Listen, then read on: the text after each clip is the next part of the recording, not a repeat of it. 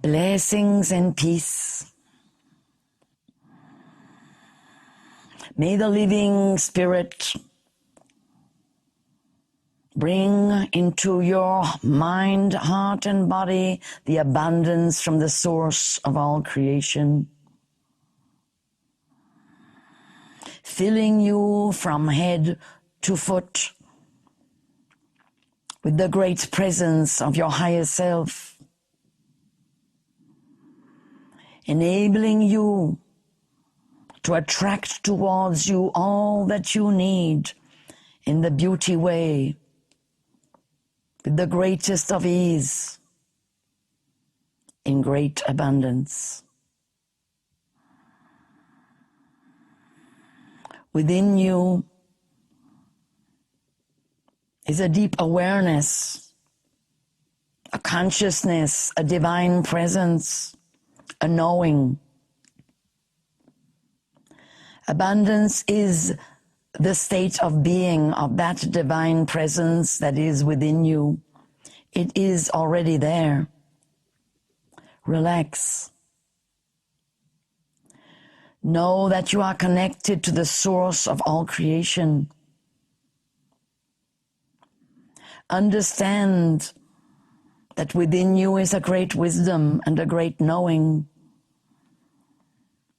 that is trying to be heard by you, that is trying to guide you from deep inside. Know that the abundance is here within this wisdom, within this knowing, and that as you allow this relaxed being to emanate, to radiate, so you will create outside you that same abundance, that same flowing presence. The feeling of abundance is a feeling of having everything you need. Feel inside yourself and know that that is so within this moment. Within this moment,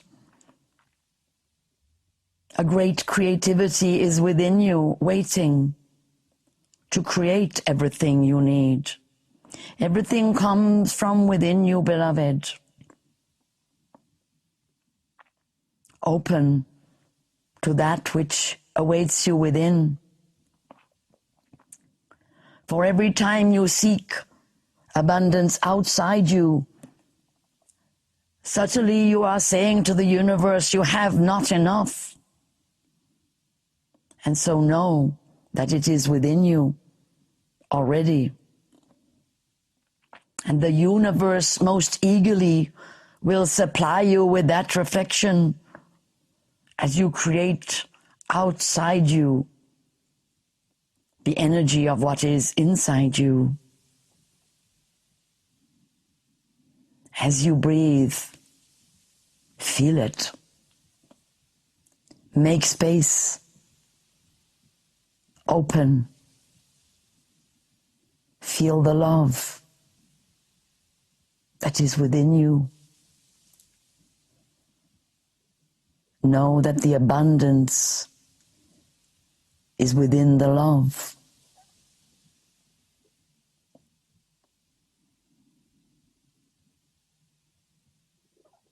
Breathe and make space. And understand that in this moment, abundance is in the very essence of your being. Breathe into it. Feel how loved you are, and that everything you need in this moment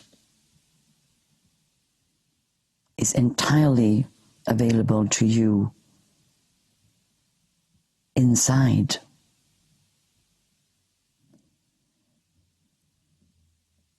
And as you awaken, look outside and see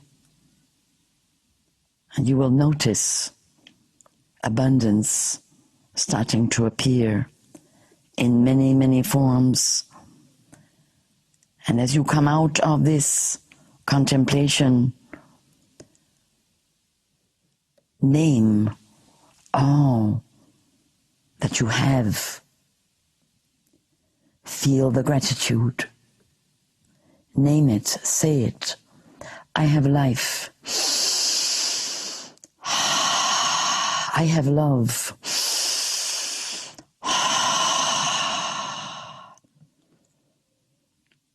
Name all the qualities that are within you, all the beauty that is around you.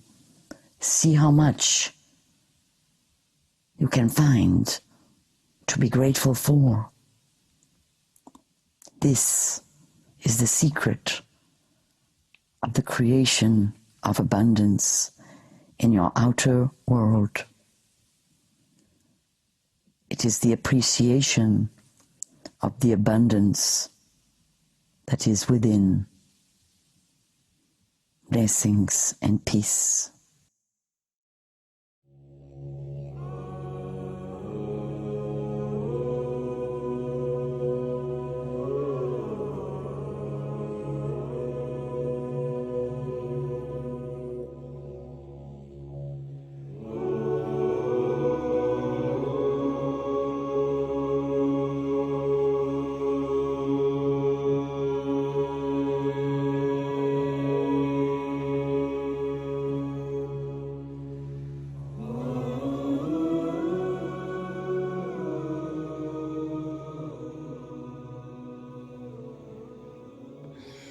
Reclaiming the power of your soul.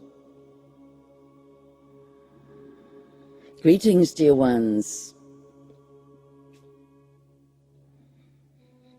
I welcome all the beings who are helping you at this time as you come forward to listen to Chung Fu today, tonight, this morning, this evening, wherever you are in your world upon the earth. You are living at a time of great stress for the human soul. You may have noticed that all activities to do with the soul are presently rather curtailed in your world, as though it isn't important, in fact, more important than anything else, to listen to your soul, to journey with the divine, to sing, to gather, to celebrate, to have festivities, to lift up the energy, to dance, to come together in all kinds of ways to celebrate the oneness of your soul energy. It is vital that you understand how important, therefore, is the inner work of remembering who you truly are. Reclaiming every day the right to be entirely free, to be led by your soul and no one else's. To realize when I say no one else's, well, there are many whose souls are one with yours, and you will be finding you are drawn together. But still, remember, you are the owner of this body, heart, mind. You are the one bringing through your soul colors into being. And this is the most important thing in your life. Whatever you may be doing at some career level in terms of your physical expression, what matters is, were you fully here? When you get to that last day of your life, will you be able to look back and say, I was fully here with all of me? I owned every day I could possibly own. I did what my soul invited me to do. What does that mean? What my soul invited me to do? What does it mean to reclaim the power of your soul? Did you even know that you'd lost any of the power of your soul? Maybe you are someone who hasn't, and that's wonderful, in which case, please help others in your own wonderful way. When you see them struggling when you see them following a path that clearly is not leading to joy, freedom, love, peace, harmony, and at-one-ment. And there is no blame, dear ones, if you find yourself in such a situation where you just don't recognize your life. What's happened? What happened to my freedom? What happened to my autonomy? Why am I doing something I don't really believe in, or something I don't really understand? And why do I not feel totally confident? And why am I doubting things that before were very certain for me, very clear and very simple? Like my freedom to choose what I would do in my day. Like having days that are joyous. Being able to choose to have fun in my life. Feeling I live my life because of love. Because I want to create beauty. Because I want to create divine connection here upon the earth. I want to celebrate life.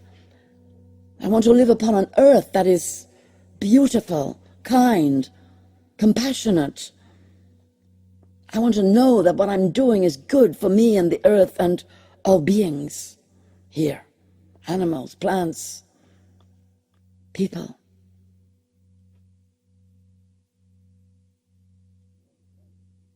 When you are living in alignment with your soul truth, all these things become a reality. When you are misaligned, when you are somehow distracted and pulled out of your center and somehow on some other path, well, you know you're not in full possession. You're not fully reclaiming the power of your soul, because your soul is very simple. Your soul came here to evolve, to become a more beautiful, more kind, more compassionate, more loving, more present, more whole being, connected with the source, the divine source. You came here for all the best possible reasons. So if that's not what you're experiencing, well, ask yourself, what happened?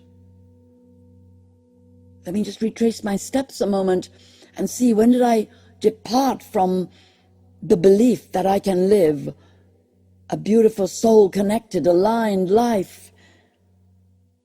What happened that started to prevent me from having joy and fun and gathering together with my friends and celebrating life that I came here to celebrate? What happened to my freedom? Why am I afraid of anything and anyone? Am I choosing to live like that? And if you're not, that's wonderful. And as I say, if my words are the words that you speak in your day, understand that when your associates, your relations, or your friends have, as it were, wandered off the path of their authentic, powerful, soulful self, they might not realize it. They might be sleepwalking. They might be lost. And you have to be careful and gentle, because they may not be very conscious.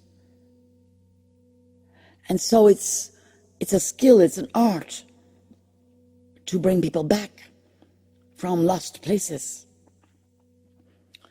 But it's really simple. Find a way to ask them if they're enjoying life at the moment. How are you getting on? Are you having fun? Are you liking your choices? Are you enjoying what you're doing with your life? It's not that you don't know how difficult it is at the moment. Of course you do. But just to find a way to enter into their choices and just see, well, yes, I made this choice because of that.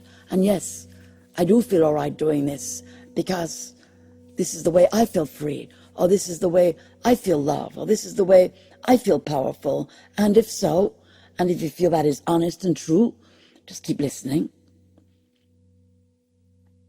But it matters to talk to each other. And especially when there are so many different ways that brothers and sisters are thinking and feeling and experiencing and reacting to a situation which, for many people, is definitely shutting them down from feeling their true soul power, from feeling liberated, free, sovereign, like they can decide what they want to do with their day, with their life. They don't have to do what they are told to do. It's very interesting, the childlike state of many beautiful human beings who somehow believe, were led to believe, or in some way perhaps conditioned to believe, that they are not powerful in their own right. That somehow it's right to follow what another person tells you to do. And if you listen to your soul, beloved, your soul says, I am an independent, sovereign, individual, free spirit. This is my life. This is my body, my heart, my mind. I made it. It belongs to me. And God, Goddess, the source of power that flows through me, power of love, power of light, power of life. I own it. I take responsibility for all that I am. I take responsibility each day for changing in ways that I see are going to free me more, are going to lighten my load, are going to make me more happy, more loving, more present, more useful for the realization of the divine plan.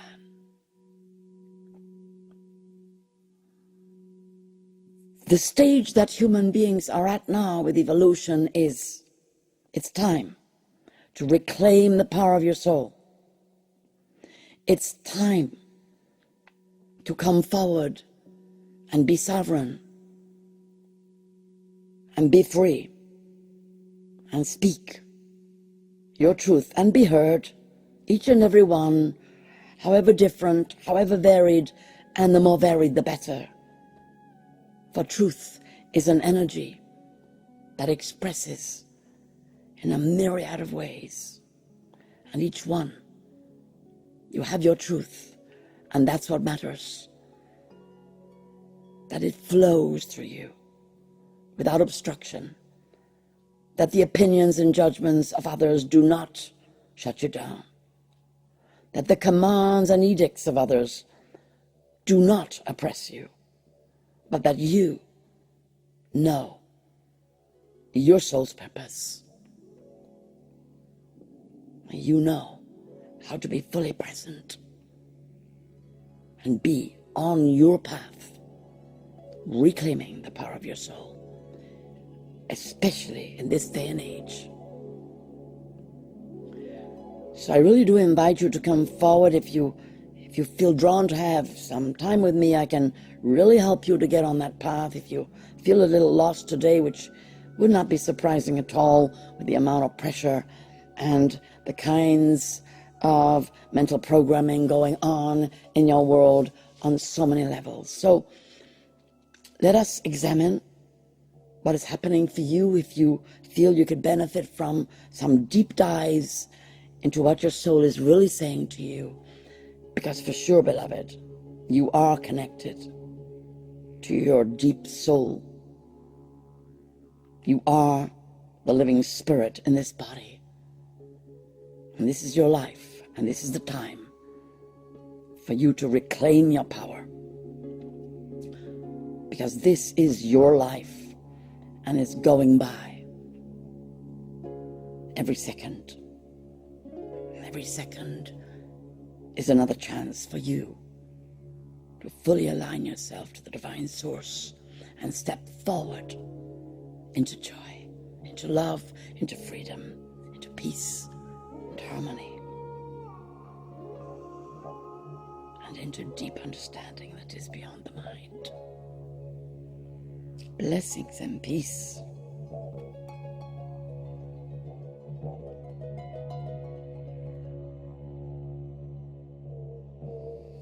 That was amazing. If you want to study with Chung Fu, check out the links in the description of the video. Chung Fu's got a few programs and courses. We have the beautiful Rise and Shine with the Ascended Beings of the Light. We've got the Crystalline Ascension course. And we have the 21-step self-development training and ascension with Chung Fu. And we've got the course we're running live at the moment, which is the Cosmic Quest 2020. You are the Rainbow Warriors of the Light, called forth to create the new Earth. So if you'd love to jump on board with this live course, part 2's coming up really soon. To get in touch with us, info@deepsoulconnection.com. And thanks for coming and being with us today. Great love.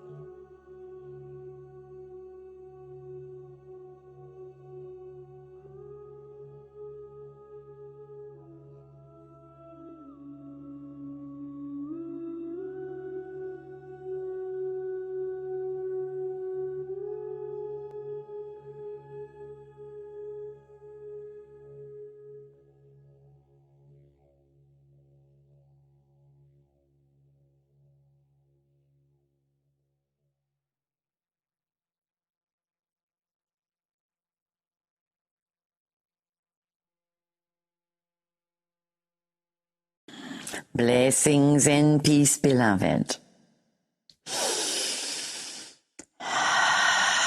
In these modern times,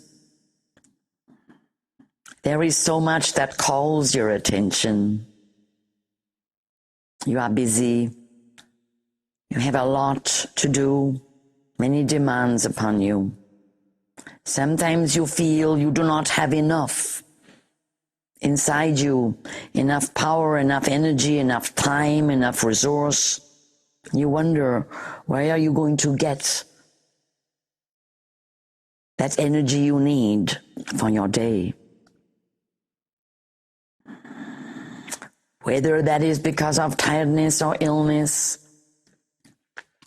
or it is just that you simply have too much to do. It is very useful to know that within you is a great resource. And when I say within you, I'm speaking of the fact that, as you know, you are not just flesh and blood and bone. That is your outer self. That is your physical self. But inside you, You have your feelings, you have your heart, your emotions, you have your thoughts, your mental body, your mind. You have your subconscious, you have what is contained that you're not so aware of. But the good news is, beloved, that you also have your superconscious, which you also may not be aware of. If you've ever had that experience of just knowing something with all of you, you just know some friend is going to just come around the corner any moment. Someone's just going to ring on that telephone and you know they're going to do that. Some call this your intuition, your inner knowing. But we can also call it the knowledge that comes from deep within, from your deep authentic self, from your higher self.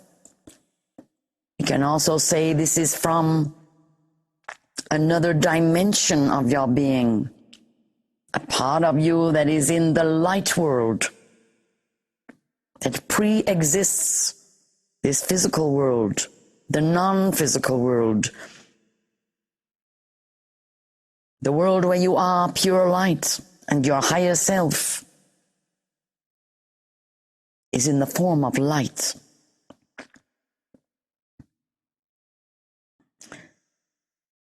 When you breathe and come into a place of quietness, you imagine that as you breathe, you are creating space. Space in your arteries, space in your veins, space in your bones, space behind your eyes, space in your mind, space in your heart, in your belly, that you are open. There is space within you. And then imagine, allow your mind to create a picture of light flowing in from all around you. From your light body, it comes into your physical body. It comes through the centers that are called the chakras, centers of awareness, centers of consciousness. The light comes in. This is the light. If you open up, it is the light of your higher self pouring in. Just try it. Open up.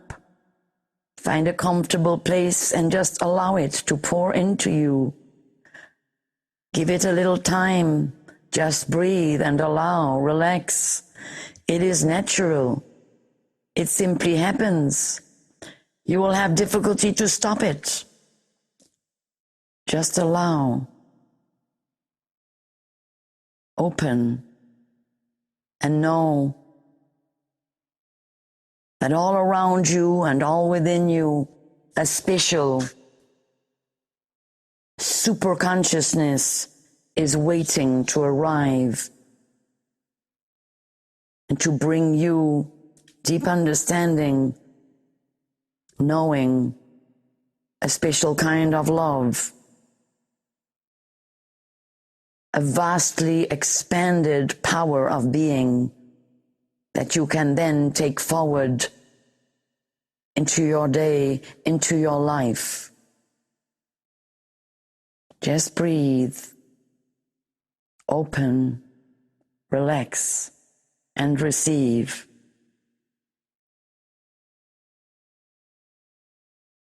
Blessings and peace. Blessings and peace, beloved. Mother Nature calls to you to remember who you are. To remember that you are connected to the earth. To remember the earth is alive and supplying you with all the means for your life. The air, the water, the earth beneath your feet, from which food is grown, the sun, the heat, the fire, the nature, all around you. Spend a little time, beloved, to think and contemplate on the truth about your life.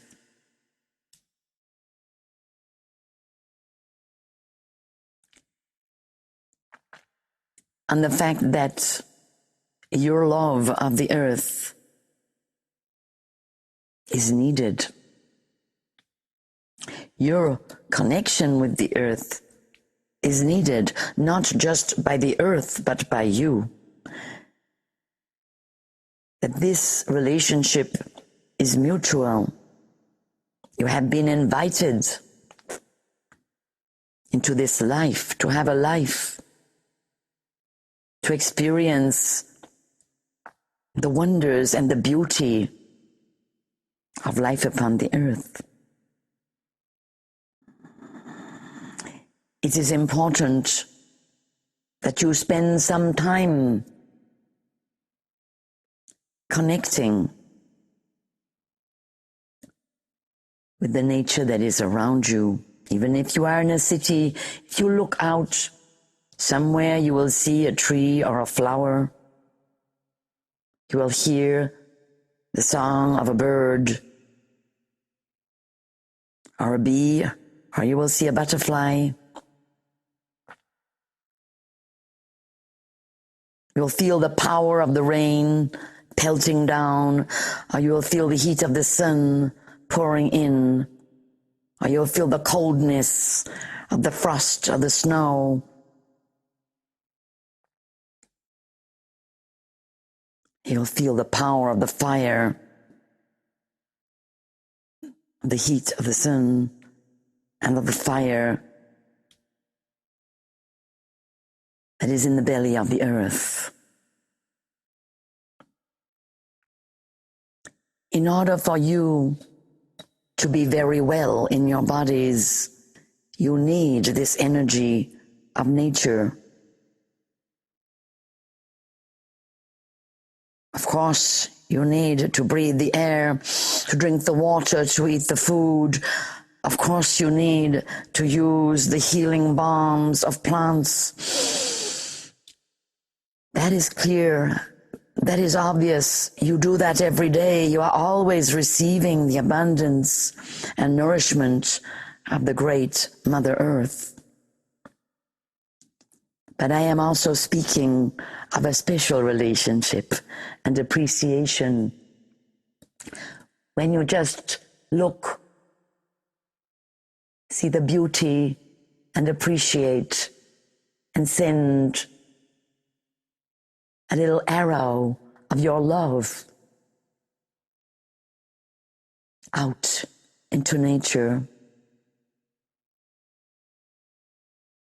Some gratitude every day. Feel it in your heart and send it. And know that it is received, dear ones. That there are so many beings living in the light worlds of the earth, in the subtle worlds. And they truly appreciate receiving your love, your energy, your attention. Love the earth, beloved ones, and love everything in nature. And your life will be equally loved, appreciated, and lifted up. Blessings and peace.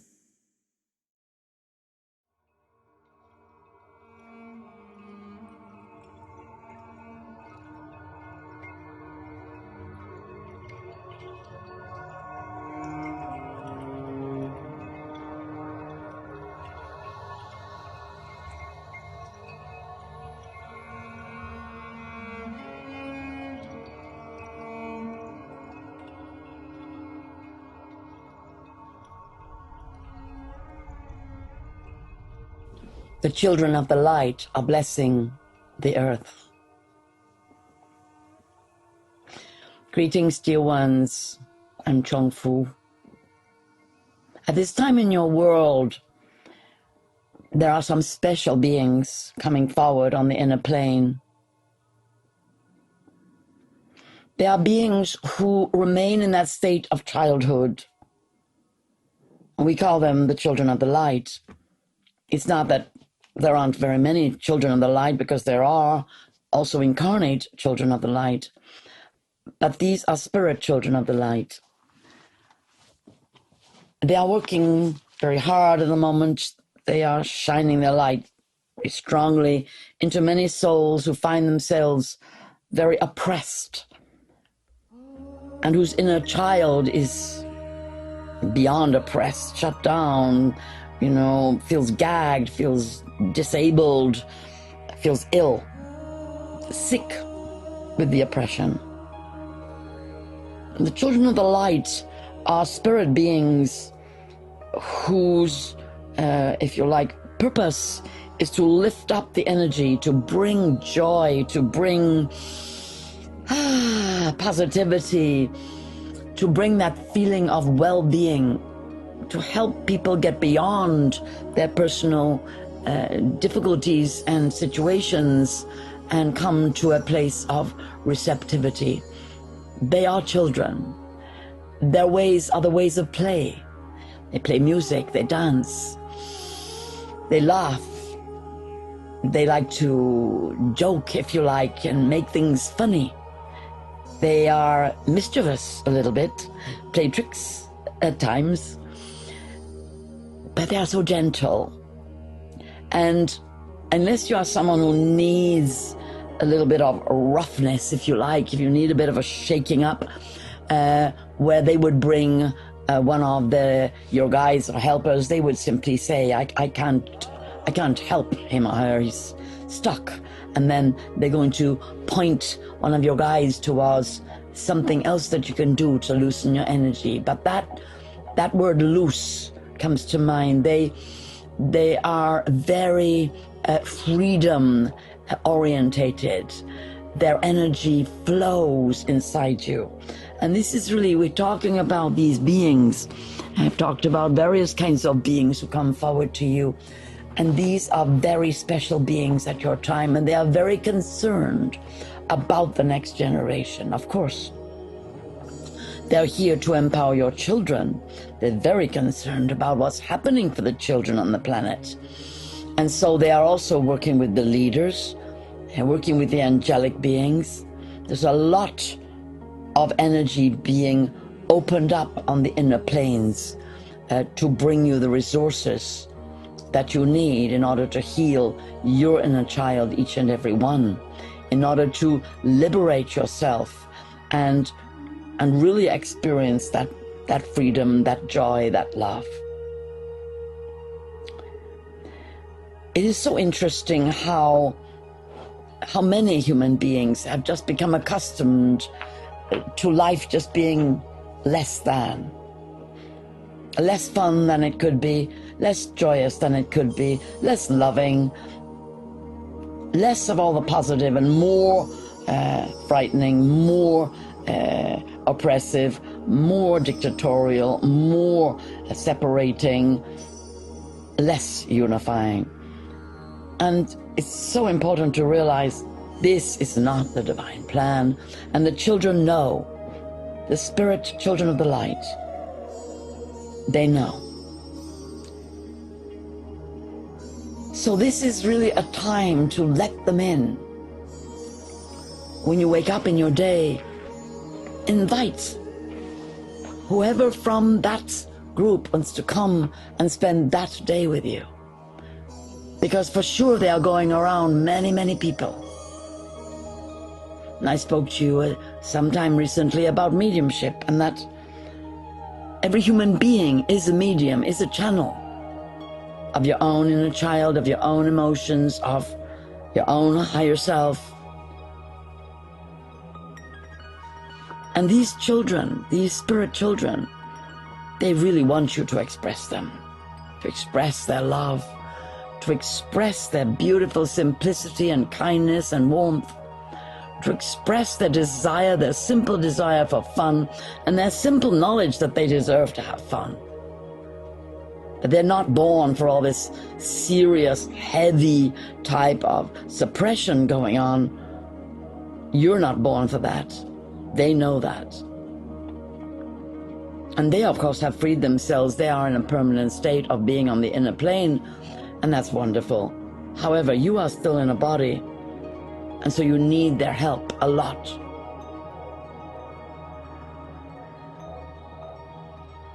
Within you, you have your own inner child who absolutely recognizes these beings, these beautiful spirit children of the light.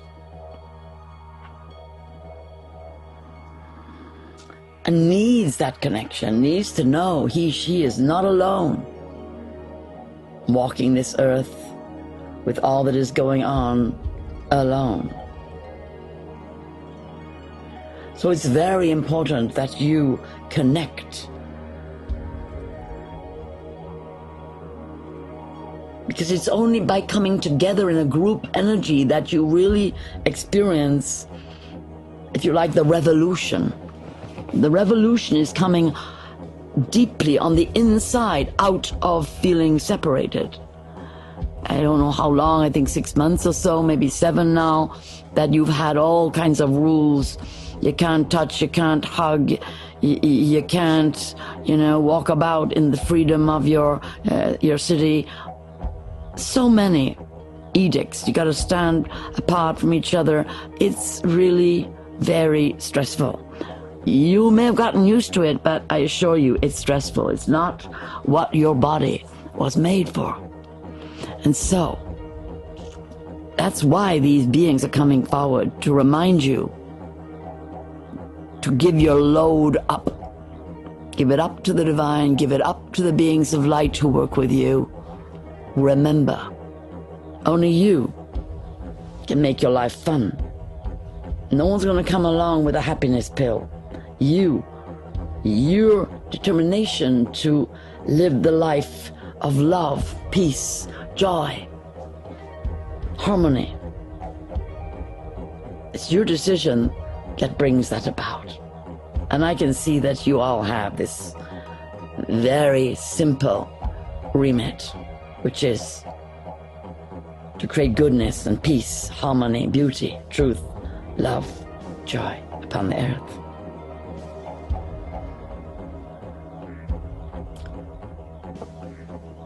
So it's important that you visualize that your inner child, and it could be your outer child or children, are connecting with the spirit children of the light. If you're their parent, if you're your child's parent, then you have the divine right up to that age when, and even sometimes beyond, of 18, when they sort of supposedly leave home but often don't. You have the right to pray, to intercede, and to call the spirit children of the light to come and lighten up, whether that's your partner, your child, your grandchild, because prayer works. What it really is an intense form of focus. Those are the prayers that work, the ones that are you being empowered, you standing in that ray of beautiful light that is the spirit children's love, you owning it, you declaring it. That is how change happens. It's a conscious process of creativity. So all the joys, all the arts, all the activities that are fun, that's what the children want to see you doing. And they are very much, don't be ageist with me, because I'm an eternal being and I'm always young. But that doesn't mean you have to be always young. I'm a spirit being. Sometimes they rather despair of you accepting how it's all become, and realizing you can actually do something about it.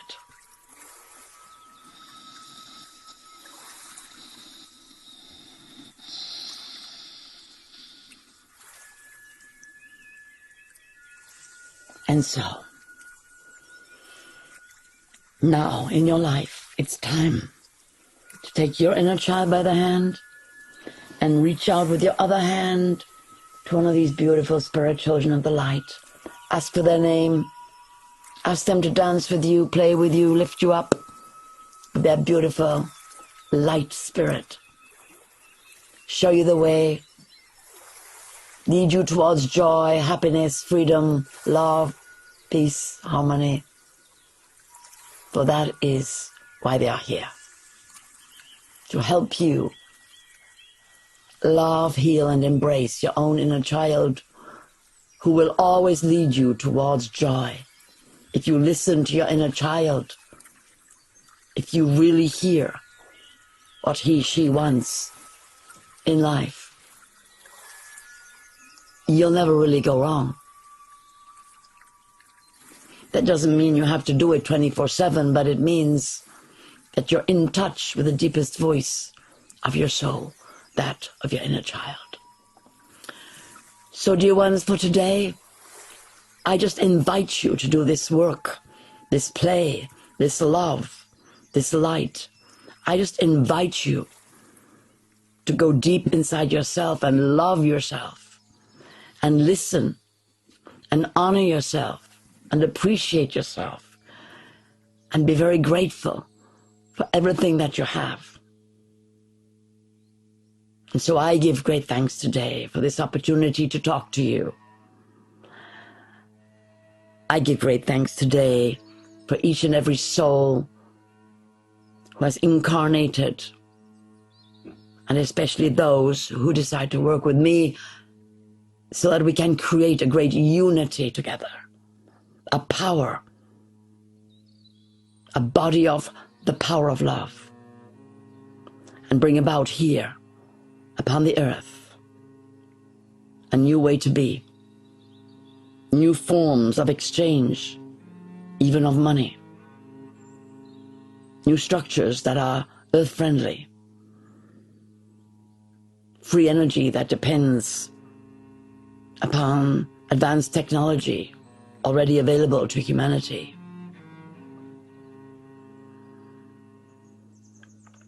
And to create here upon the earth the beginnings of a golden age. Blessings and peace, dear ones.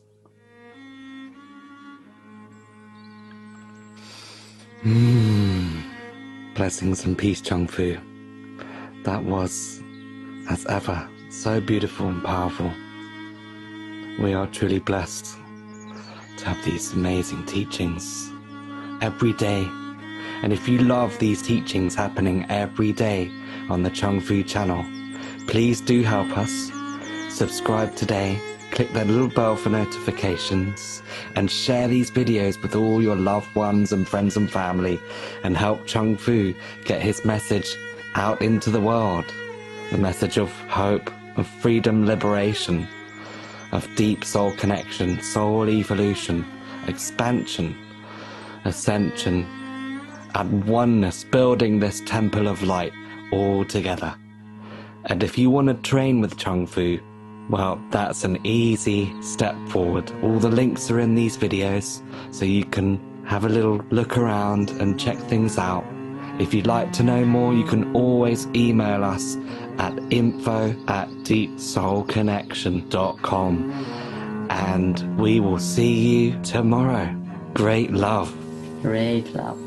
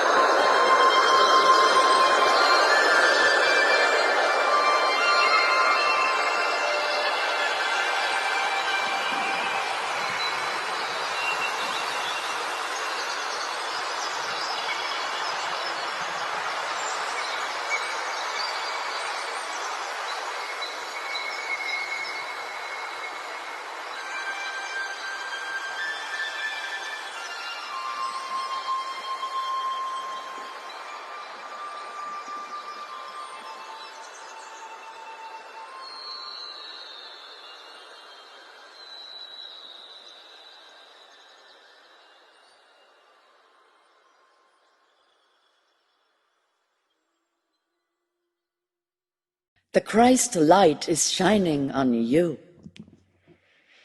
Greetings, dear ones. That is the time that you are in, the time of the great return, the time when the solar logos energy of the cosmic central sun is shining a really bright light upon the earth and in your soul. And of course, that bright light is bringing up a lot of heavy shadow.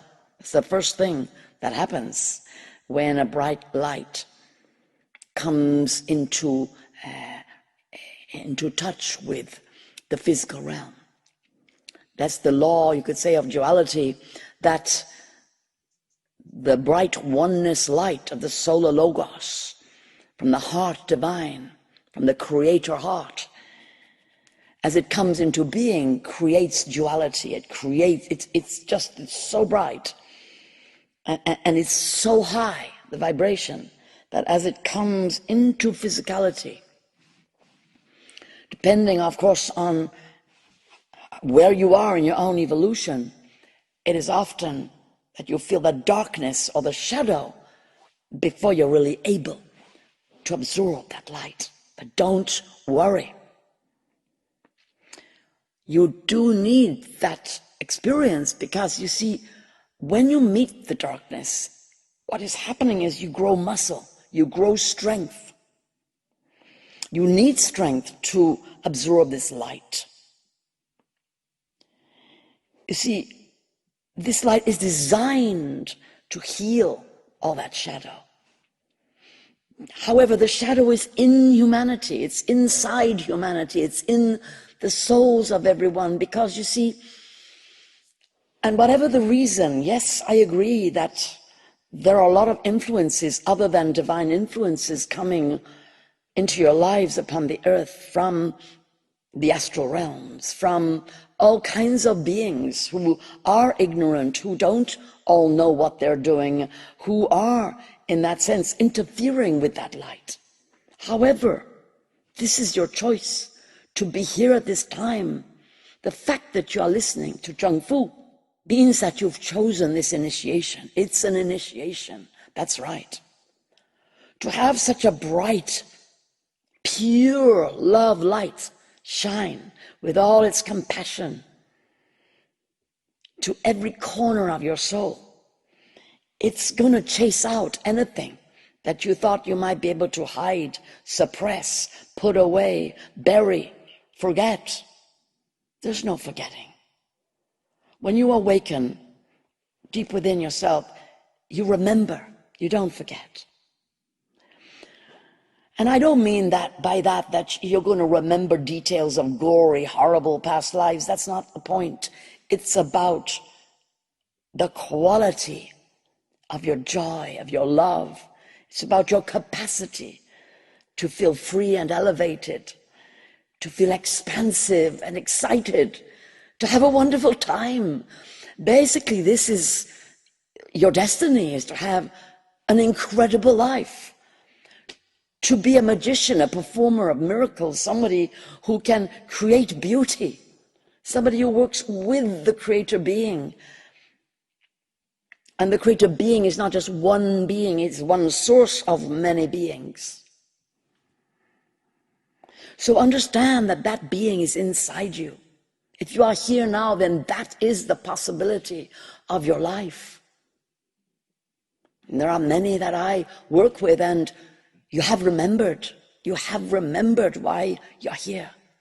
And you're not afraid anymore of going deep into tunnels within your being and facing fears and digging into uncomfortable feelings, because you know that's what gives you the strength to then be able to hold that light.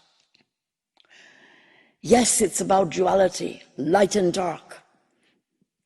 Your life is about knowing the lights that you are, and knowing that as a human being, there is shadow, there is negativity, there is death. There is that which you could say is not pleasurable.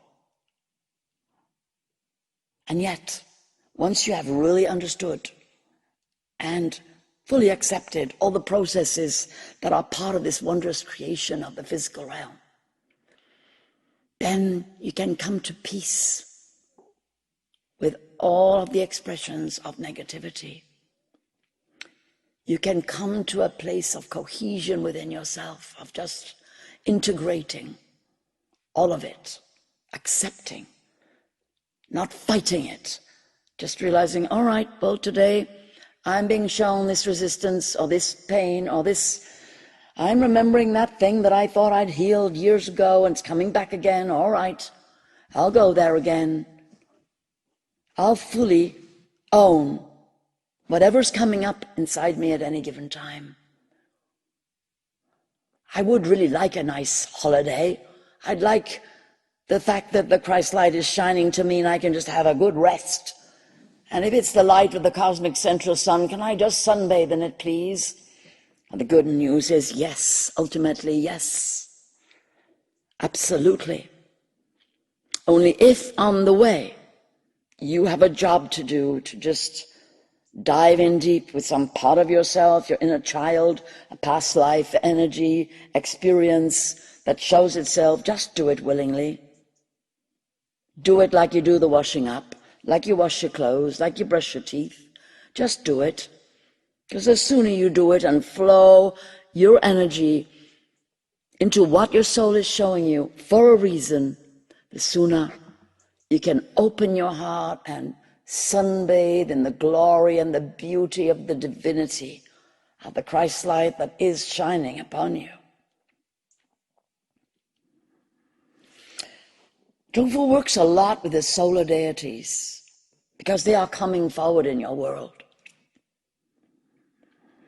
So I recommend that if you want to hear them coming through, you can come onto my, if you like, treasure trove of work, and you can find such channelings bringing forward the energies and the powers and the presences of solar lords and deities, because at this time they are working with you. The Christ light is working through them. The Christ light is working through you all. It is what has been spoken of many times in many faiths,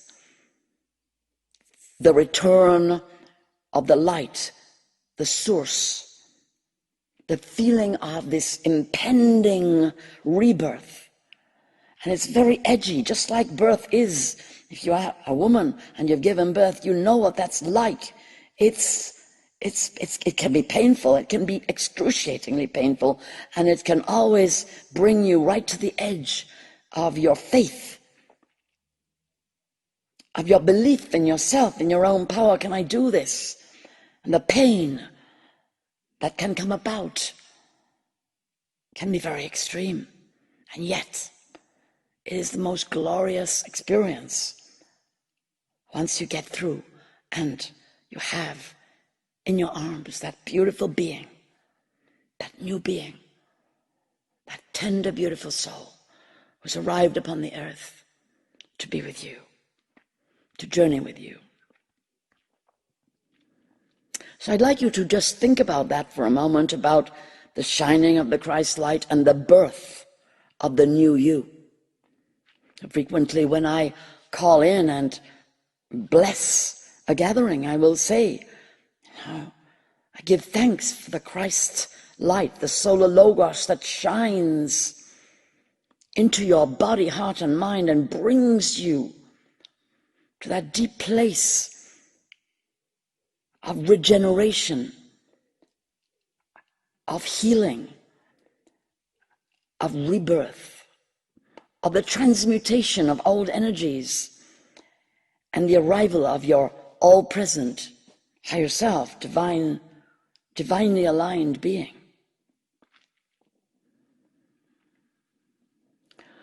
If you hear the solar beings talk, they talk of oneness, they talk of unity. They remind you that you are a solar being.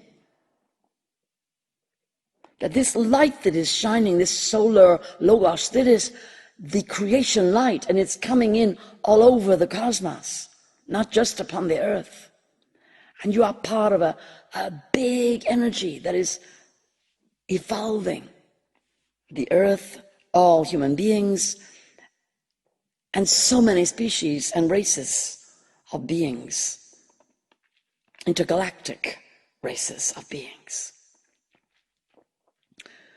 This is a wonderful time, dear ones. Each day give thanks for the blessing of having chosen to be here on earth at this time. Each day, remember, you are connected. This light is shining on you, on each and every one. This is the love of the Creator being shining into your heart, and you are no distance. That Creator being is right here. The dimension of light that is the divine is inside you. If you want to come forward and work deeper, to open your heart wider, for that light to shine stronger, by all means come forward to work with me one-to-one. Come on one of my courses, because I really want to assist you to break through any resistances, to be able to receive this light directly within you, and to feel the elevation of this solar presence, the solar logos, the light of the Creator from the heart divine. So may that light shine through your higher self into your mind and bring you positivity, upliftment, clarity of perception. May that solar logos light shine into your heart, bring you the capacity for vast compassion, for tender loving of all fragile and vulnerable beings in your world. And bring you joy, yourself, love, delight, courage and confidence. And may that solar logos light pour into your physical body and light up all your cells and bring you special power and strength in your day, that you may remember who you are, why you came here now, and start radiating the Christ light, the love that is pouring through you in your day, into your body first to heal any fears or doubts or pains within you, and then through you and out, radiant into the world, bringing about, wherever you go, truth, peace, love, joy, abundance, harmony, at-one-ment, unity, deep soul connection and deep understanding that is beyond the mind. Blessings and peace to you, one. Thank you, Chung Fu. That was beautiful. If you're loving what we're bringing forward on the Chung Fu channel every day for you, please do subscribe and do hit the bell for notifications. And do share these videos with your friends and family and anybody you think might really love these messages of hope and upliftment, of expansion, of soul evolution. And Chung Fu's got beautiful courses. We have the Rise and Shine with the Ascended Beings of the Light. We have the Crystalline Ascension course. We have the 21 Steps of Spiritual Self-Development and Ascension with Chung Fu. We have our current course, which is live right now, which is the Cosmic Quest 2020. You are the Rainbow Warriors of the Light, called forward to create the new Earth. So if you'd love to jump on board with any of these programs, just get in touch with us at info@deepsoulconnection.com. I'll put the links also in the description of this video. And part 2 of Cosmic Quest 2020 is coming up soon, in a couple of weeks. So there's plenty of time to get on board with this live course and catch up with part 1. Should we tell them a bit about part 1, Chung Fu? Oh, well, you know, beloved, like any journey, you have to begin it, don't you? So, of course, we did a wonderful ceremony of initiation with this Christ light that we are talking about, and the solar lords and deities who came to bless all the beings who have come forward to develop their incredible light bodies to be super strong and powerful and become those rainbow warriors of the light. And so it's very exciting. It's wonderful to feel those people who are gathering, the quality of their souls, the beauty of their hearts, and the openness of their minds to come deep with Chung Fu into those ascended realms and experience the blessings of the divine beings who are coming forward to bless you on this journey. So I do recommend that you come forward, and you will still experience this initiation, because that is the nature of these beings. They are not temporal beings, they are eternal beings, and so their energy will come through as you journey. So do come forward, dear ones, because this is the work you need to be doing at this time in your world to strengthen you and to give you the power, that soul power that I have been talking about, to reclaim it and to walk it, to be that walking, talking, powerful version of yourself in this day and age. Blessings and peace. And would you say that's kind of true of the other courses as well, isn't it? Absolutely. Well, that's my work. That's why I'm bringing these works forward for you, because it's not often that, if you like, you get to work live with a being who is from another dimension, and I'm bringing forward many beings from other dimensions, because that is what you need upon the earth at the moment. You have had beings from a, well, shall we say, not a great and elevated dimension have been interfering with your beautiful selves, and now you need those cosmic and divine and angelic beings to help you fully lift up and lift each other up. And that is my work, beloved. And in order to do that, we also have to be able to face what is happening right now and the fears that it brings up within you, if that is so, or also the anger or the resistance. Or it's a very, very powerful time, and you came for that. So that's why I'm giving you all these possible ways. I recommend them all to work with me. Peace. Thank you, Chung Fu. That's beautiful. Great love. Blessings and peace. Blessings and peace.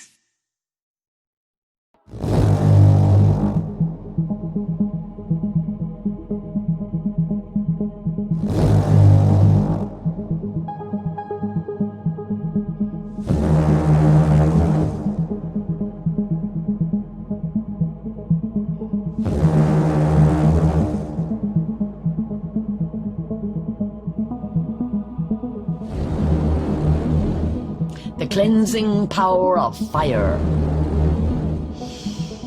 Blessings and peace, dear ones. Those of you who work with me do know that I'm always advocating elemental work for your body, heart, and soul. Many of you already work with the elements and understand the sacredness of nature and of all the beings who surround you and the powers of all the elements in your life. So today, I just want to talk about why fire is such a transformatory element to work with.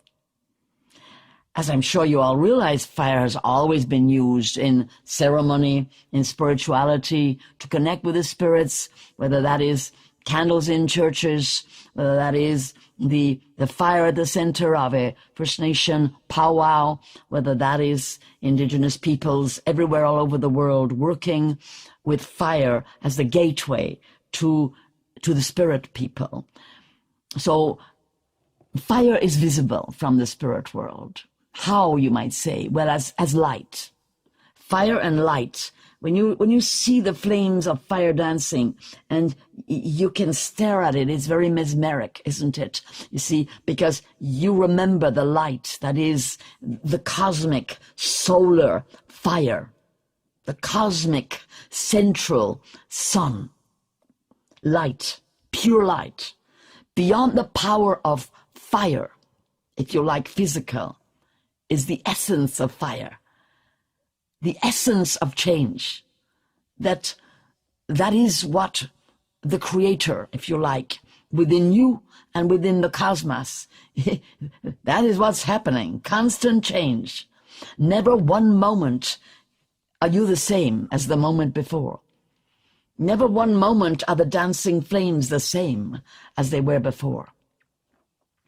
Never in the cosmos are the same solar flares from the source, the cosmic source sun, the same. That is the constantly dynamic will divine appearing as fire and light. So let us extrapolate down to the earth and realize that in the center of the earth is that fire also, that heat, that power. All life is light, is fire, is solar energy at its core. You also, you are light. You are the presence of your star self in your body.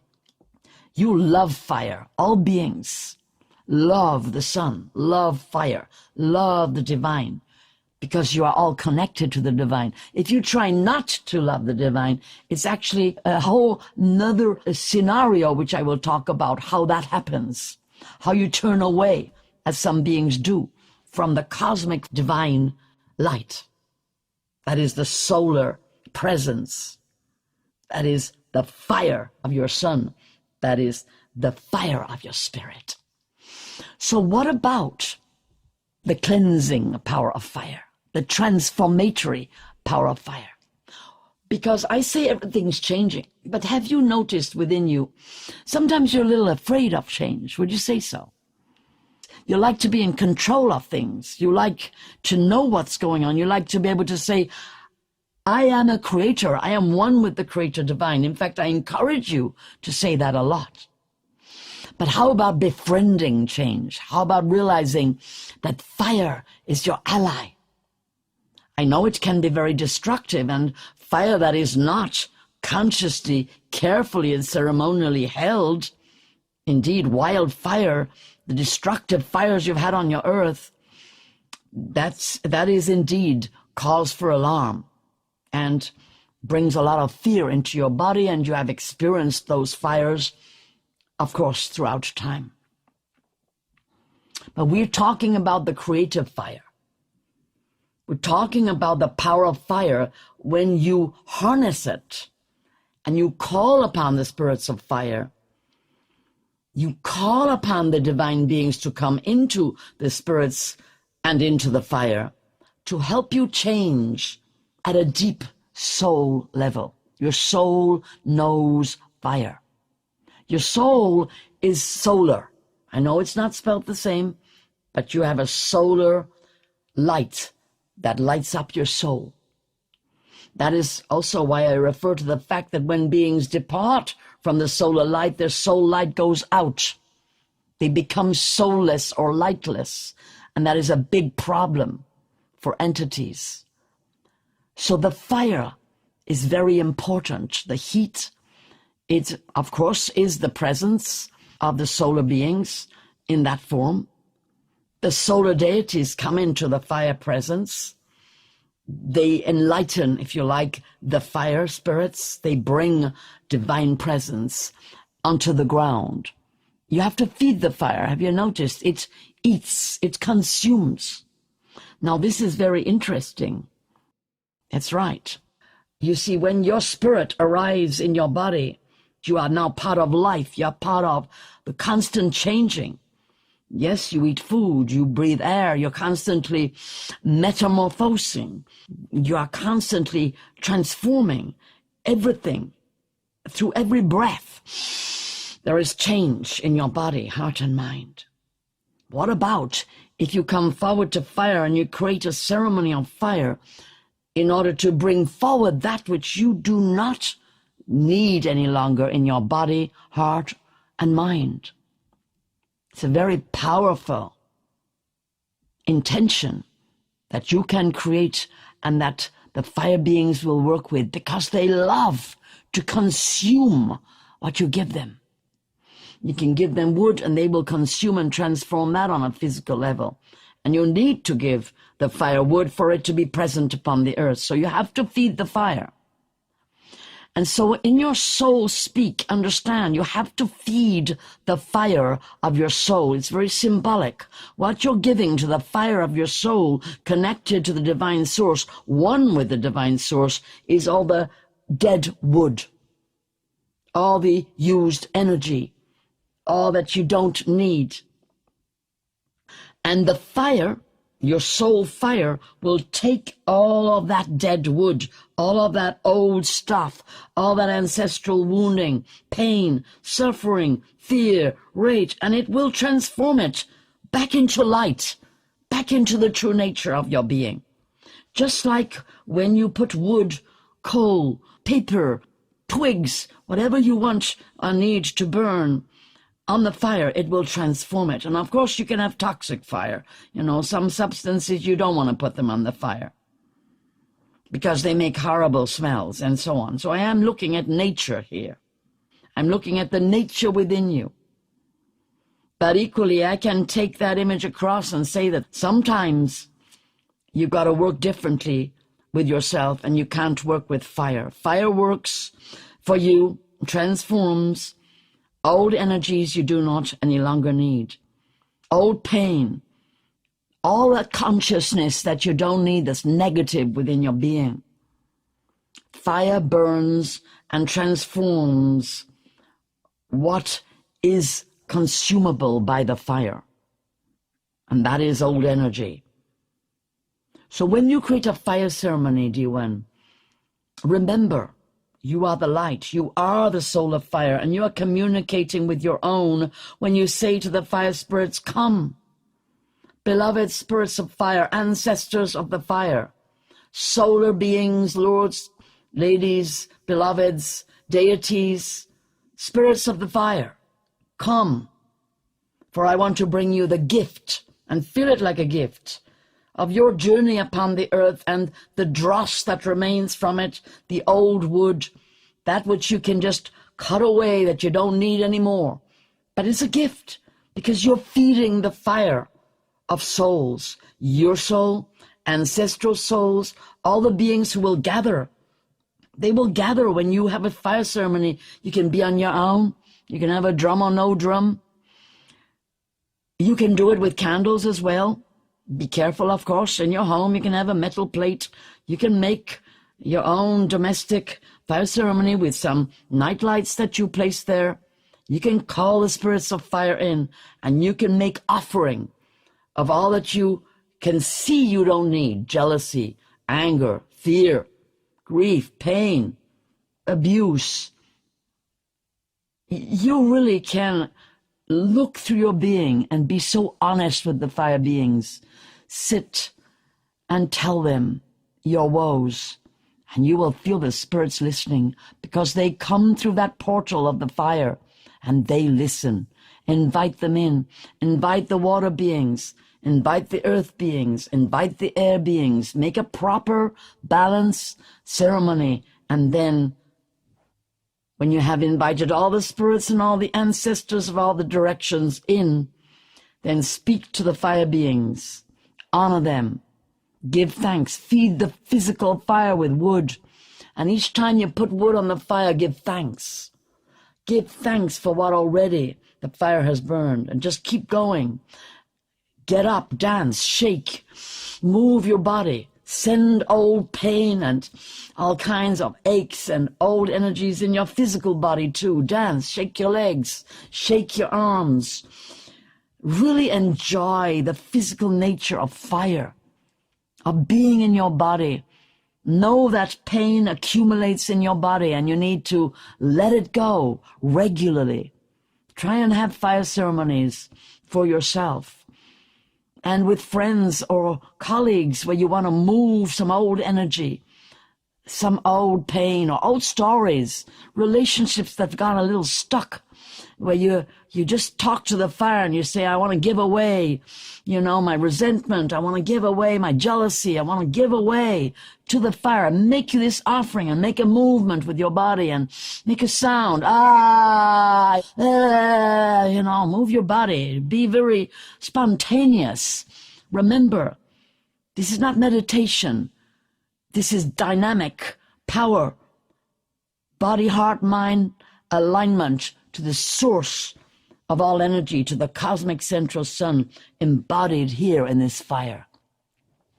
When you know that your pain kind of comes down the bloodline, you had an uncle or an aunt or a grandmother or grandfather who had very similar experiences or frustrations, invite them to the fire. Hey, grandma, grandpa, you want to give this away with me? Come on, let's go. Whoa. And really invite them. Understand the spirits are right there with you. They so want to do something to help themselves get unstuck.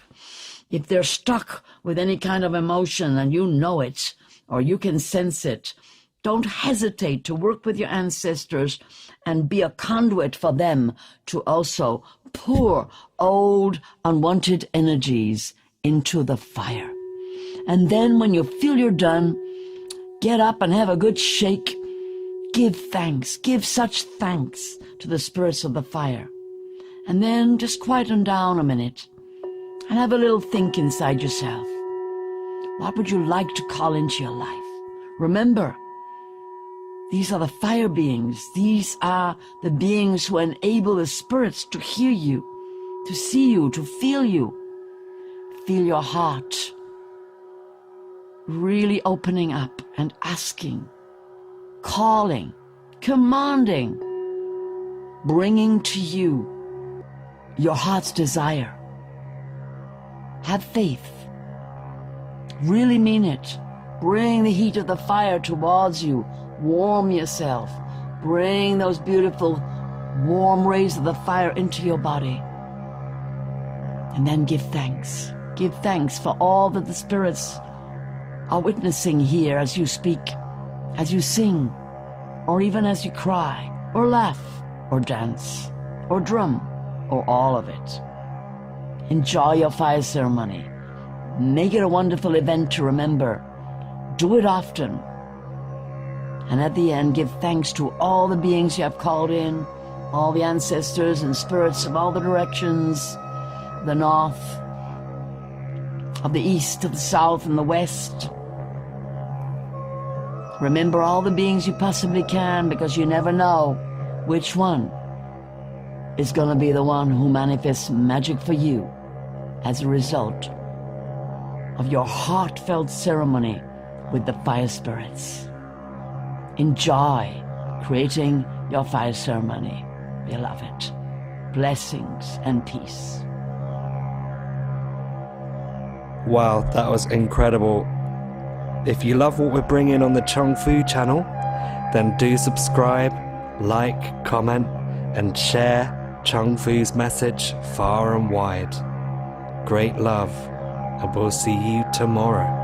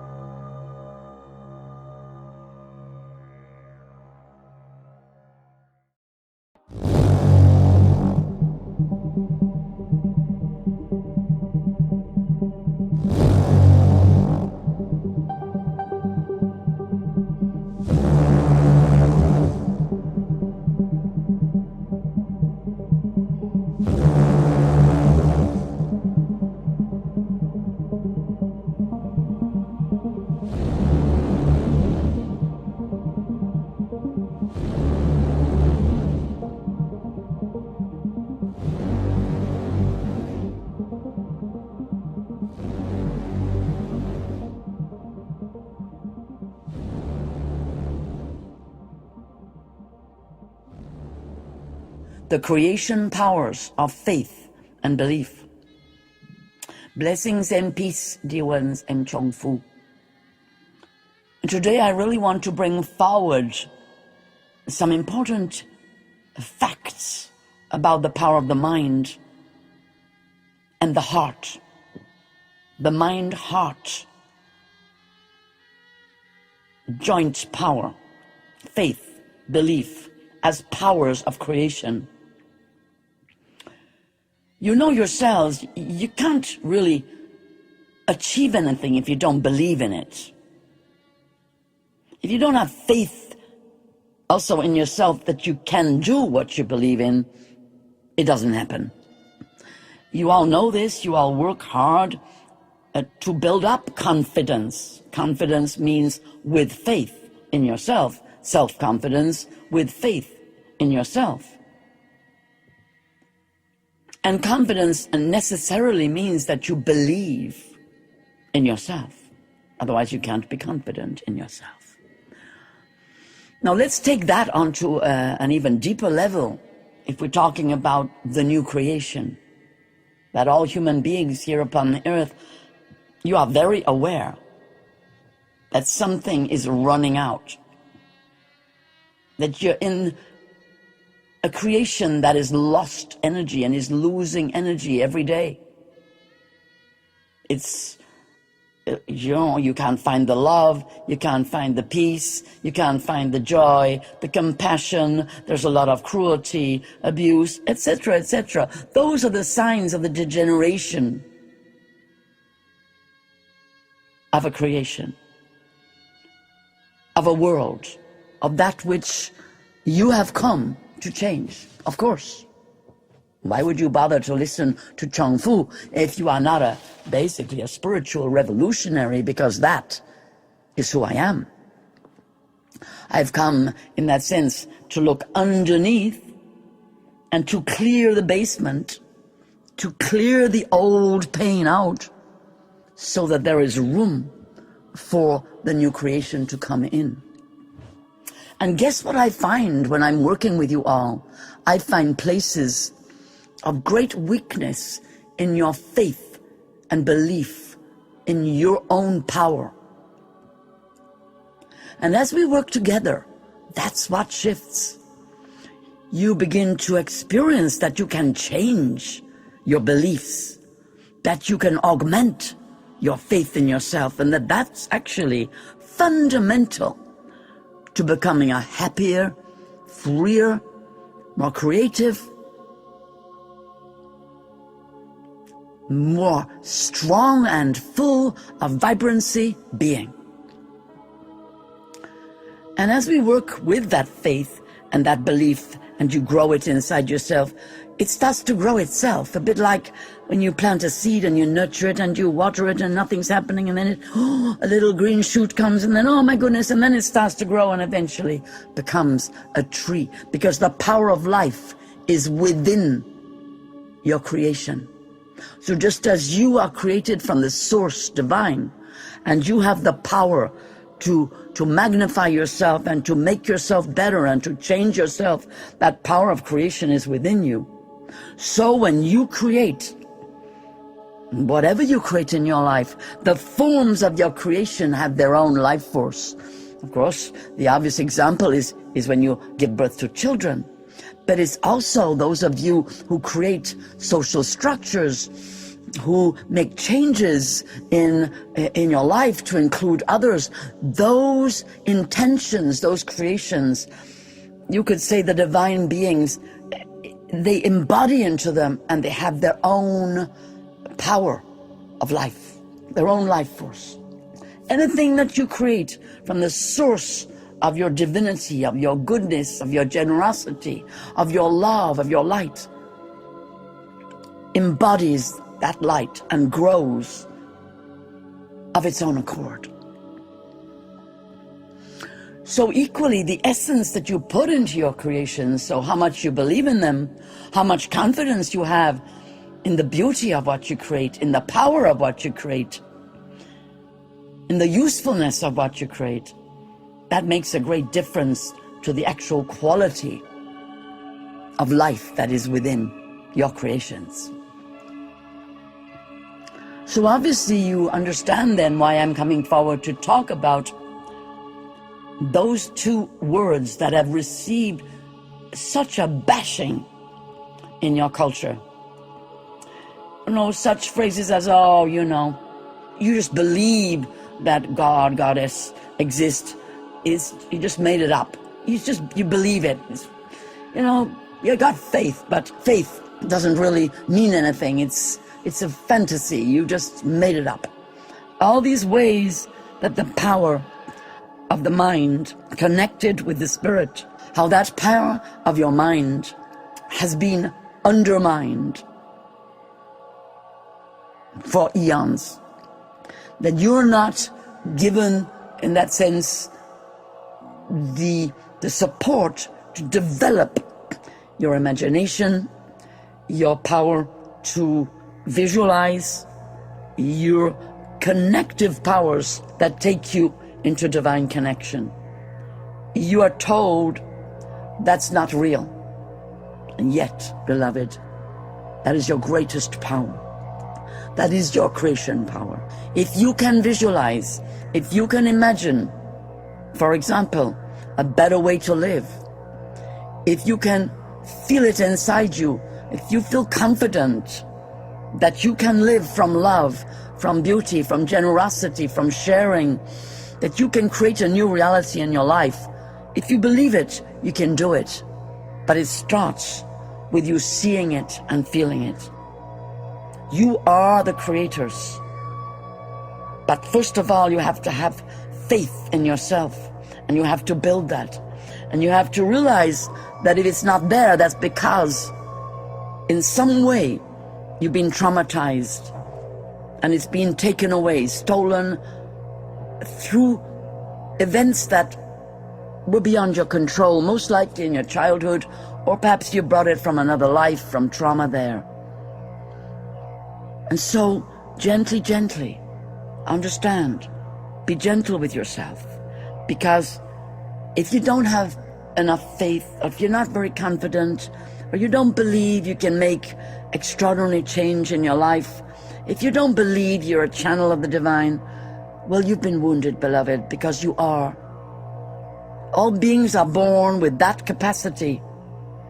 All beings are the living spirit. All beings emanate from the divine source. You are divine. Have faith in the divinity within you. Do not imagine that somehow you got to go somewhere else and Goddess is somewhere else. No, you are the incarnation of divine energy upon the earth. And these realizations, as you come to have faith in that truth of who you are, that you are that divine essence incarnated, you will start to experience the real strength of your being. And you will indeed create realities that then feed back to you and nourish you and help you then restore other beings' self-confidence or faith in themselves and their divinity. This is the process now that all of humanity is coming towards.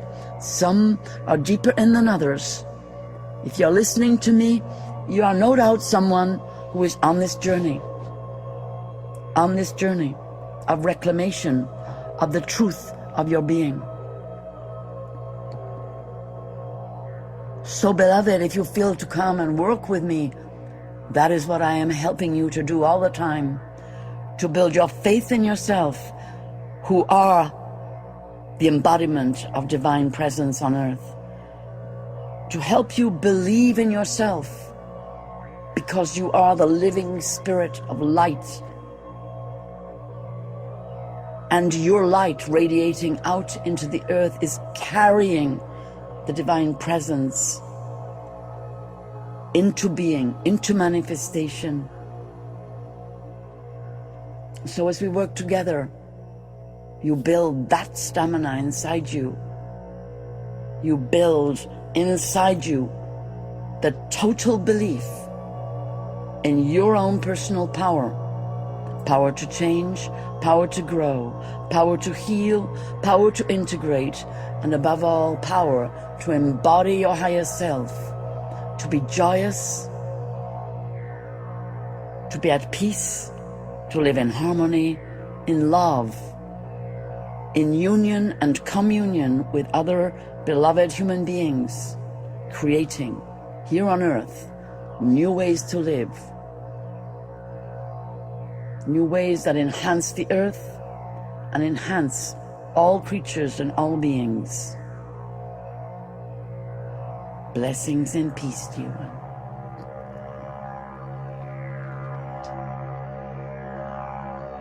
If you love what we're bringing on the Chung Fu channel, then do subscribe, like, comment, and share Chung Fu's message far and wide. Great love.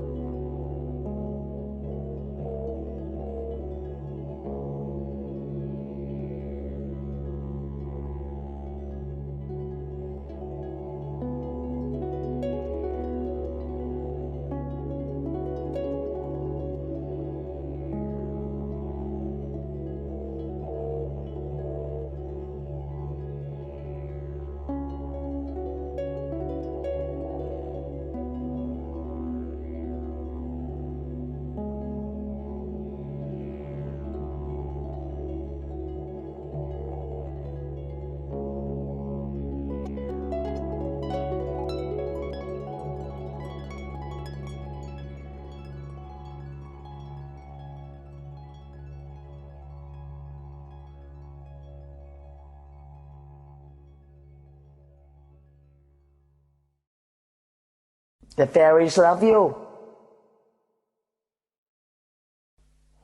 Blessings and peace to you, and I am Chung Fu. Today I was communicating with you all, and the fairy folk came to me and said, we want to talk. We would like to talk to the people and tell them how much we love them. And so I said, of course, I'm delighted if you come forward. So first of all, I want to really describe to you these beautiful three beings who came forward today. And the fairies are not all feminine, one is masculine here. Beautiful fairy man. And he's got a wand, and he's got a beautiful smiling face and blonde hair. And he is probably about maybe 1 foot tall. So he's not tiny weeny, he's 1 foot tall, and he's sitting here with me, and he wants to explain how he works with you. And so he will come forward, I'm sure, and speak with you in a moment. Then we have a fairy child, basically, a really small, beautiful being here, who is all joy and laughter. And she is a female child, a fairy child, and she is with her mother. And so, but the fairy man is not actually the father, but they are very much part of a big tribe of fairies who are working. They tell me they're working with the vehicle. So the vehicle here has been working in a garden, and this is the land of Avalon. There are many fairy beings here, and they have been working with her. So I'm just going to listen and bring forward what, first of all, all right? He says, my name is Nooks, like a nook and a cranny, Nooks. And I live in a tree. I live in a tree on the edge of a garden, and I watch, I protect. I am always watching out, looking out for my human beings who I love. And I want to talk to you about all of us who dwell, not just in the countryside, but who dwell where you live. I would like to explain to you why I am coming forward to talk to you, because this old Chinaman can help me. I do not often talk, and so he is helping me talk to you. We are important in your life, because a lot of work must be done in the worlds of light. Now you dwell on the surface of the earth, we are able to go deep. Our love, being so deep, is not often visible to you. We experience that it is not everybody who knows we are present. But that is all right, because those who do make up for it, and they are our special and favorite people. But please do not think that if you decide to love us, we would ignore you. You would become immediately special to us. And we need so many special people because we have so much love. We love everybody. We love so many people, and especially the children, and especially the children who are suffering. But when the children or the people see us, we are then able to also bring gifts. We are able to help you manifest what you are wishing for, what you are hoping for and praying for. We hear people, sometimes they talk to God or to Goddess or to other beings, but we get in there and we listen. When people are praying, they are so beautiful. We love them so much. And we always help for their prayers to come true. We love to guide you. Oftentimes you get lost. You forget. You set out in your life and you forget why you came here. We are able to come into your dreams. We talk to you inside your minds, especially we who have been here a long time. And at that point, Nooks looks across at the beautiful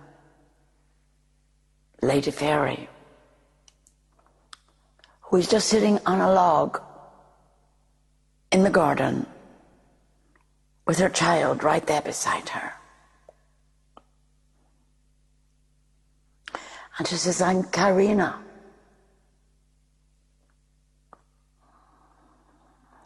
I'm a traveling fairy. I like to go to many places. I'm always on the move. If you call me, I come to you. It's no distance even to go from here to Australia. It is a breath away for us, though we do like to stay on pieces of land often. But I like to travel. It has been a long time that I have learned to travel.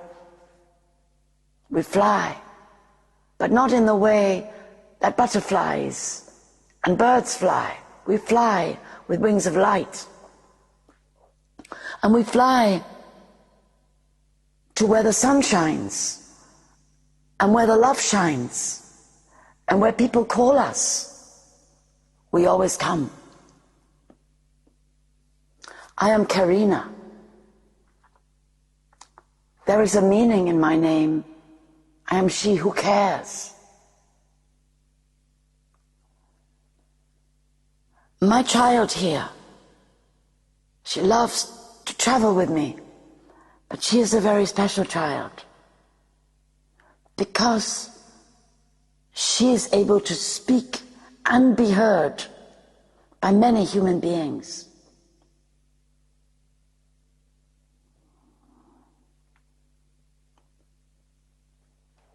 She brings hope and joy, playfulness.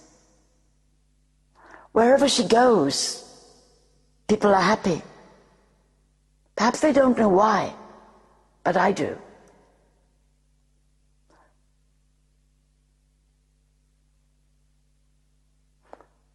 I call her TikTok. She thinks that's quite funny. And she especially loves dandelions. And often she will blow the dandelions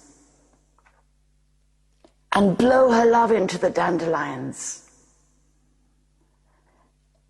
She has so much magic, TikTok.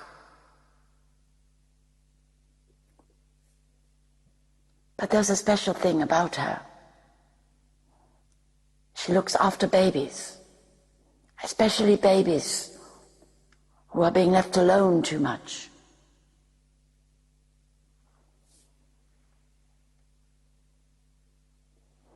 Do you know that we are here?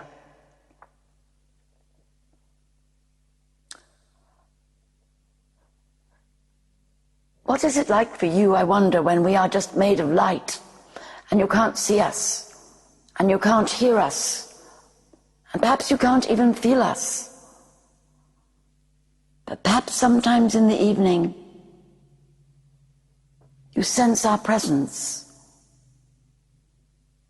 When the sunlight is dimming and the moon can just be seen amongst the trees.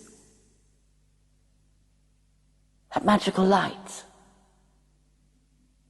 often reveals our presence. Please don't give up looking for us. We want to love you better, Because though we love you, sometimes we feel you can't feel us. And you don't know we love you. Don't forget to talk to us. Call me. Nooks is my friend. And TikTok's my baby. I can hear you when you call. Please call to me. It really is true that I can do magic. But I need you to ask me. And please open your heart so that I can love you right inside, especially if your heart is hurting.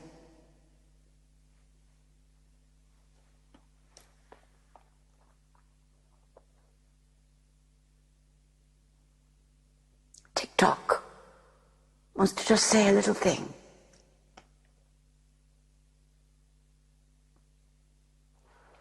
Where the fairy love, shining from above, deep inside your heart, that's where it starts. Where the fairy love, shining from above, deep inside your heart, that's where it starts. We love you.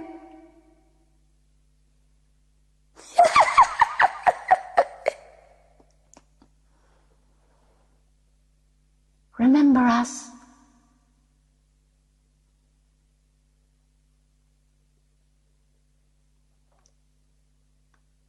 So this beautiful fairy company came forward today to remind you that they are real. The fairy folk once lived in physical bodies upon the earth. There were many sizes. There were many different families, clans, and tribes of fairies, of the little people. They dwell in trees, they dwell in caves, they dwell deep inside the earth still. Some of them dwell underneath lakes and rivers. Remember, there are many, many, many forms of being created by the divine creators. Remember to open your heart and receive the love from the fairy realms. And next time you see a tree bending and shaking in the wind, know that there will be fairy beings on there.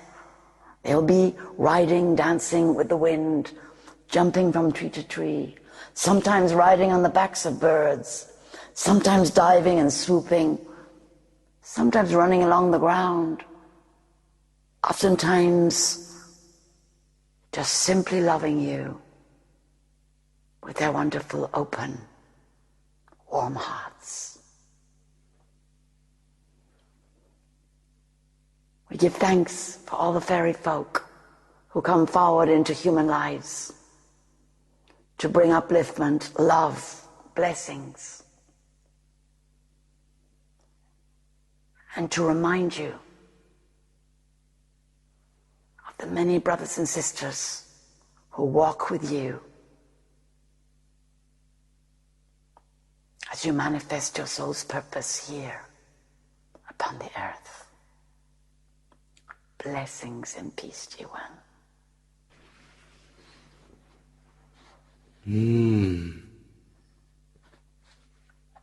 Wow, that was so special.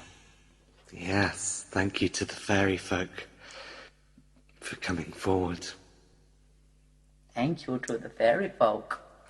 And that, of course, resonates with me so much, having many fairy guides myself, and a leprechaun guide, and many elven beings, family from spirit world.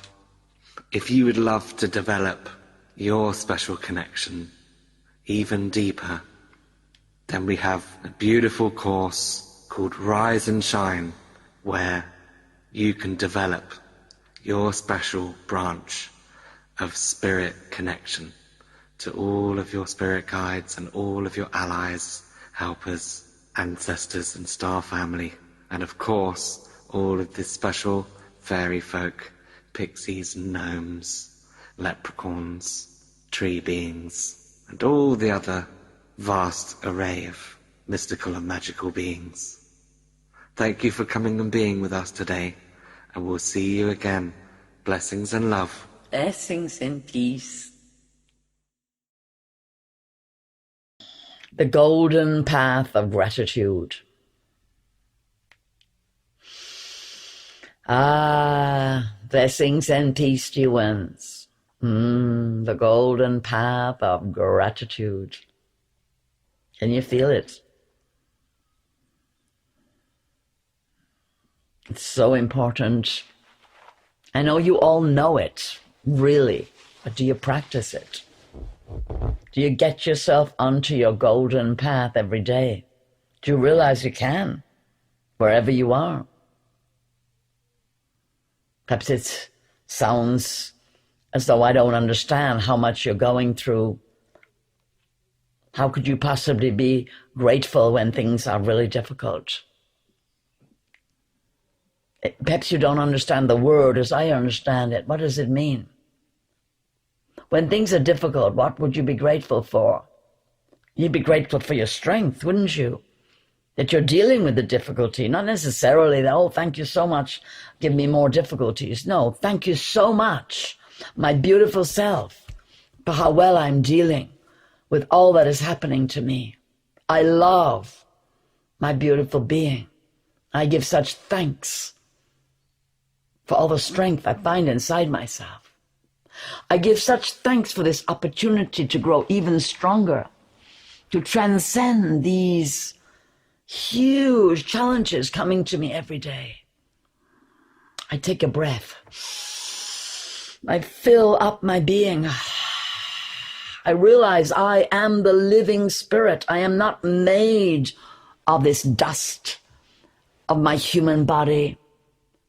I am walking in it, and I am so grateful for it, for everything this human body that I have made with the divine beings, my parents, with all that has brought me here. I'm so grateful that I can have this experience. I'm so grateful that when experiences come that are negative, I have the help and the guidance from inside me to understand why. Why am I being challenged like this? I'm so grateful that I can work it out. I'm so grateful to my guides and helpers for helping me this day, right now. Work it out. I am on the golden path of gratitude for every day and every way I seek to understand the perfection of my life. I seek to understand the perfection of imperfection and the imperfection of perfection.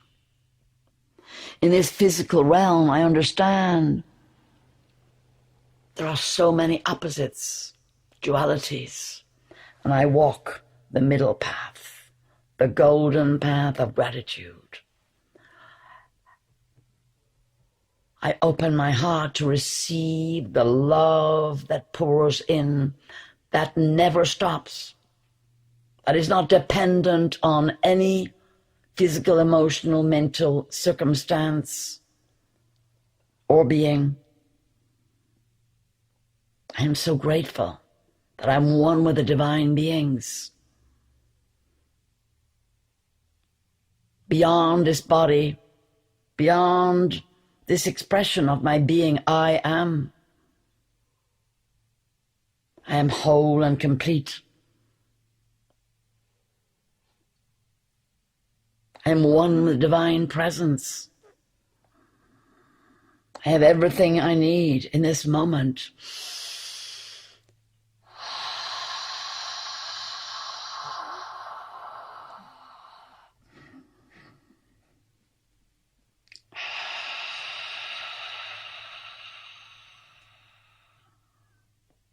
I'm so grateful for the awareness to speak these words. I'm grateful for my ability to smile, to open my heart and stretch out my arms and say yes. I accept. I receive from the cosmic source of my being all that I am, all the colors of my soul, and I say yes. I am present here with all of me in this moment.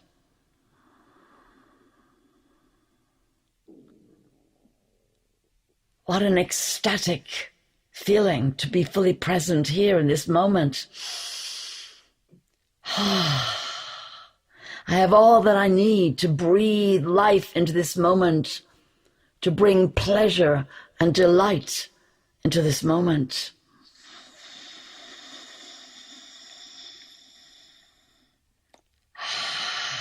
I feel that passionate love within me.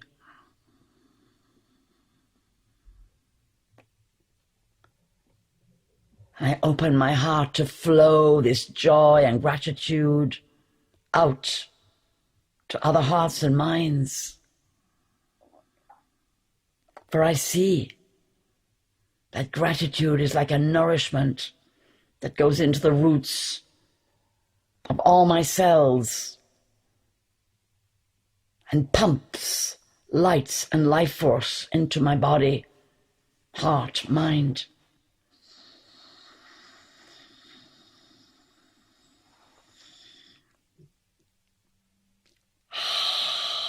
I breathe deep and fill my lungs.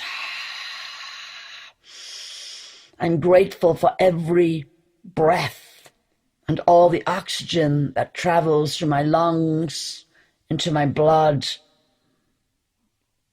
into all the organs of my body. I'm grateful for every smallest and greatest organ in my body. I'm so grateful that my body carries on.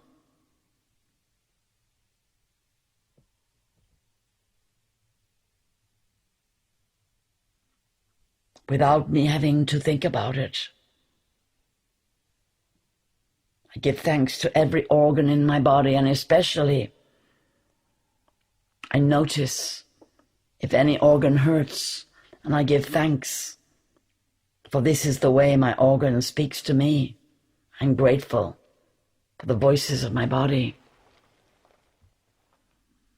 I listen and I hear. For within me there are voices. My soul speaks to me. My body is miraculous, extraordinary, designed to bring forward the voices from every part of my being and every part of the cosmos. For I am one with all beings. I'm so grateful for this opportunity to once again lift up the oneness of my being and bring forward the divine light of pure presence.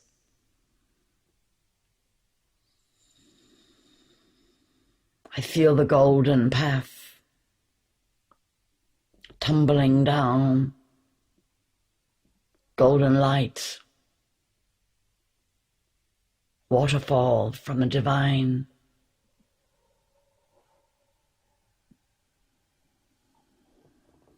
I give thanks for every moment divine love is pouring into me, dissolving away anything that blocks the flow. For I am the flow of love.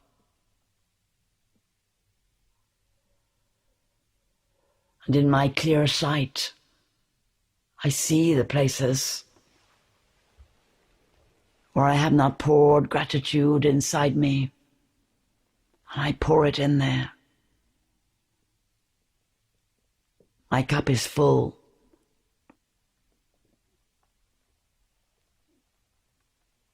It overflows into the places of need within me, where love has not reached before. My cup is full and it overflows into the hearts and minds around me that perhaps did not have the opportunities I did and do not yet know that they are divine. My cup is full. I have plenty. My heart is full of love, and it pours out and fills the hearts around me. I am so grateful for the power of love.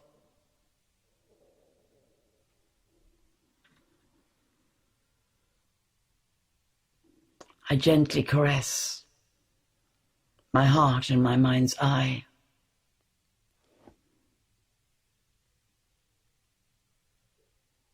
And hold it dear. I remember to be grateful to my own heart.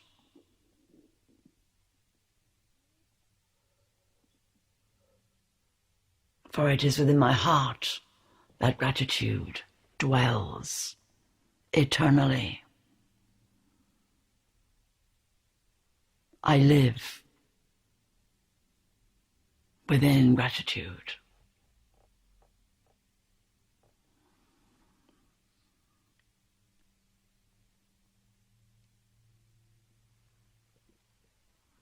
O great and wondrous beings who are one with me, I give thanks for your presence in my life.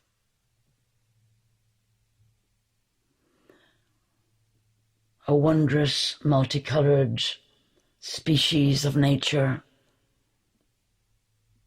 of animals, birds, water beings, insect devas, serpent beings, of all the flora and fauna, trees,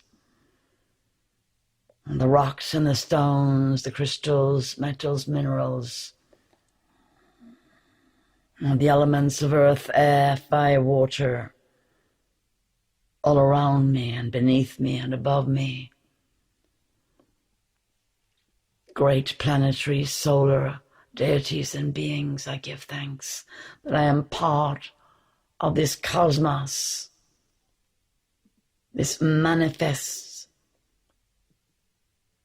physical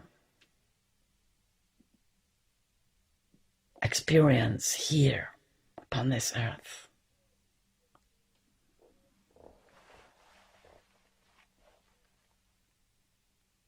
And I offer myself as a vessel, that this gratitude and this love and this light may pour through me and fill the cups of all those who are ready to embody gratitude,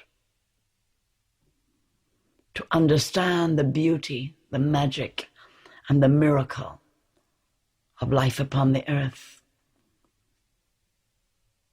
and how to walk their own golden path of gratitude and at one-ment with the divine presence. Blessings and peace. The many faces of love. Greetings, beloved. How many faces does love have in your life? Do you recognize them all?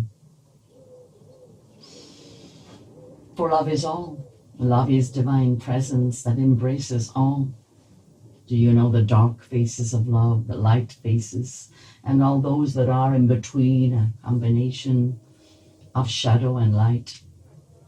What is love? Inside you, do you recognize all the ways that you are love, even in the pain and the sorrow, the grief, even in the anger, even in separation and loss? Do you know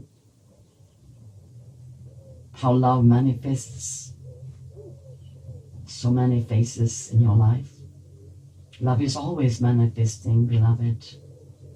You are love incarnate, experiencing the duality of physical life, emotional life, mental life, experiencing especially the dark and the light. You have ultimate choice, free will, you can call it.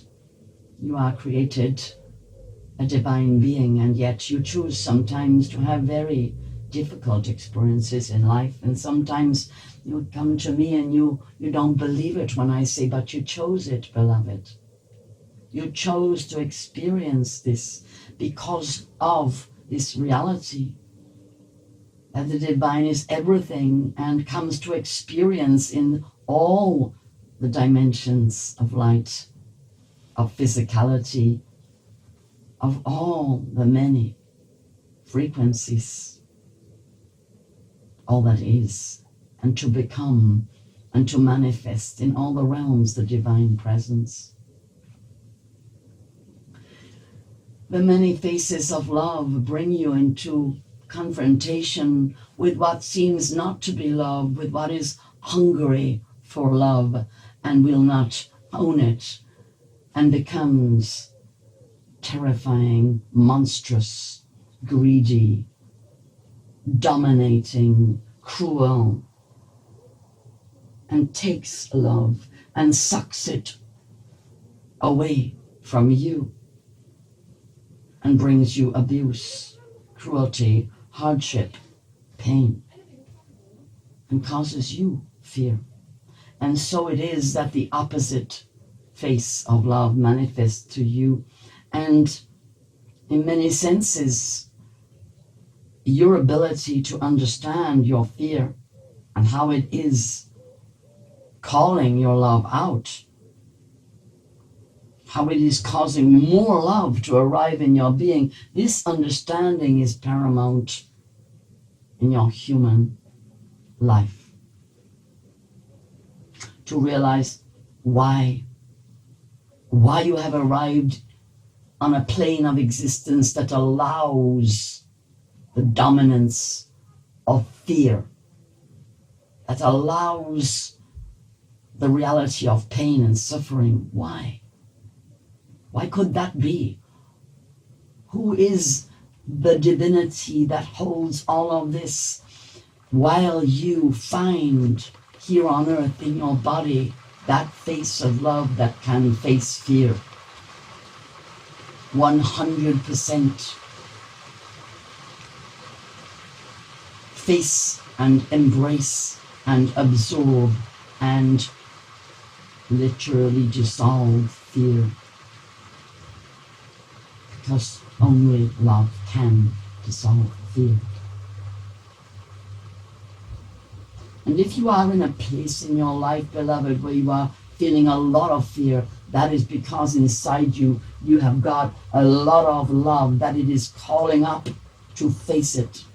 For you are not the fear, you are the love. And the imposter that comes into your being, that takes over your being, that is fear. That is an illusion. That is something that is created from the not love, from the face, if you like, that is calling for even more love, for only more love can embrace and dissolve that which has forgotten love. Fear is the state of lack. Fear is the state of loss, of believing that love has gone. And in the state of humanity, of forgetting at this time, it is everywhere. Almost as though a reality has been created to prove that love no longer is the dominant energy. The divine presence no longer is holding the earth safe. That love no longer holds sway in the physical realm. But this is also an illusion created cleverly to distract you, to take your energy, to suck your light, to fill your heart and mind with a lie. For the only truth, the only eternal truth is love. The only energy that lasts throughout all eternity and returns to you and all beings, even those absorbed into fear, is love. Is beauty and truth that love creates. Is kindness and compassion love creates. All the creations of love are available to you. All the many faces that appear to you, whether of beauty or any kind of form. Feel your love coming to embrace it. Notice your feelings. There is beauty in all of form, even that which you call ugly. If you look deeper, you will see that within this so-called ugliness is a struggling energy, and to free itself, come back to the reality and the truth. And that even in that which you might call low and base, in the life forms that seem to be disgusting to you, are all part of the most extraordinary, miraculous universe created from love. And every part of that universe, every creation within it, is the most wonderful, harmonious oneness, web of life. And within all of creation, this web of life manifests.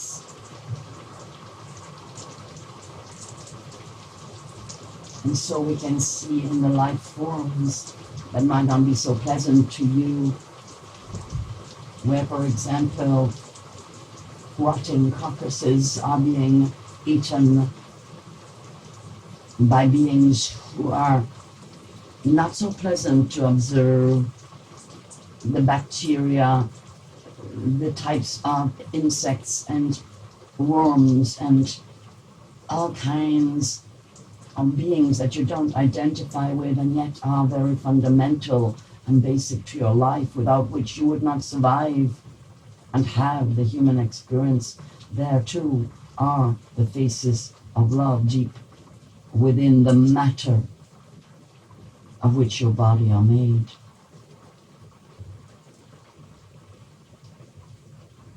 And this is also where your love is so needed. Parts of you don't like, perhaps, or don't identify with feeling beauty and truth. And yet, in this wholeness of your being are many dark faces of love. The jobs that love has to do, love that is life, love that is eternal light shining into this physical temporal realm. The creation that needs all the darkness as well as the light to support life. Darkness, not as in bad or evil darkness, as what is hidden in the night. Time of resuscitation for your spirit. Your body lays still and seems to be inert, and yet you are regenerating. You are resuscitating. Your cells are drinking in the inner light that comes from your soul. Deep within the earth, the regenerative processes that then give energy for the springing forth of new plants, new growth. the incredible miracle, the oneness of all life, light and dark, day and night, what is seen and what is unseen. And so it is that visible love comes to the aid of invisible or hidden love, or, in other words, places where love has been denied, that is underneath, that is covered over. For anger is suppressed, hurt, love.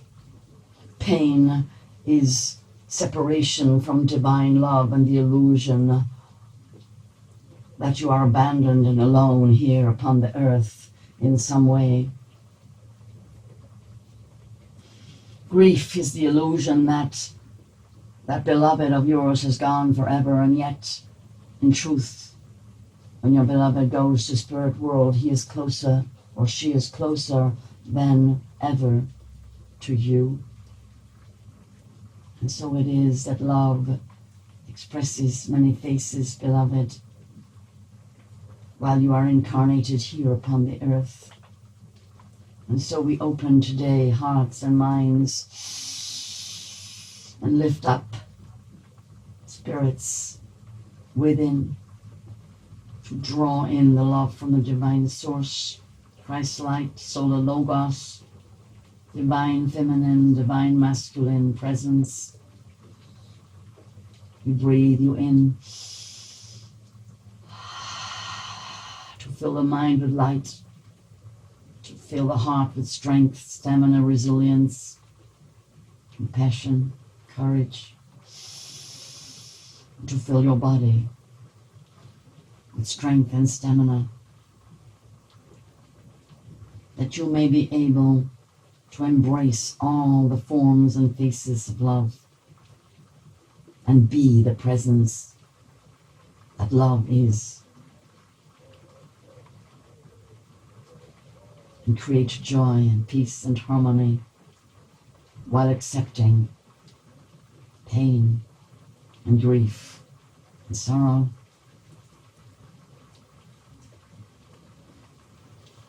And creating a life of great acceptance and at-one-ment, the source of all life and light and love, divine presence, and may yourself incarnate here upon the earth. Blessings and peace to you.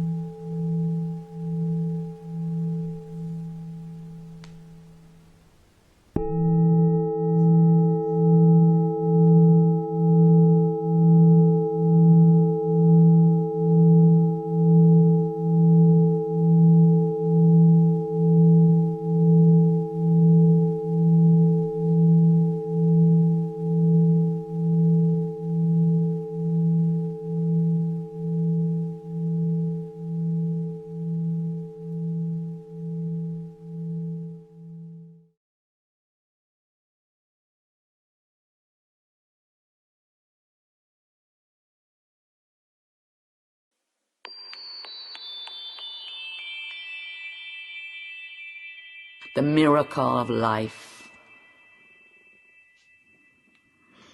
Blessings in peace and welcome to you all. Those who come forward today, those who come forward another day. For indeed, on your internet, it's a question of one day and then it's up forever. So you can come to this maybe next year after I've done it, and the miracle of life, beloved, will still be happening.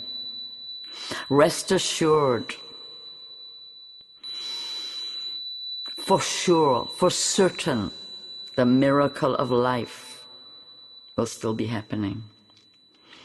I wonder if you realize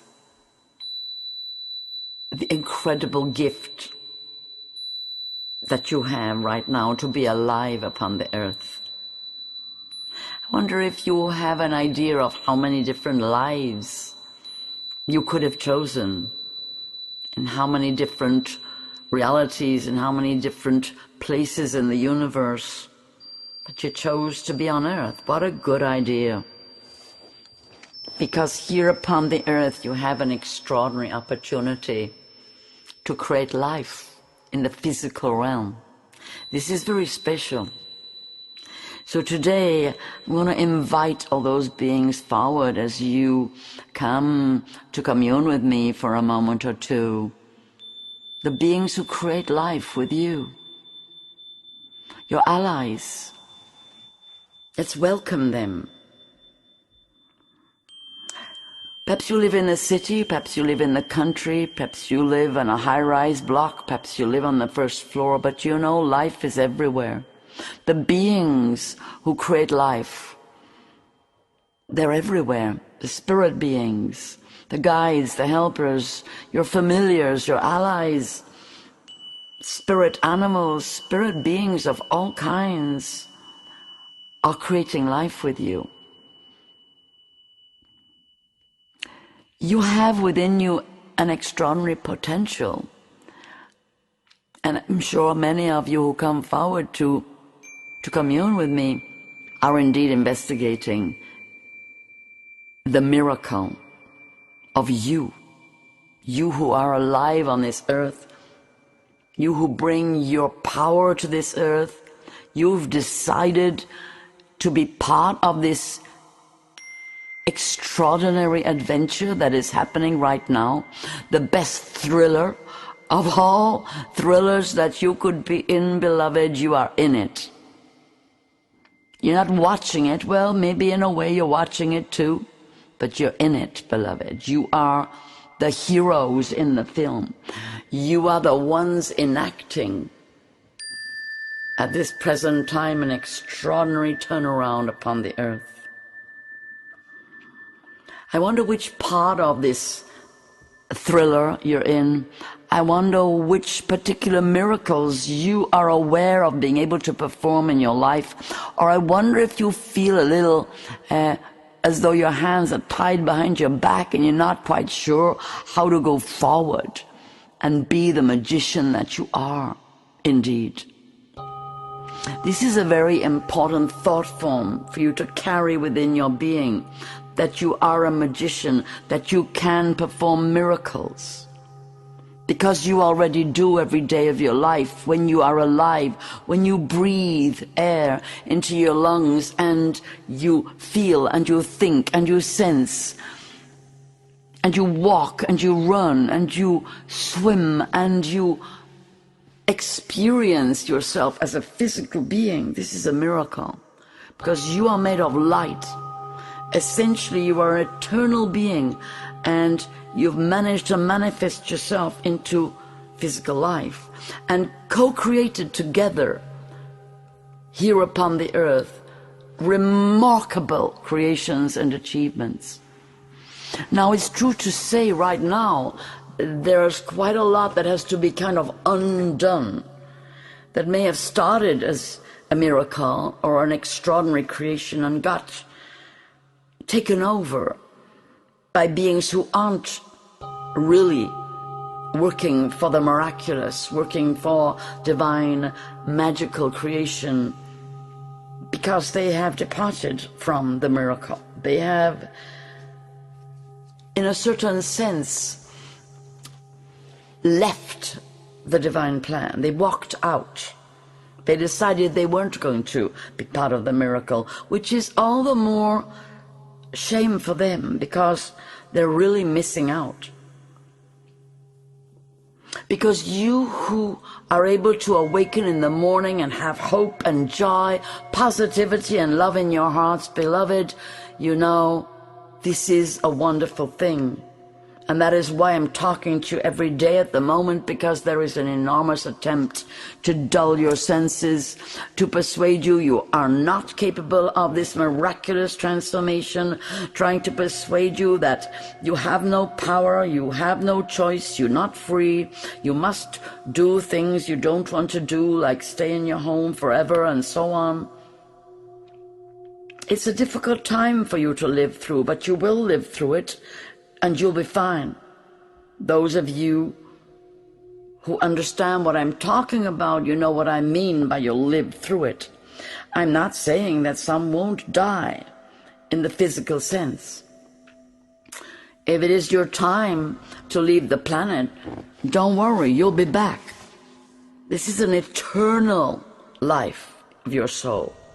And here upon the earth, it's going to be going on for quite a long time, and it's not going to be a prison, beloved. And it's not going to entrap you. So long as you understand what I'm talking about, and you stand up inside yourself and you take every opportunity you can to be positive, to speak with your heart, to go forward, to love, not necessarily to be, you know, how can I say, entirely rebellious and negative about everything that's going on, because there is a lot of pain going on in your world, so you need to find compassion in your heart for all the different ways that people see things and are experiencing the lockdown and all of the trouble that is happening in your world. However, what really matters is that you do not psychologically fall down, that you do not forget your magic, you do not allow yourself to be persuaded that you can't perform miracles. You see, here is a miracle. In the world of today, that you would rise up shining, that's a miracle. In the world of today, when you have got so much, in that sense, pushing you down, that you would smile and bring your love into being, is a miracle. Those of you who are giving birth to children in these times, you are performing miracles. There's a lot going on that is miraculous.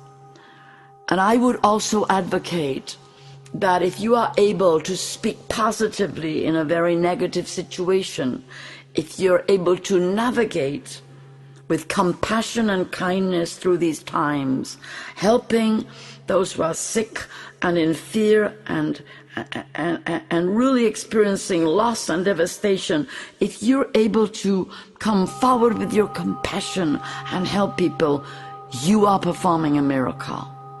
What matters is that you stay strong inside yourself, because these are times where you are in initiations every day of your life, just to stay up in the positive expression of your being, just to know that in this day you can make a difference, and that it is a one-to-one situation. You are dealing with persons around you, different kinds of people, with all kinds of reaction to the situation, those who have been really inculcated with fear, and those who are angry about the situation and want to rebel, and all the extremes. What I really recommend is that you stay in your wonderful, magical self, imagining all kinds of ways that you can assist all kinds of people, understanding that you are powerful and you can speak to members of your parliament, council members, government members, that you can speak, you can show up. really what is going on is an exercise in control that you don't have to feel utterly suppressed by. It is your choice. Try to understand it will pass. There is going to be some collateral damage, but you are going to come through it, beloved. So remember every day to smile. That's a miracle. When things are going in a very negative and pressurizing and fearsome way, remember to smile. It's miraculous what it does to your energy. Just smile and think to yourself, the divine beings are holding the universe and this earth in their powerful arms of love. All is well. The negative energies which are being propagated and are causing alarm, harm, fear, bankruptcy, suicide, and all kinds of illness, those negative energies will withdraw from the earth. They are in the process of withdrawing, and that is leaving behind some very frightened individuals who do not know what to do with themselves and are hanging on for dear life. Have mercy, show compassion, understand, always send love to all beings. That is your duty, that is your magic. That's your miracle that you are creating every day when you convert any feelings you might have of uncertainty, of lack, of fear, of feeling oppressed. You convert it all to basically the understanding that this is the human condition. These are human processes.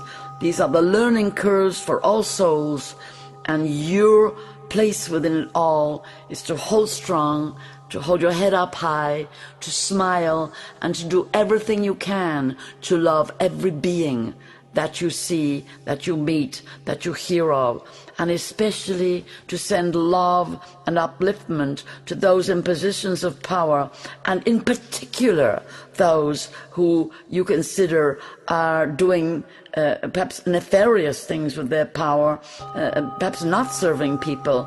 Understand, they are lacking in love. They are lacking in connection to the divine. So it's not a difficult thing to understand that your miracle in that moment is to send them love. It's difficult for your humanity, especially if you feel people have been hurt, suppressed, curtailed, or maybe even become ill as a result of certain measures that are being coming forward for your world to survive according to certain views. But the point is, you do your part, you create miracles, you smile, you bring love, you bring positivity, you go help someone in need. That's what you do. That is wonderful. You live with you, beloved. Do the best you can every day of your life to bring the miracle of life into manifestation. You will see, beloved ones, all will be well. Right now, you're going through a massive catharsis. There's a lot of reaction. There's a lot of negative reaction. And there are indeed attempts by unconscious beings to manipulate the situation. But just remember, you are aligned to the divine source. The Christ light shines through you. Goddess, God, and all the angels are with you and are always creating with you the miracle of life. May your day, this day and all days, be full of the magic of your beautiful spirit energy, of the light of your spirit essence. May your mind always be filled with the magic of inspiration from the source of divine presence. May you always be lifted up by the realization that you are living in a physical body in a time of great transformation and rebirth, and that ahead of you are many miracles yet to come in the beauty way, in great abundance, with the greatest of ease. Blessings and peace to you, one.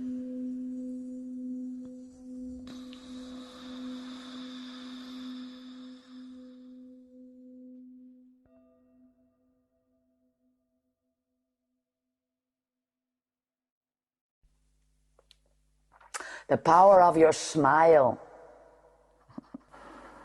Blessings and peace to you, one. It's Chung Fu. I want to talk to you about the incredible muscles in your face, in your forehead, in your cheeks, and what happens to your endocrine system when you smile.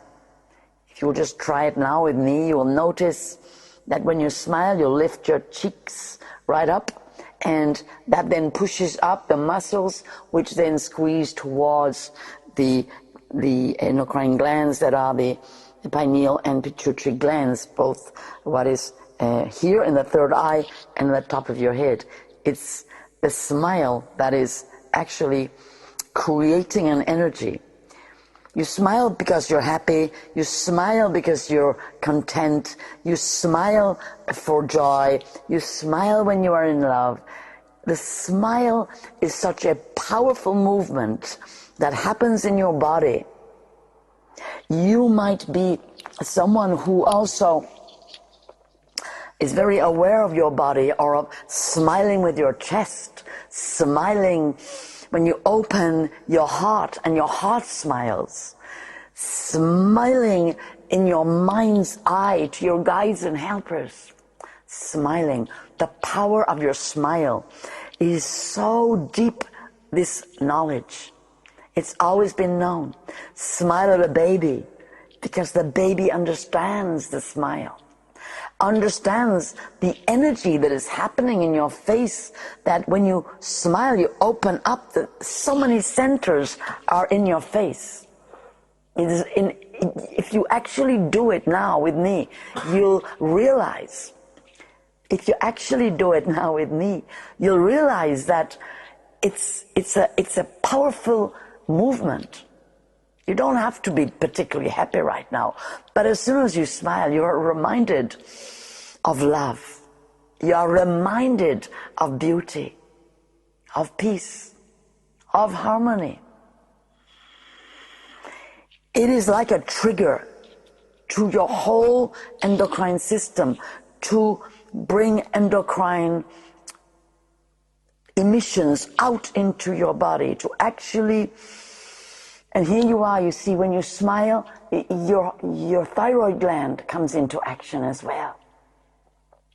Almost as if your whole body expects you to do the next thing, which is a wonderful, beautiful, smiling action. And as you smile in your face, feel how you smile in your heart. And relax your belly while you smile. Relax your whole body. Breathe slowly while maintaining this bright face of smiling. Now in your mind's eye, imagine that you are standing in front of yourself and you are smiling at you. And you are very pleased to see you. You love yourself. You're smiling with approval, nodding, yes, you give me pleasure, my beautiful self. I love you. I am happy with you. Take a deep breath and feel yourself taking in that love. Relax your body. Open up your hara, your sacral center, your womb center. You're a woman. And just sigh with relief. I'm so glad to feel good. I'm so glad to be happy. I give such thanks for my life.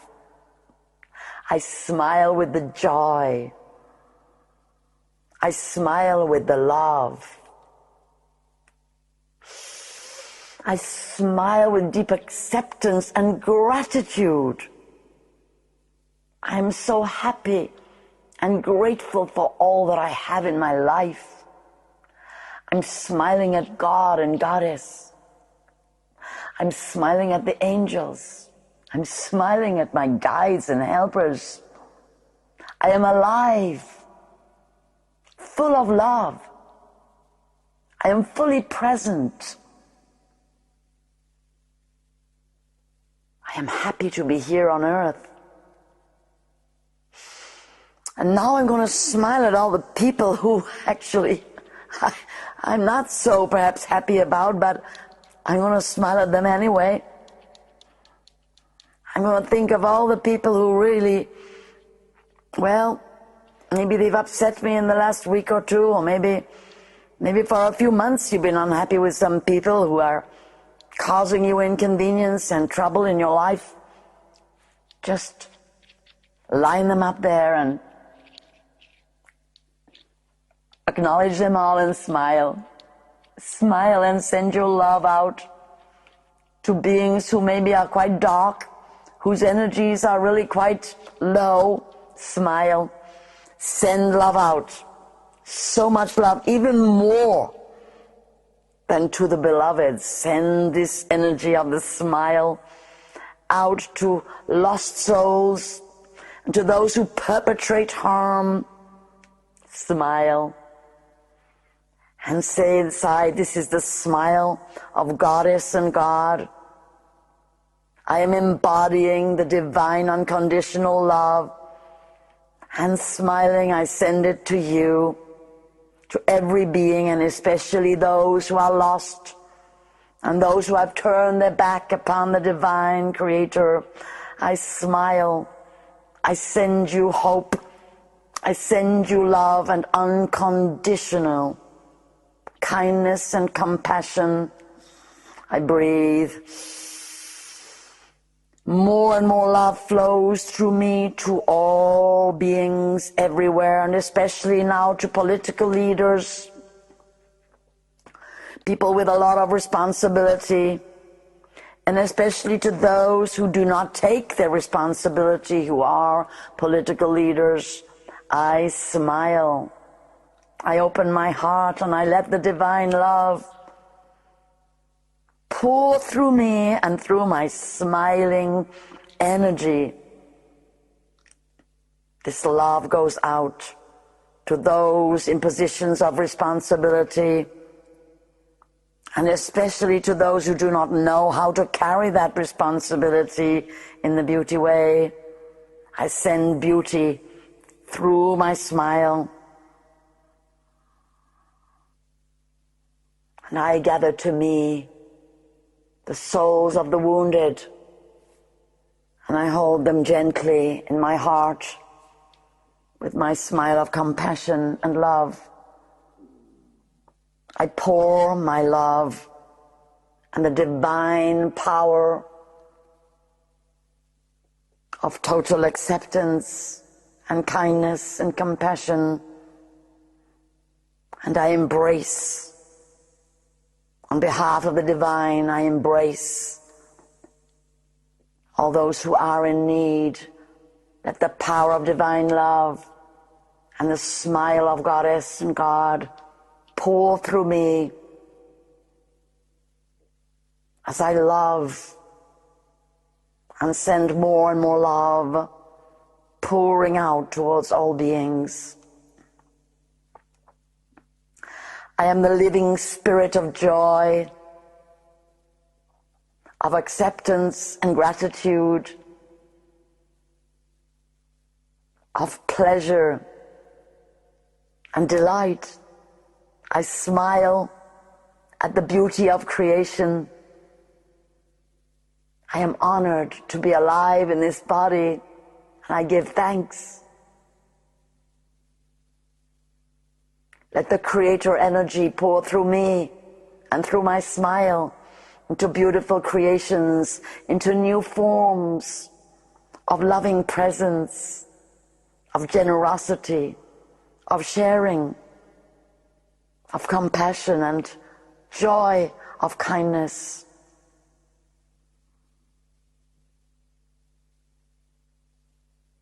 Let us all come together and with smiling hearts create a new reality here upon the earth. Blessings and peace.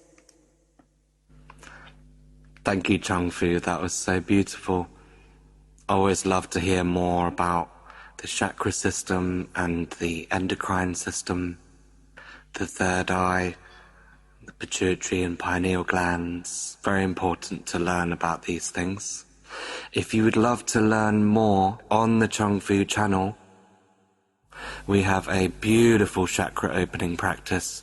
There'll be a link to that chakra opening practice right in the video here in just a second. And thanks for coming and listening today. We look forward to seeing you tomorrow. It's a great pleasure and a great honor to be bringing you something special every day on our beloved Chung Fu channel. If you have any ideas, do leave a comment on this video and do share these videos with your loved ones, with your friends. For every share spreads the message. Great love, blessings and peace. Yes, and keep smiling. Blessings and peace. Blessings and peace, beloved. Within you is a great power. Within you lies coiled that great power in the very root of your being. The power that is in your incarnate self is the power to connect with your God, Goddess self. The potency you have within you is to recognize and to know that you are your own creation, made by your own higher self, and that this body, heart, and mind is designed to carry that power into manifestation. Your essence is of pure light, your higher self, your divine being, the part of you that carries the knowledge, the pure knowing that knows everything you need to know. From within you, this light shines that we term higher self, deeper self, authentic self, divine self. The all-knowing, all-loving self.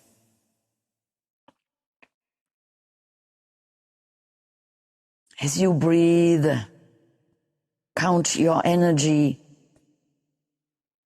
in the breath. Count to 5 or 6 so that you slow the breath down. This is why in many senses we call the higher self the deeper self, the most present self, the presence within you. Everything you create on the outside depends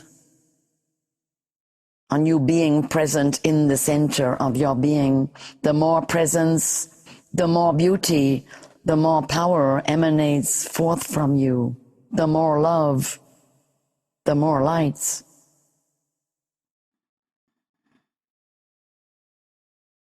This knowledge, this deep understanding that is within you is very ancient, beyond time.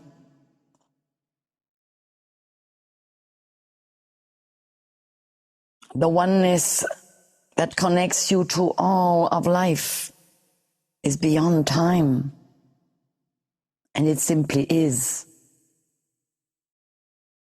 It is indeed in the deepest silence within, requiring you to become very still, to feel the space within you, to open your heart,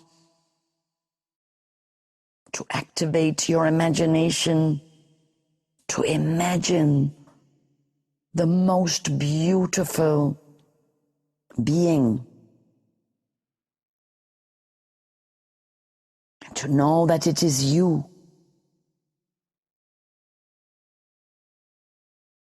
Nothing exists outside of you, and you are within all that exists.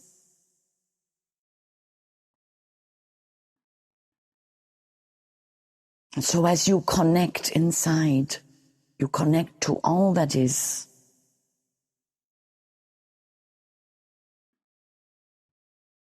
This is the most natural connection.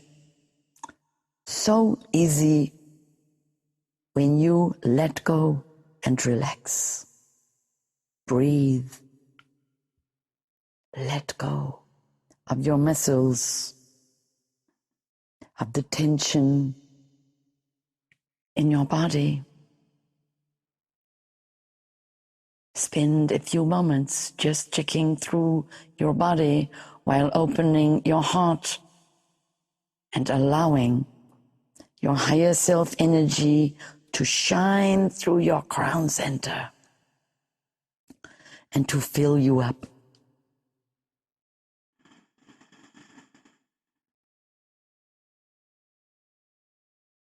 The more you can become aware of your centers, your chakras, the gateways to your light body, the more you can breathe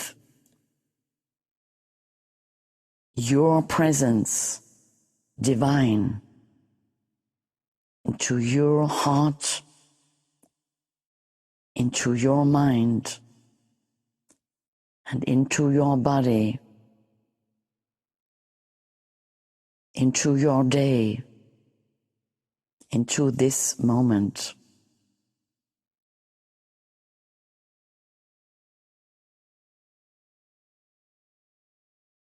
Breathe and feel all of you tingling from head to foot, with your higher self present right now. Blessings and peace. Peace, dear one. I am Chung Fu. I'm bringing forward for your awareness a special crystal you may already know of, called shungite. And I call at this time for the blessings of shungite upon the earth, a special substance, carbonic in structure, as opposed to silica, which many crystals are, and other kinds of minerals. This one is carbon-based, very friendly to the physical human body, easily absorbed the energies of shungite, and very transformatory for physical dis-ease and discomfort to be soothed, healed, and calmed down. The great healing power that shungite brings to especially a tense body, a body that needs to relax, needs to release toxins, impurities. If you have been perhaps overdoing it a little on the, on the beverage front, with alcohol or substances, shungite is going to really help you release the toxins from the organs. Drinking shungite water is very important as well, as you may know. That means you put some elite shungite into water, and it really helps to purify the blood and bring, again, toxins and pollutants out of the body. But I especially want to talk to you today on an esoteric level about why Shungite has come forward into public consciousness at this time. Well, shall we say, of those who are aware of crystals and working with the consciousness of the crystalline dimension. Why now has it come to be more known, to be more exposed? You see, all of the earth is intelligent. All of the crystalline beings are intelligent. Shungite is intelligent. Beings are coming forward to bring the intelligence of Shungite and its healing power to assist, especially human beings, but also the earth itself. So what is crystalline light? And what is the special light that shines, we could say, through Shungite from the source? All energies, all substances, all forms, all beings emanate from the source, are made originally of light. What light is that which shines both within and through Shungite? What is the message of Shungite to the earth and to the human beings, and especially to the crystalline light workers working with Shungite? There was a tradition within Russia in a place called Shunga. And in this place, Shungite has been known for a long time in the whole area surrounding, the epicenter being Shunga, the town, and also an area. Where did it come from? Why is it in just one area? Well, it is millions of years old, but in, we could say, the depths of the light history. Since before time, there have been relationships with planets, with intelligences that transmit between planets. And here in this galaxy, a strong relationship between Jupiter and all the satellites of Jupiter and the Earth. A relationship of consciousness, of divine consciousness. Jupiter, once upon a time, did have life upon it, is now mostly gaseous. And this energy of solidity, this Shungite, came from a meteor which was orbiting Jupiter millions of years ago. Almost entirely made up of Shungite. Once was part of the main body of the planet Jupiter. So these are the spiritual qualities that are found within Shungite and within the light. It's a very violet light, actually, the intrinsic light of Shungite and of Jupiter. But it is also a silver light. The relationship between Shungite and silver is very special, for there was a lot of silver contained in this meteorite. Some of it has already been removed, but some of it still remains in the seams where Shungite is gathered from deep within the earth. This friendship of empowerment, where the silver empowers the Shungite and the Shungite empowers, again, the cleansing and healing and disinfectant properties of silver.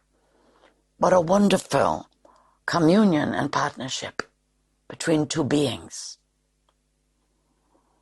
This light that shines, how can you avail yourself of it? Well, clearly, mainly by owning some Shungite and working with it on your body, drinking it in water, and of course, journeying on the inner plane, deep into the earth and into the places where there are temples, sanctuaries of Shungite presence and beings, ancient beings, ancestors who dwell in those deep places within the earth because they are working with humanity, with shifting the consciousness of humanity, with especially the psychic awareness of humanity. Shungite is a great opener of psychic awareness, brings you into an openness, cleanses your mind, your thought patterns, the places within you where perhaps you had misunderstandings or where you could not connect to the divine source. It's a connector. The light that shines from Shungite is a deep light that can penetrate hidden places in your psyche where pain, you could say, has buried itself, is difficult to access, to sense, to heal, to bring into availability. Shungite works gently, deeply, softly. No rush. With Shungite you work at the pace that is right for you. The gentleness of this shining yet very black being is proverbial. The beings who go to lay in the Shungite baths, they know they will be caressed, we could say, by the dark goddess, or the ancient soul, oversoul being of Amon Shungina, healing divine presence, divine feminine presence, penetrating into the muscles, seeking out the tension, relaxing you from deep within. The shining light of Shungite is there for you when you hold the crystal, when you journey deep into the realms within the earth, where the Shungite is deposited from long ago. The area is fairly large. There will be enough Shungite to straddle across this period of transition upon your earth, where you need all the help you can get, all the strength, all the deep light that can penetrate the dark, for purification, for revelation, for strengthening, and for the deep support of your psyche, for the eradication of fear, and for you to feel the divine presence deep within the earth and deep within your being. May the living spirit and the power of Shungite enter your consciousness, come into your mind and bring you clarity, silver sparkling light to illuminate your mind, bring you strength and resilience in your heart, and the power in your body to cleanse and let go of all that does not serve you any longer in this life, as you grow the fullness of your presence, as the light shines from the Shungite realms deep into your soul, giving you the strength to integrate the wholeness of your being and walk forward with courage in your life, on your soul's path, deeply connected to your soul essence and to the divine source, manifesting your soul's purpose here upon the earth. Blessings and peace. Thank you, Chung Fu. That was a beautiful transmission today, all about the awesome and powerful Shungite. If you'd like to know more about Shungite and you'd like to learn about many products I'm bringing forward of Shungite, just drop me an email at shungite61@gmail.com and I'd be happy to have a chat with you. Blessings and love. Blessings and peace to you, Juan. The solution is within you. Blessings and peace to you, ones. It is wonderful to have this opportunity to communicate with the beautiful souls who come forward and who are part of an ever-growing tribe, a great gathering of humanity coming forward upon your earth to bring wisdom liberation, upliftment, love, healing, forgiveness, understanding, deep understanding from beyond the mind, to bring it forward because it's so needed on your earth. How wonderful that you are here and that I can share with you for this moment. The solution is within you. You see, you're living in a paradigm where there are a lot of problems, and you might perceive that they are outside you, and yes, they are too, because you're living in a created physical reality, an agreed paradigm that you have created together and go on creating, because you come back and you've embellished it and increased it and brought so much magic to this earth, each and every one of you, creator beings coming in small ways and great ways, to make evolutionary changes from one lifetime to the next. And so you understand my meaning when I say the solution is within you, because what needs to happen is that you actually own, first of all, that the problem is within you, if there is one. And of course there may not be. You may be already enlightened, and that's wonderful.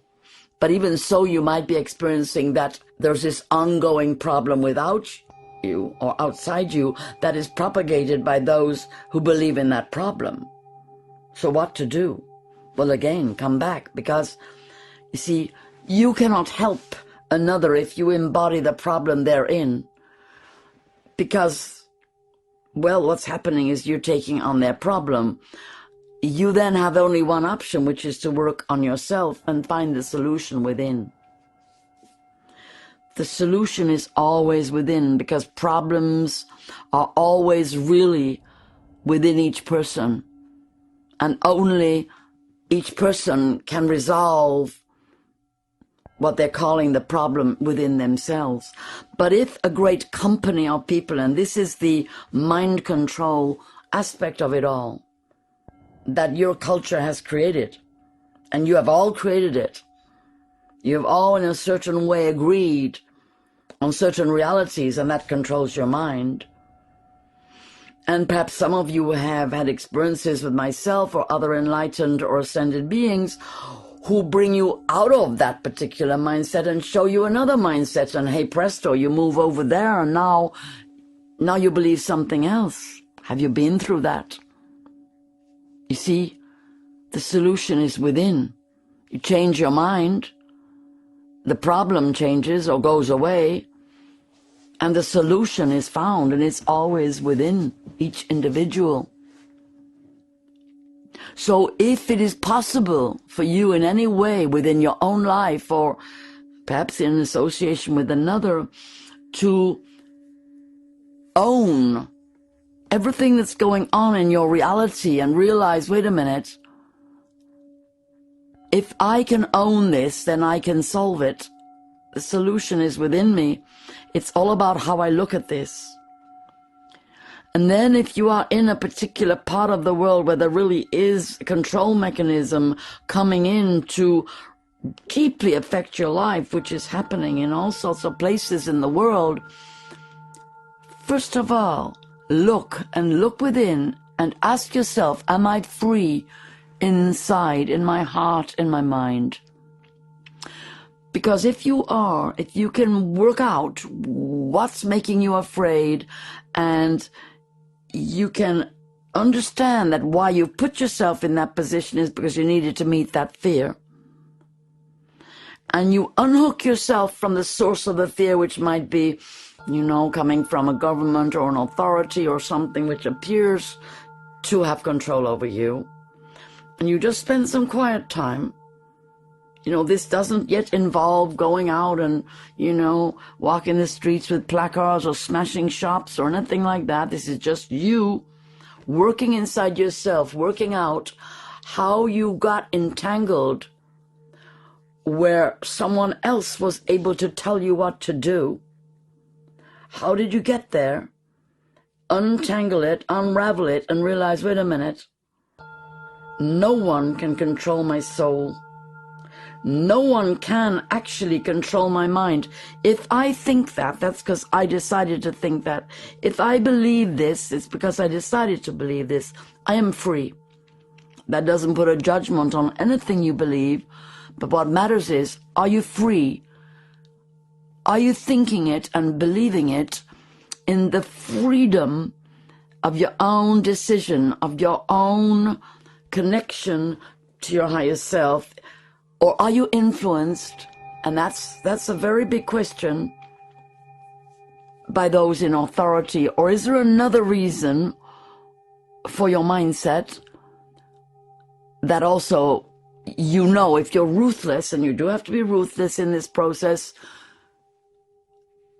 that is hooking you, that is imprisoning you in a certain attitude. And then, of course, as soon as you don't feel free, you're then on a rapid path to actually feeling very, very unfree and quite imprisoned. So what matters is your belief in your own freedom, your ultimate freedom, that you are the living spirit within. You are a free spirit, a free soul. No one gets to control you. You are in charge of your mind, your emotions, your actions. Now, there may be those who believe they're in control of the entire planet, perhaps, or of a section of the planet, or whatever they may think. And that is, here is the test for you. They're not in control of your mind, or your emotions, or your spirit. Remember, they might be able to tell you what to do, but they're not in control of your mind, your heart, or your spirit. Now, at that point, if you are really free, and you look at what you're being asked to do, that's the point at which you can untangle yourself and you realize, wait a minute, I don't have to follow this. I am actually free. And you will find a way. How that way will be quite magical, quite individual. But you finding your way to that, if you like, embodied and enacted freedom, is to do with your emotional, mental, and spiritual process of realizing that you are in ownership of the solution. The solution is within you, and it is in your attitude, in your emotional body, and how you feel, because the law of attraction is the law.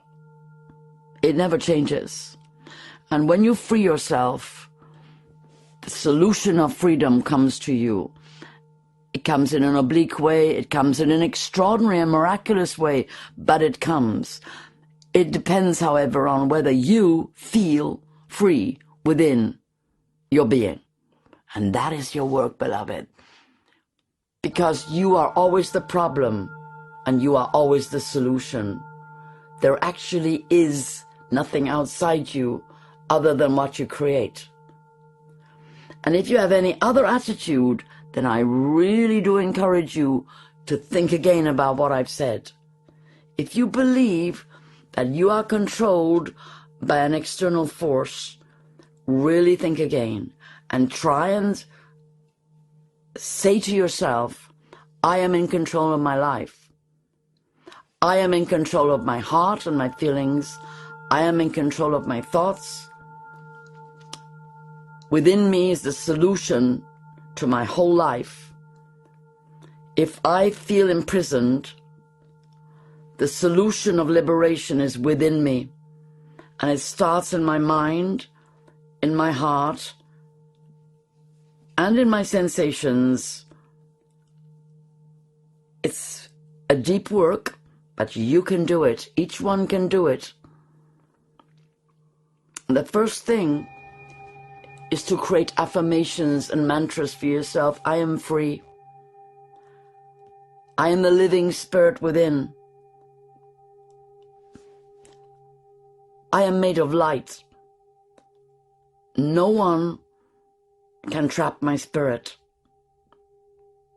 I am connected to the divine, to God, Goddess, to angels, to high beings who take care of me.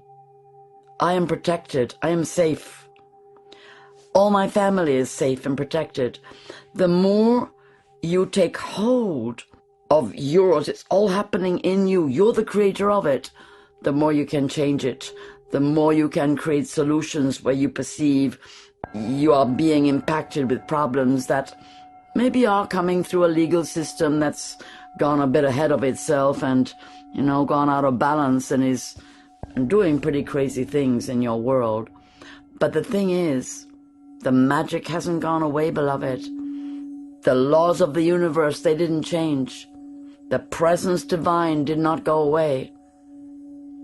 So the problem is within you. It's within your attitude, and it's within your control to change it and to bring in this solution. So I really do invite you to create positive affirmations and say them to yourself all the time, especially in situations of extremity, of stress, of oppression, and of any kind of imbalance within your governments and figures of authority within your life. Because you're the one who can bring the solution, and especially if your feeling is that you're being oppressed by another, free yourself inside and freedom will come outside. And may the living spirit of liberty, of freedom of thought, of freedom of faith and belief, of the freedom of your spirit to be in your body without restriction, without any kind of oppression, come to pass in your life every day in the beauty way. May your heart be freed from fear, stress, strain, constriction. And may your body be liberated to enjoy the beautiful life that you have chosen to live here upon the earth, so that you can bring forward every day of your life beauty, peace, love, joy, truth, harmony, well-being and deep understanding that is beyond the mind. Blessings and peace, Yuan.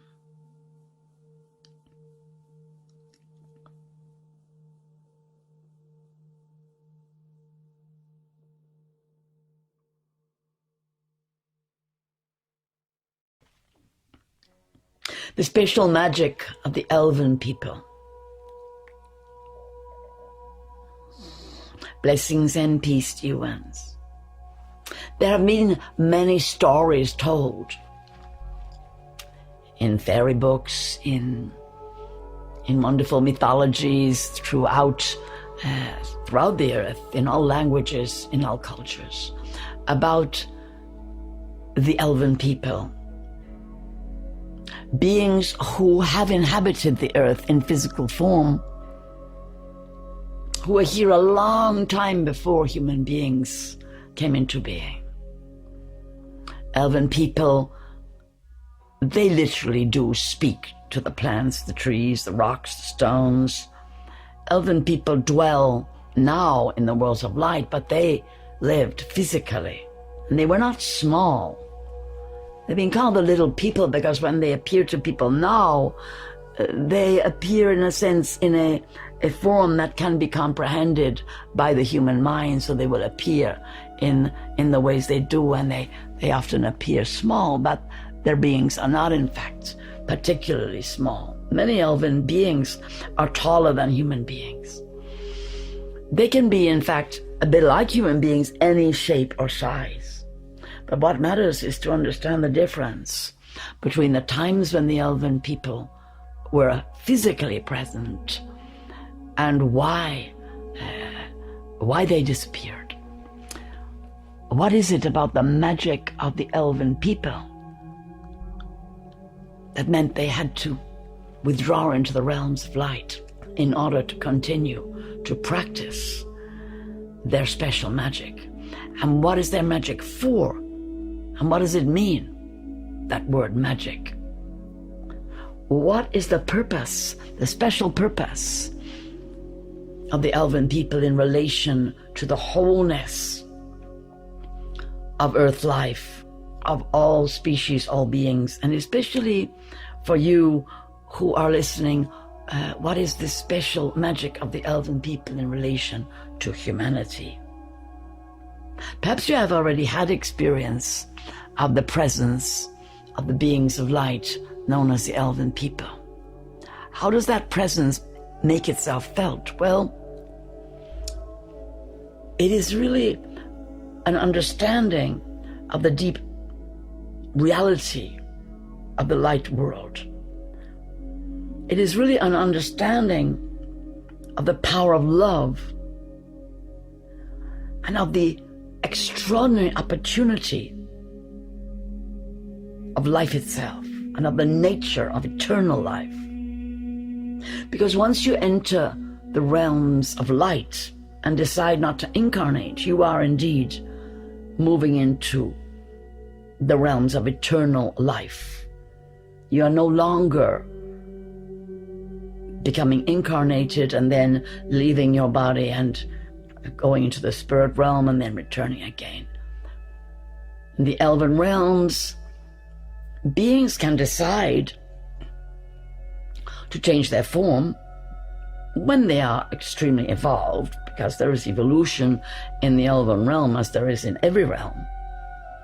And so from that point of view, beings do transmute, they do go into different forms when they wish to, when they need to, for their own evolution. But beings remain for thousands of years of your physical measured time in one form, and they don't necessarily change their being, although they will in that sense become mature and age and become eventually very wise, and then choose that particular form often for a long time. So they become ascended elven beings. So the magic of the elven beings is that they can change matter. So the alchemists of old studied with the elven masters how to change substances. Now the classic one that you may have heard of in the books is how to turn lead or iron into gold. And this was a particular elven magic. How did they do it? Well, actually, by melting the substance and by bringing the substance into crystalline, melted but crystalline form, where it would flow around a lot of rock and stone, and it would in that sense be introduced to many elements within the earth. And so it wasn't just, shall we say, waving a magic wand, as somebody once said to me. No, it was a very intricate process of the gold being combined with other elements within the earth, and the lead or iron, because they did both, being then combined with the gold, and a transmutation taking place where those elements would turn the whole mixture now into gold. And so these tasks, if you like, that the elven beings would perform, often they assisted those old alchemists, or rather I should say alchemists of old, to understand that process.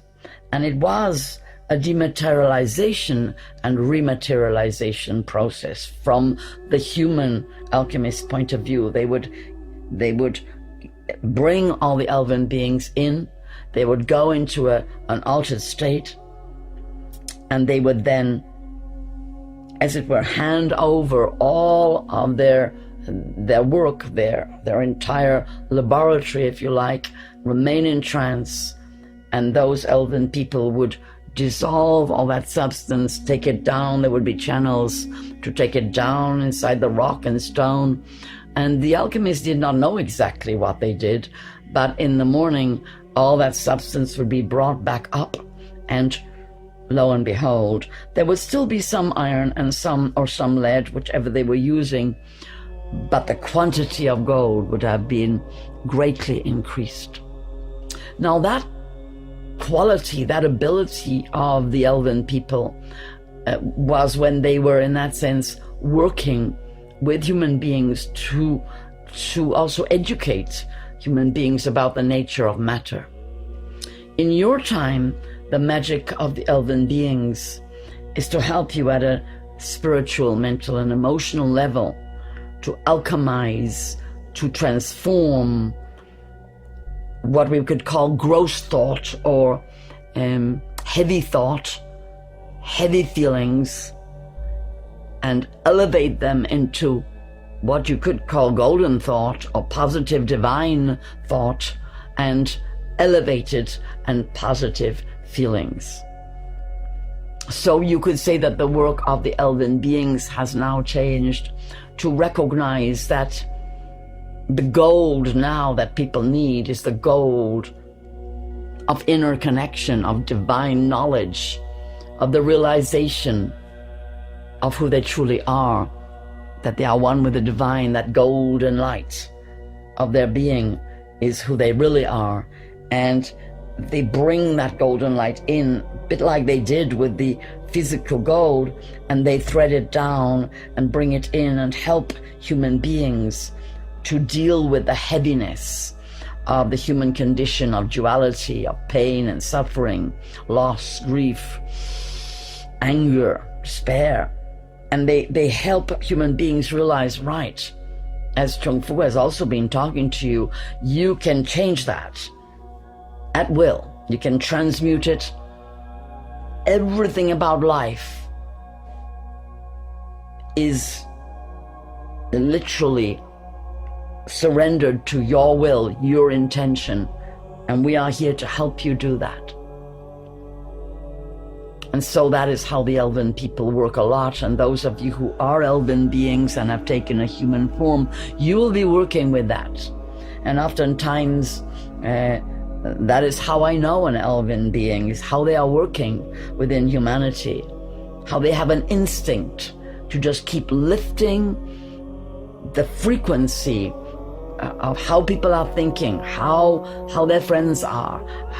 How is that? Why can't their friends see and just lighten up and bring the joy in? And that is how oftentimes we know the elven people who have taken human incarnation, because that propensity to lift up energy, that it's just so simple. What on earth else would you do with your life? Of course you're going to lift it up.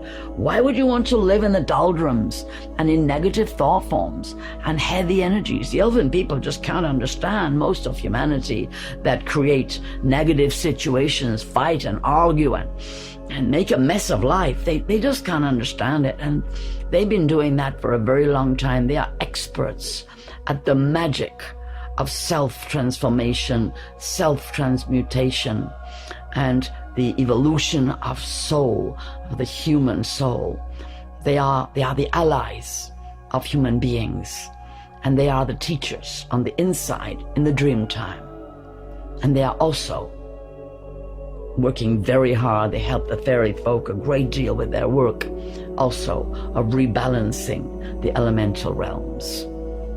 And we give thanks for the magic, the magical powers of the elven people working at this time on your earth, in your earth, and also in all your hearts and minds, especially those of you who invite them consciously in and walk with them in your life. We give thanks for all the elven beings who come forward to work with humanity at this most critical time, and who bring their powers of alchemy, their magic, their transformation to be available for their human brothers and sisters. Blessings and peace.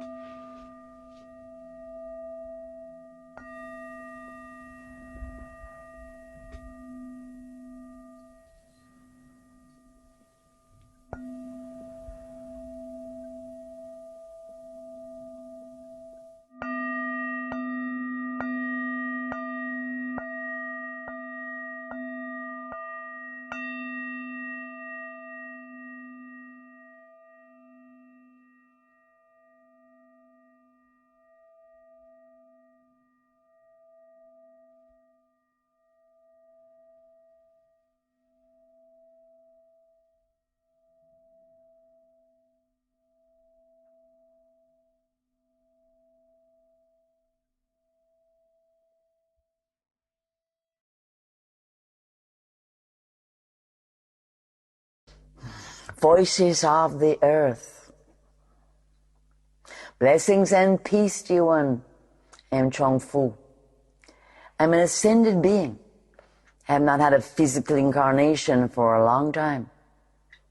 I had a short one 1500 years ago, but mostly over 2000 years since I have been fully in the flow of earth incarnations, learning my lessons and evolving as you are now.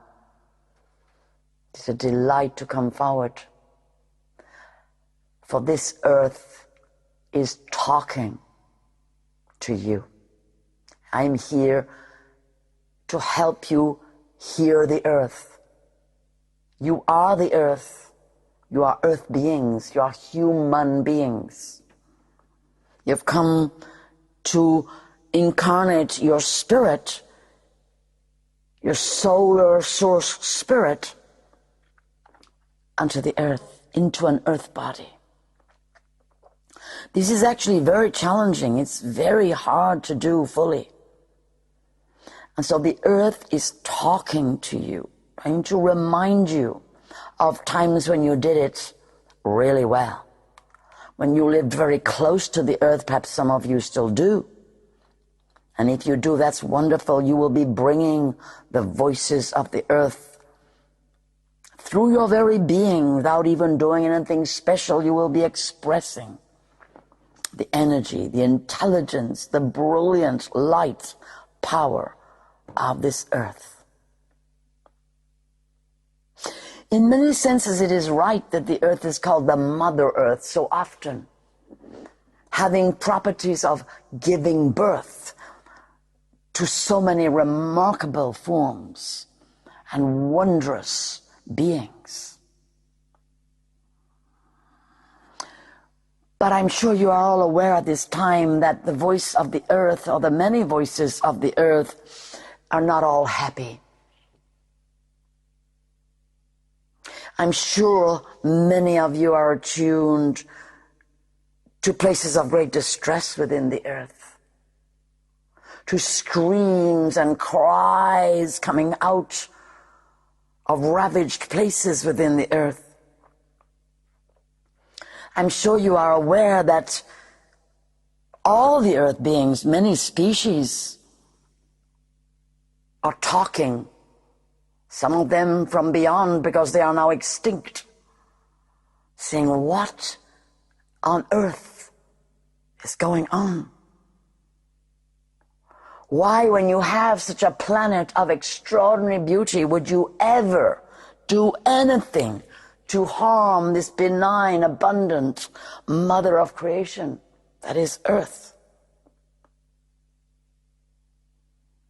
Deep within you, I am sure if you are coming forward to commune with Chung Fu, this is not a new piece of information.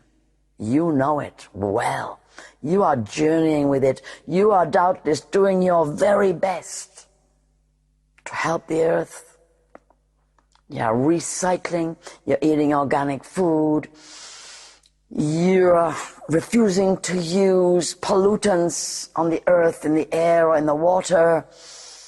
You're doing everything you can to save the trees, the forests, the Amazon. I'm sure that you are earth aware, because it has now been a long time since the voices of the earth have been rising up into your ears, into your hearts, talking to you in the dream time through the fairy folk, elven people, pixie gnome, leprechaun, the spirits of the animals, your guides and helpers. It has not been a quiet affair for the last 50 years. A growing awareness and discomfort in all beings with a spiritual perspective, knowing there is a growing imbalance. There is a growing sense of discomfort in the relationship between humanity and the nature realms.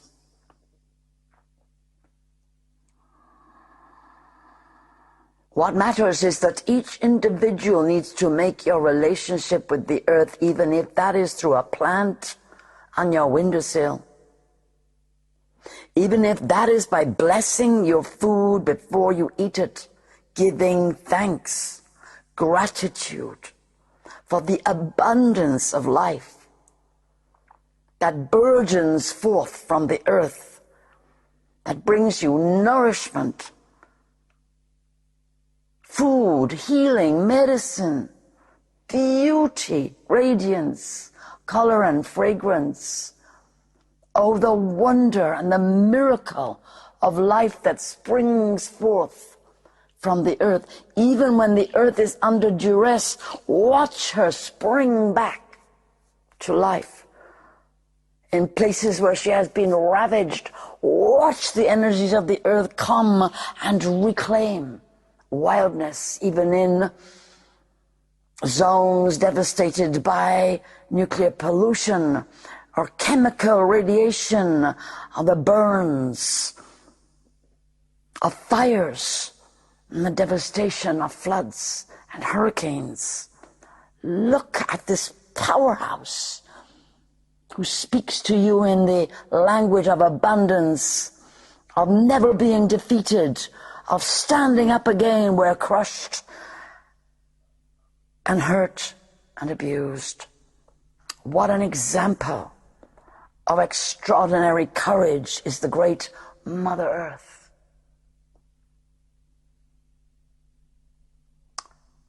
What is coming forward from these voices? From the plants and flowers and trees, from the animals and birds, the water beings, insectivores, serpent beings. What is coming forward from the voices of the earth, who are crystalline, rock, stone, metal, mineral? How are the waters speaking? And the winds, and the clouds? This living being is surrounded by living intelligence emanating all around and deep within. Divine beings dwell in the worlds of light within the earth and speak to you in all the sounds you hear in nature. Listen well, beloved, for you have come to live with the earth. You are in the earth's energy field. You are protected, housed, clothed, fed, nourished, and healed by the earth.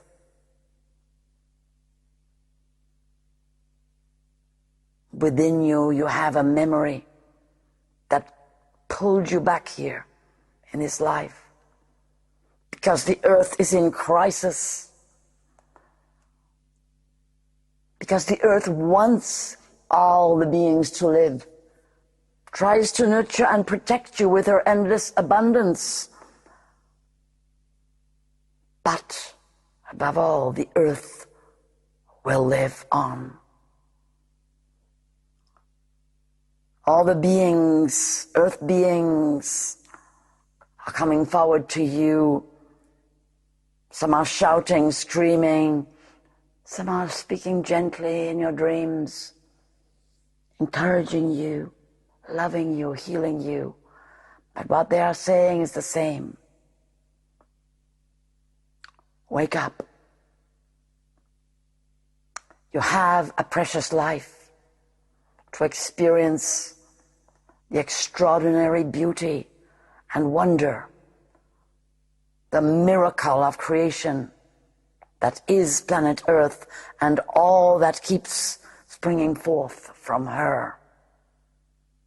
You have a great opportunity for your soul's evolution in physical incarnation on this beautiful planet. Do not waste a moment of your life, but rather come forward, listen well, honor the earth, honor your body, your earth body. Give thanks. Give great gratitude for the beauty and the wonder that you see. The life that is earth life, of which you are a part, a small part. Feel yourself bowing your head in acknowledgement and honoring, in total wonder and adoration of life, of the beauty of life, of this extraordinary opportunity you have to live the good life, close to the earth, in beauty and peace and harmony, in radiant, loving connection with one another, in peace and joy and love together, with the earth, in the earth, and on the earth. Blessings and peace. I will leave a link to a video which is all about creating sacred ceremony. It's a ceremony for one person, so you can do this ceremony as and when in your life. It would work very well with this beautiful transmission. Please like this video, please comment on it, and do give it a share, and we'll see you very soon. Blessings and peace. Blessings and peace, dear one.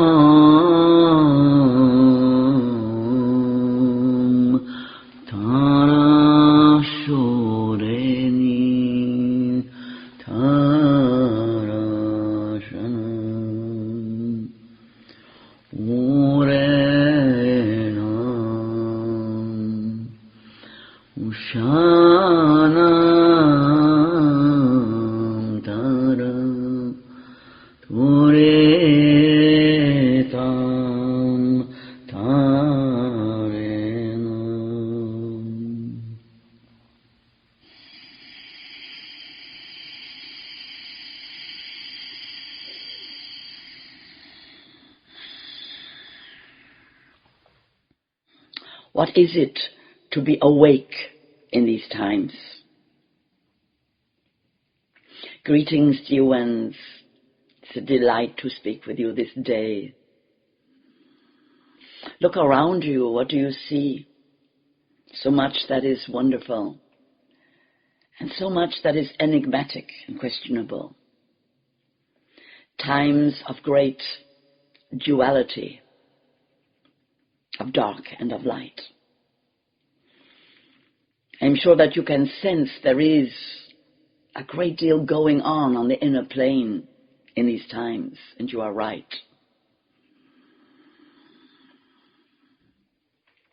When you come to earth, you come to evolve, you come to have the most extraordinary experience of these extremes of dark and light, night and day, so-called bad and so-called good, choices all the time for you to make in your life, paths that you could take, that you do take and perhaps lead nowhere, and paths that lead you to the greatest and most wonderful experiences. How do you know whether you are awake to the most wonderful possibilities at any given time in your life? How do you know? What tells you that you're having the best time you can have, that you've made the best option, choice, this day, this time in your life? And right now upon your earth, what are the choices? What does it mean to be awake? Have you noticed what's going on? Does anything alarm you? Are you concerned about anything? Have you noticed that some of the changes are really, well, that you could say they're beneficial? You might be spending more time with family and friends, that you're close to. You might have a better experience of the quietude of nature. You might be experiencing a lot of peace in some of the elemental places, in the oceans and the rivers. Perhaps there's less traffic on your roads. Perhaps there are indeed environmental advantages to the lockdown that is happening in your society. Or perhaps you are someone who is actually experiencing serious trauma. Maybe you have lost your business, or you're experiencing poverty and disablement at this time. Or perhaps you are experiencing a lot of fear where you are living in the world at this time. There are literally so many possibilities, and that is one of the great hallmarks of your time, the great variety of human experience that is possible even at this time. And you might think, well, I didn't choose to have a bad experience. Why am I having such a difficult experience at this time? Or you might notice, well, I'm not really having a difficult experience at all. I'm having a really easy time. And you might think, well, why is that? Why are some people having it easy and some people having it really hard right now? And how are your compassion levels? Because this is all part of being awake. That being awake means being aware, means being conscious, means loving, essentially. How capable are you of being in a state of love at this time? Because to be awake means to be aware of your divine origin, of the source of your being, which is love. Are you feeling in your power right now? The power of your love? Are you feeling able to be luminous, light-bearing, kind? Are you able to bring forward your healing energy? Are you feeling free inside, even if you are following your laws and regulations and, whatever curtailments are upon you? How are you feeling about it? Are you angry? Do you feel marginalized? Do you feel shut down, oppressed? How are you? Because your awareness and your awakeness is going to be speaking to you, each one in a very different way. And are you able to own that, to see that different people are legitimately, authentically having different experiences right now? Are you in judgment of beings who seem to be acting with a lot of fear? Or do you understand that for some people right now, some entire nations even, they have ancestral memories and, they have been treated badly for a very long time. Some races have had oppression for so long that this is very triggering, this situation of past memories, of torture, of imprisonment, enslavement, all kinds of memories coming up for so many different beings in so many different ways. Are you able to countenance that and stay out of judgment and stay in compassion? And if your option is to feel free, to feel elevated, to feel that you can do something, then are you able to stand up and do it? Are you able to have a voice, to speak up for the oppressed, to really bring the best forward for those who are perhaps in your local area, in your surrounding? Or perhaps you are someone who wants to speak in a more global or international way to the consciousness, to the whole consciousness of humanity. Because for sure there is an opportunity at this time for a global awakening, and that means an awakening of loving consciousness, of kind, compassionate treatment within all of humanity, of one human being with another, of one species with another, as in the animals, the birds, the water beings, the earth itself. And so I ask you in that way of awakening to consider what that means for you. Are you feeling enabled? If you're not feeling enabled, can you enable yourself? What could you do this day to awaken the enablement of the freedom of your spirit? Because the freedom of your spirit does not in fact depend upon, in that sense, the circumstances or the situation of your body, heart, and mind. Wherever you are, yes, of course, it's going to make it more or less difficult for you to feel free in your spirit. But you can still bring compassion into your life, into your day. You can still bring love in. And love always comes from the freedom of your spirit. So it is always the hallmark. It is always the question you ask. How is my heart today? How is my capacity to love and care for myself, to lift up my own spirit, to connect to the source of all life, light and love within me, which we can call the divine, or we can call the universal intelligence? Words do not matter. What matters is the energy of love flowing in to heal you and to heal all those who come forward to connect with you. For Chung Fu, this is what it means to be awake at this time in your world.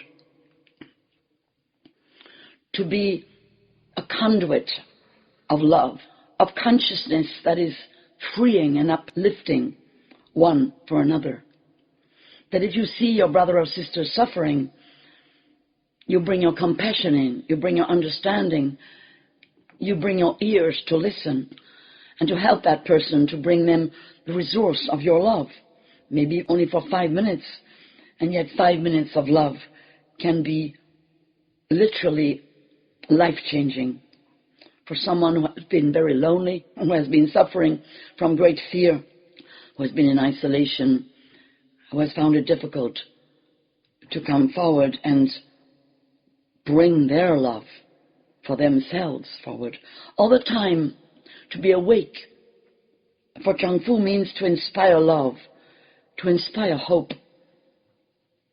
to inspire compassion and kindness and understanding, to model divine presence in your person in the most simplest of ways.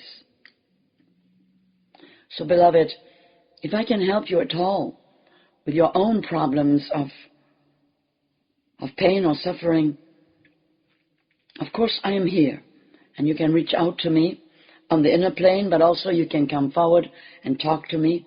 And I'm offering you all kinds of possibilities to journey with me.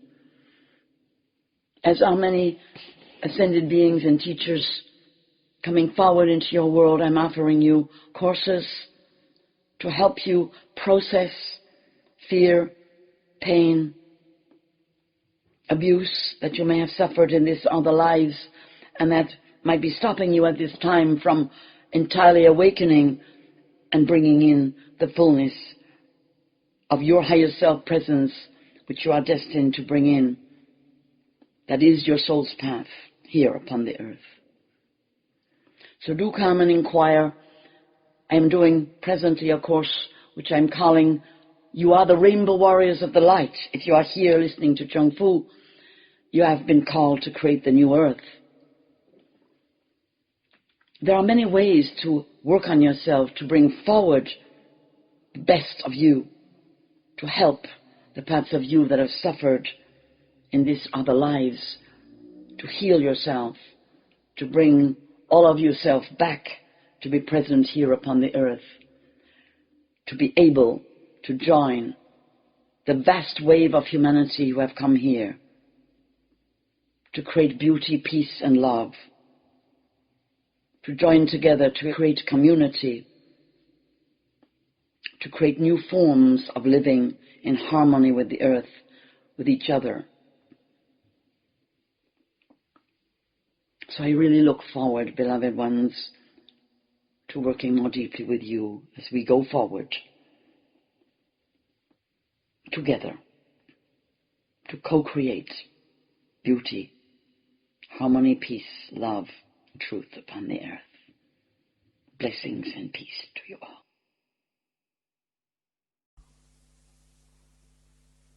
What is love in the crystal realm? Blessings and peace. The divine creator beings have created so much beauty here upon the earth and throughout the universe. What is love expressed in its crystalline dimension? Love is divine power. Love is divine essence. Divine essence is within all forms throughout the universe. Look at the beauty of crystals. I'm sure that you have seen crystals of all kinds. They are extraordinary beings. They are ancient beings. Millions of years old. They contain the energy of eons.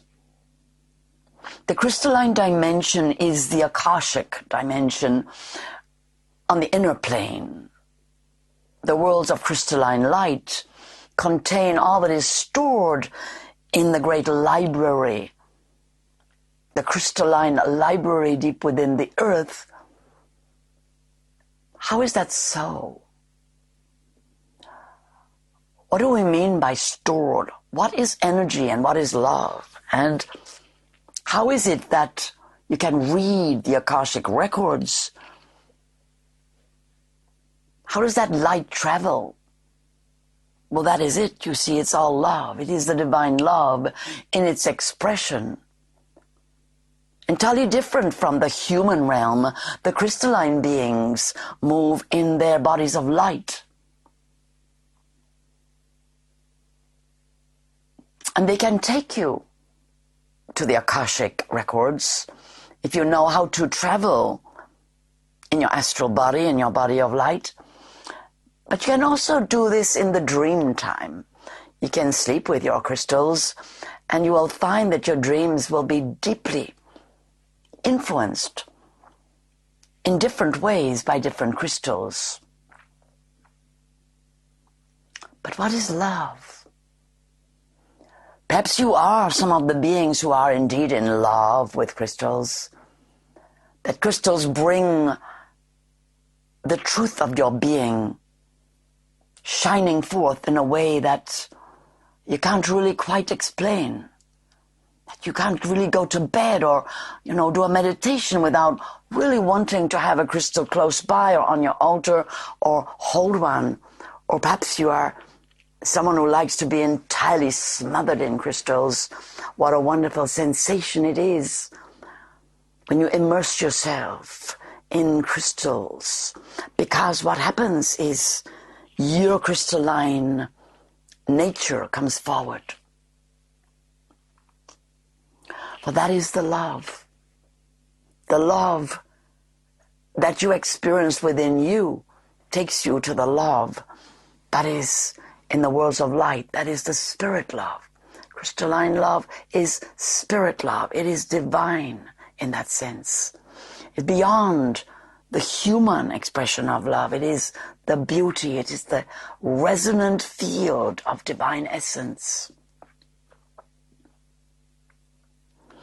Of course, I am speaking of the inner world of crystals, but also understand that I do mean that this love evokes love within you.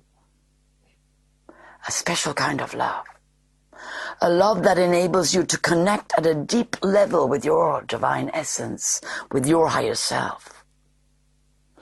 Once you have learned to hold crystals and feel them on your chakras, on your different centers throughout your body, once you have learned to journey with crystals, to go deep, to go into the deep dimensions of light on the grid of light, actually traveling in the astral plane and moving through the dimensions, then you start to realize, oh my goodness, I do see that this is a living reality. Beings come forward. They show you the beauty of the crystalline dimension. They open up the Akashic records for you. They show you images of past lives. They are teachers in the ascended realms of light. So this love, this crystalline love, it is where the divine love has come in and shines in a permanent state of crystalline radiance. Just as your soul, once you have left the body, remains shining, radiant, it is a light presence. So you have the body of crystals within the earth, the many beautiful places, and some of them are offered up for human connection. And yet the spirit of the crystalline beings, like your spirit, is free, travels free. Yes, it is within the crystal, but it will also walk with you, journey with you, love you into a higher vibration. That is what the crystal beings are. They are ascended beings. They are not stuck within their forms. They are not trapped. They are mobile. They are light. And this light, this love, this crystalline presence in its most physical form is there to inspire you to remember that you too have come from that divine light, that in this lifetime you are human consciousness, but that you actually do remember somewhere in yourself having been in other forms, having been created from the very source, the very essence of love. And that when you hold a crystal, that deep essence comes alive in you. It vibrates your body. It opens up your chakras and enables you to connect to your divine source. And what greater love is there, dear one, than being able to connect to Goddess God, to the heart divine. And so the crystalline love is the love that enables you to journey in the realms of light, along the crystalline grid that joins all planets, stars, galaxies, and constellations, invisible to the naked eye. The crystalline grid of light joins all beings, all forms, and is the fabric of the oneness of divine love emanating from the source of creation, is the very conduit and the very love itself, that when it enters your being, lights up the codes of understanding from beyond this life, sparks powerful soul evolution within you as you remember, ah yes, I came from love. I came from divine love that is the source of all that is. And I too have within me that crystalline divine essence, that divine love that pouring through me enables me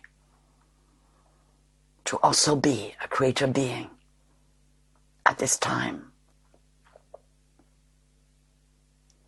so we give thanks for the wonders and the miracles of creation, for this earth, for the beauty of the crystalline realm, for the wonder of the human being and the crystalline essence deep within the soul of humanity that remembers everything, that is one with the Akashic records and connected through the crystalline grid of light to all the information, experience, knowledge and memory of all the earth, and here on earth of all the cosmic beings, the cosmic bodies, meteorites, all who have touched the earth, all who have been here, all of it is held as sacred memory deep within the crystalline realms of the Akashic records. We give thanks that we can call that love forth and fill our hearts, minds and bodies with the deep understanding that is beyond the mind, that emanates from the source of all love, all light and all life. Blessings and peace. Blessings and peace. Wonderful. If you'd love to go deeper into the topic of crystals and journeying with your Akashic records and developing your chakras and studying more deeply with journeying in the crystalline realms, Chung Fu has a course all about these beautiful ways of working with crystals, and it's called Crystalline Ascension, and there's links in the description of this video. So once again, thank you for coming and being with us today. Do give this video a like and a comment and a share, and if you haven't subscribed to our channel, you can click the little subscribe button and the beautiful little bell notifications, and we will see you again. Great love. Blessings and peace.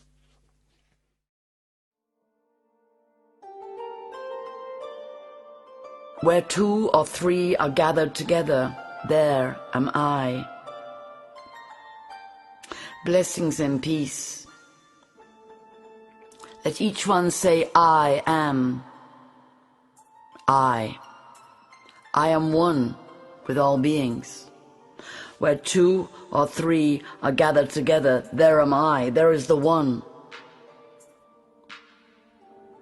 When you are gathered together for one purpose, the I am is really strong. It is reinforced one by another.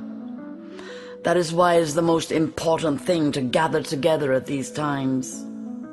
It's the most important thing to realize that being stopped from gathering together is the most serious situation. So you can do other things. You can meet online, you can do those things, you can make telephone calls. You know, Chung Fu has been introduced to Zoom and all these modern technologies which enable you to contradict the social separation. With all your heart, do your very best while complying with the laws that you need to comply with for your safety. Do your very best to look after yourselves, dear ones. Do your very best to take care of your heart,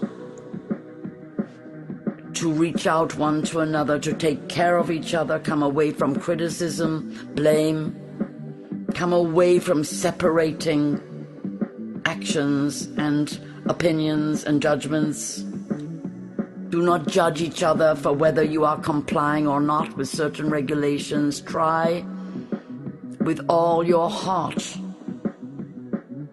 to gather together inwardly in your hearts, minds, in every way that you can.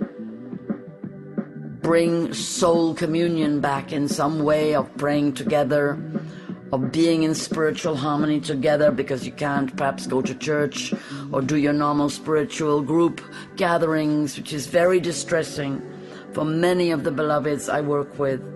It's the most distressing thing, not to be with your beloved companions of light, doing healing work in physical proximity. This is very stressful.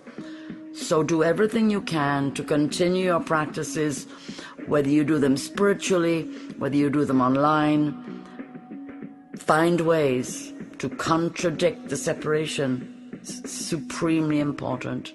Where 2 or 3 are gathered together, there am I, or there I am, because the I am is the one within all.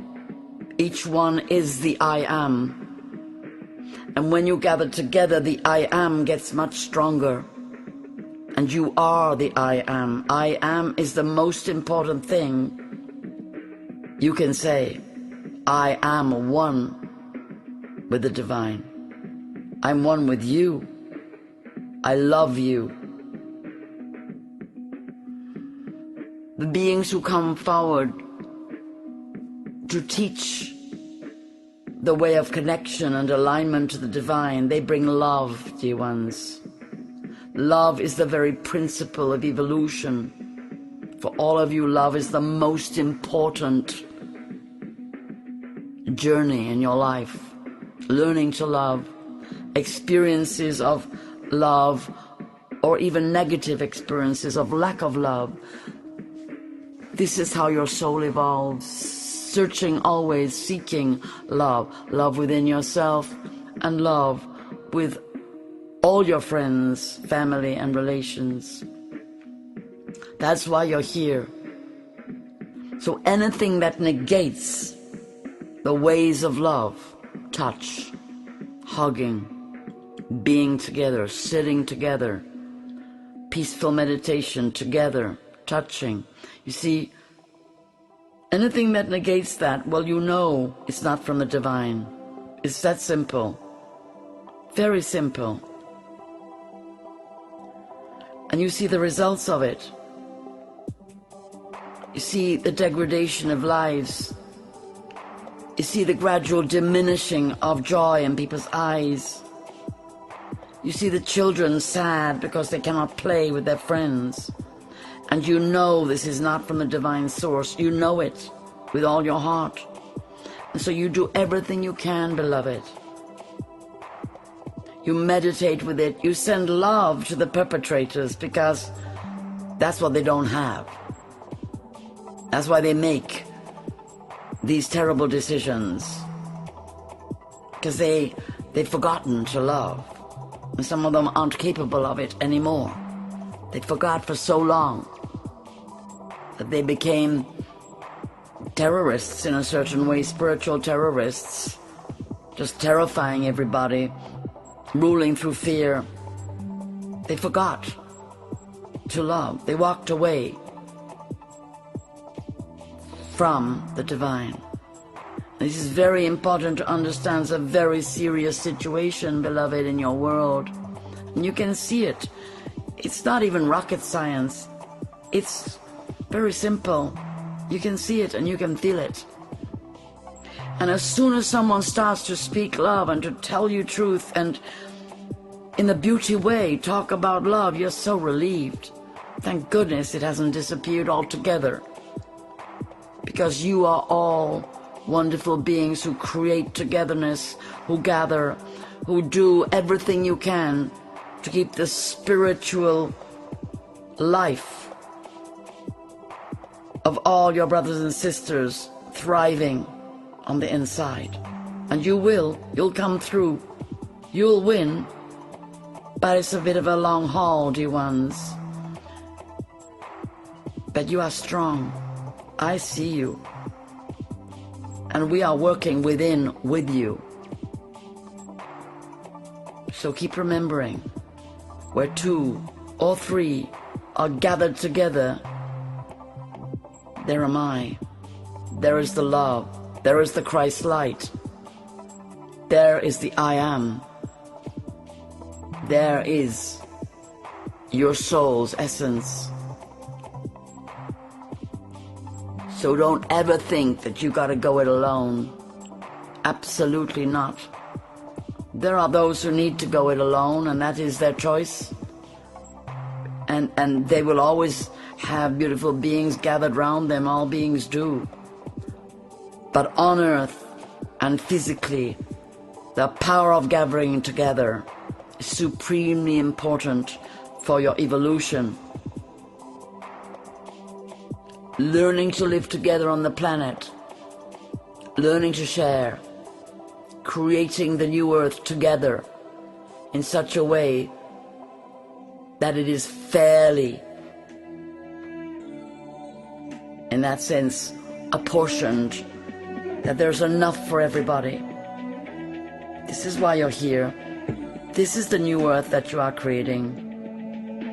This is why we are coming forward to communicate, to see you through this difficult transition, and you will come out the other side and you will just open up your hearts and realize, oh my goodness, we have just been through an incredible global initiation, a massive wake-up call for the divine power to come forward within many, many beings who have then enabled the others to awaken.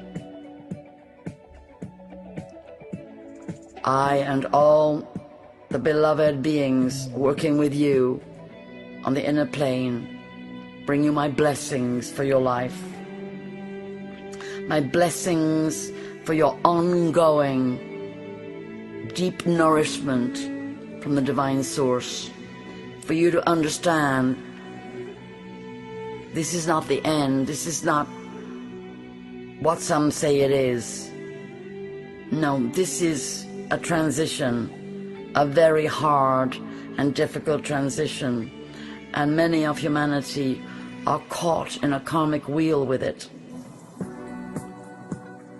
And for a while that will go on being the case, and you will find yourselves, those who come forward to continue to gather and lift up the divine spirit of humanity, you'll find yourselves leading the way to create great change here upon the earth, to live in a completely different way,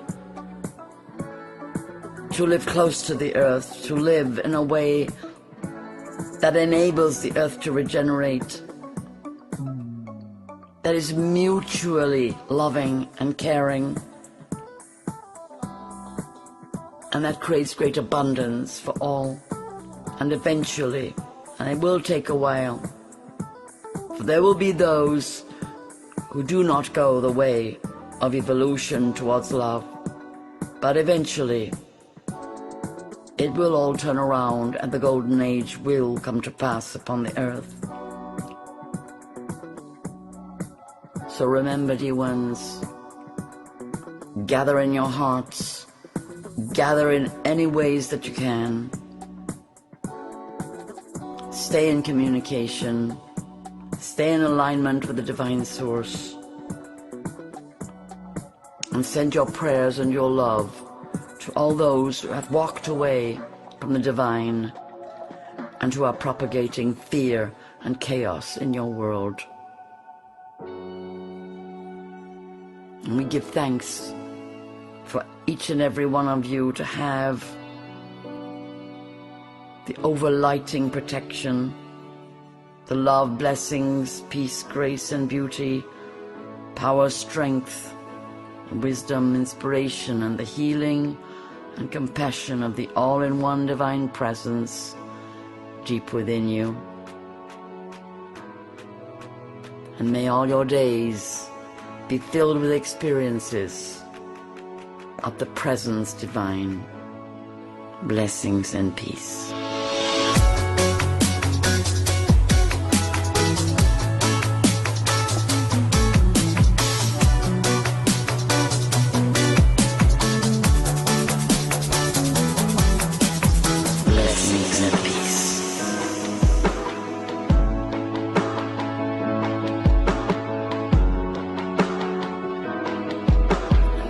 Days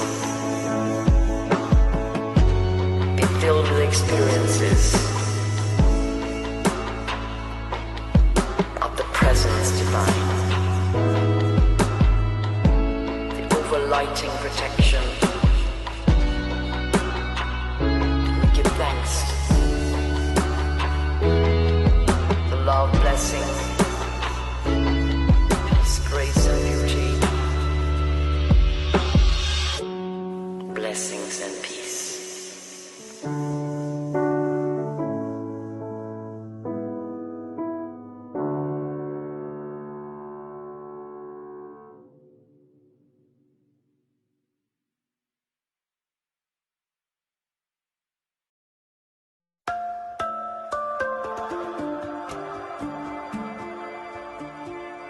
Message from Arcturus.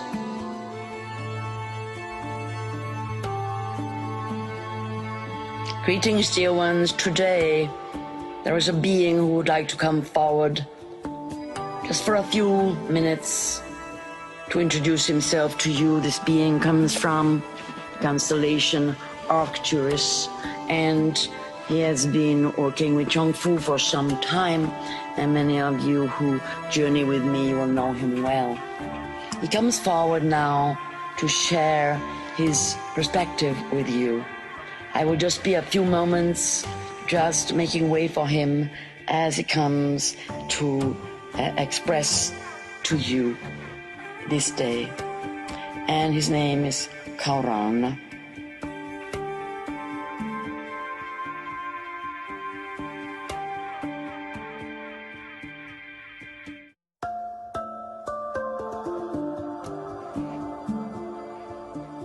Hello.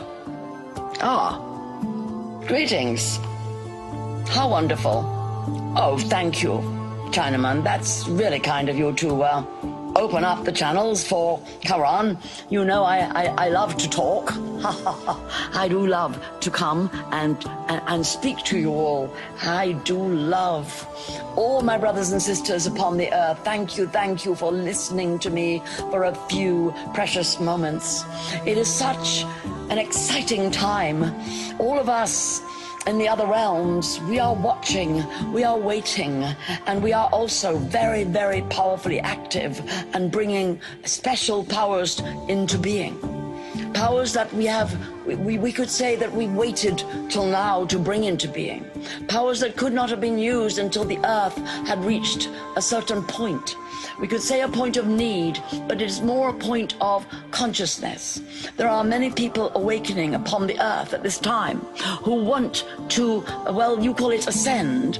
I call it elevate, to come up in the vibration, to have the frequency that makes it possible, more possible for us all to communicate. Because we are a great team of wondrous intergalactic beings present at this time in the worlds of light. And they are very real worlds, just like your world is your physical dimension. The worlds of light are equally real.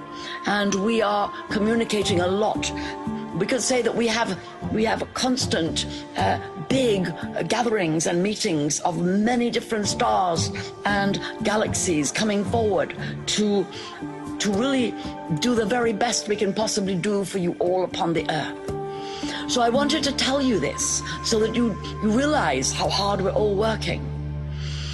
And I also wanted to explain what it means when a star being's working hard. What does that mean? On Earth, it's banging a hammer onto a piece of wood with a nail or something, or building a building, or bricks and mortar, or doing physical activities. And oftentimes I have great difficulty to explain to physical beings that we equally do make constructs, we build, we create beautiful spaces, we are working with color, we are working with light and sound in a particular frequency, which you maybe, some of you do hear actually, but not all. And we are, like you, we are working with the divine source. We are creating beauty It's beauty in the worlds of light. It's another kind of beauty. It's a very crystalline beauty, because the Arcturian realms, as you may know already, we work a lot with crystals, crystal light, crystal color, and our constructs are very advanced, very geometrical, very beautiful, but also very functional. They have purpose. So in our world, we don't do anything that does not have purpose. And that is something that I wanted to really sort of bring forward to you, really, that I do see, with all due respect, that some humans, well, I'm not quite sure what their purpose is.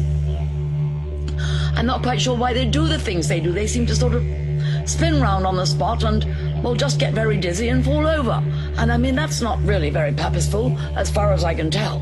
And then there are those beings who do things that are, to be honest, if only they could see time concertina it up, they would never do it, because that is just simply going to come back and hit them for six. These acts of really, to be honest, not just unkindness, but sheer cruelty, absolute abuse, and despicable, awful actions that some beings are, and I'm not going to even say they're human beings, because I don't think a lot of them, from what I can see, are human beings, but they are influencing human beings and doing terrible things to some of you.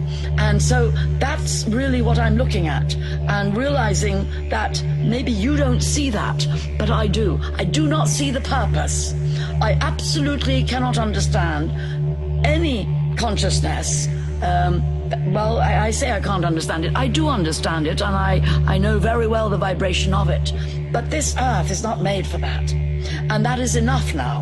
And so it is time, and that is why many, many intergalactic beings are coming together at the moment to create a power, a force of light that is coming closer and closer into the third dimension, because it's got to get to the physical earth. It's got to arrive. And I wanted to explain to you how that happens. It happens through you. You are the receptors. You are the radio stations. You are the transmitters of that light. And that's why I'm here, really, to just make sure that anybody who possibly can, and who would be willing to raise their vibration to that point of saying, oh, please, yes, Arcturian beings, I understand where you are. I'm living a life of purpose. My purpose is to bring in the divine energies of light. I'm working with you. Because as soon as you make that choice, as soon as you decide, I'm working with the beings of light, so be it. It is. So it is. You see, that the power of your mind is extraordinary. Many of you know this. If you make a decision, you say, I will work with Arcturians, Pleiadians, Venusians. I will work with these beings who come forward. You will be working with us. You don't even need to look for proof or, well, what did I do or what did we do? You just need to know that the kind of work we do, it is the work a bit like a gardener who tills the soil. We turn over and clear the etheric strata for the arrival of these ascended levels of being and of light. Because it is the arrival into the fourth dimension, the dream time of our presence, that enables you then to feel strong, to feel that you are supported, to feel fearless, to do things that you right now may think, oh, that's a bit dangerous. I don't want to endanger anybody, least of all my own family. There's a lot of that going on. I see so many people who are wonderfully educated, who are so bright and who see through everything, but are not speaking and are not acting. And therefore what happens is there is no manifestation of their will. And it is, and you can do it by writing it or speaking it to somebody you know. It doesn't mean you have to go out on the street, you know, make a huge noise, become a public figure. No, not at all. It is the vibration of your speech into the atmosphere. Like, for example, right now, my voice, I am so grateful for this moment to resonate into the atmosphere in which you are all dwelling. I am so beyond delighted to have that moment, because I know the power of sound. I know that my voice will resonate a voice in you, and will also encourage all the beings working with you to speak also. This speaking up, this is the most important thing in your time, that you in some way speak up. And that doesn't mean get yourself into a sticky position. That doesn't mean talk to people you don't want to talk to. That means speak up. You speak up in some way. Speak up the truth that you see. There must be space for each person to rise up into the fullness of their being and express what they see. You see, you are wonderful beings, but you need to express. You need to be empowered to express and to flow with your emotions, with your thoughts. It's about this flowing of energy from the source. Have faith in yourselves. What you think and what you feel and what you sense is very important to be expressed. And by you expressing, what happens is you alter the vibration, literally, of the atmosphere around you. It lifts up. Each person that speaks up, not with anger, but with clarity, with positivity, with love, with certainty, raises the frequency that you are all dwelling in. Thank you so much for this opportunity to come forward to you all. Maybe I'll be allowed to do that again. I give such thanks to the old Chinaman, who is my dear friend, and I bless you all. I bless you all. Keep going. It won't be long. I'm Kaoran. Thank you. Kaoran, may I ask if you would kindly give us a really short meditation to go along with that teaching? Of course, dear brother. Most delighted. Breathe. The breath. Your life. Breathe. You are physical. Appreciate your body. Feel it. Love it. Realize how fortunate you are that you have made a body, beautiful body, to be able to feel, touch, taste, smell, hear, and see. Think of each sense. Let's start at the top. This is going to be gratitude. Gratitude for my whole physical human body. For in being grateful, you lift up the vibration of your body, which feels grateful to you. Smile and breathe. And as you breathe, take the energy all the way up to your third eye. And feel as though it's radiating out of your third eye on the out breath.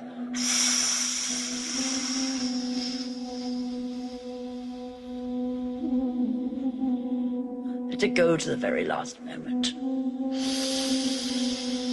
Breathe in, just enjoy that feeling. Feel yourself saying, I give thanks to my third eye, to the vision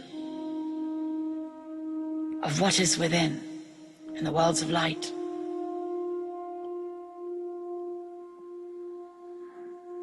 And I open my third eye a little wider this day and smile. And do that breath again, breathing it in with a smile.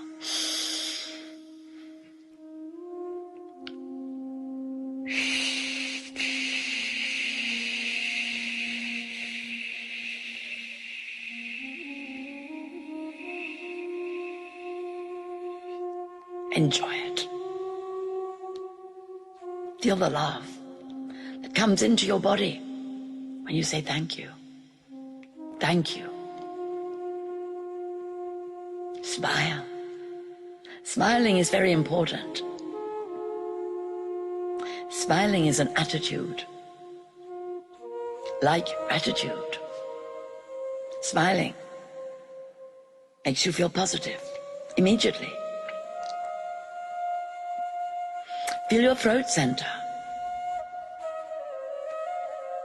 When you smile, feel how you are stretching the whole faculty of your ears and your throat, your voice. Enjoy that wonderful feeling. Feel so grateful for your voice. Smiling. Don't forget to smile. Don't forget to breathe, giving thanks for the breath. I love my voice. I love that I can speak and sing. I love my ears and that I can hear beautiful sound.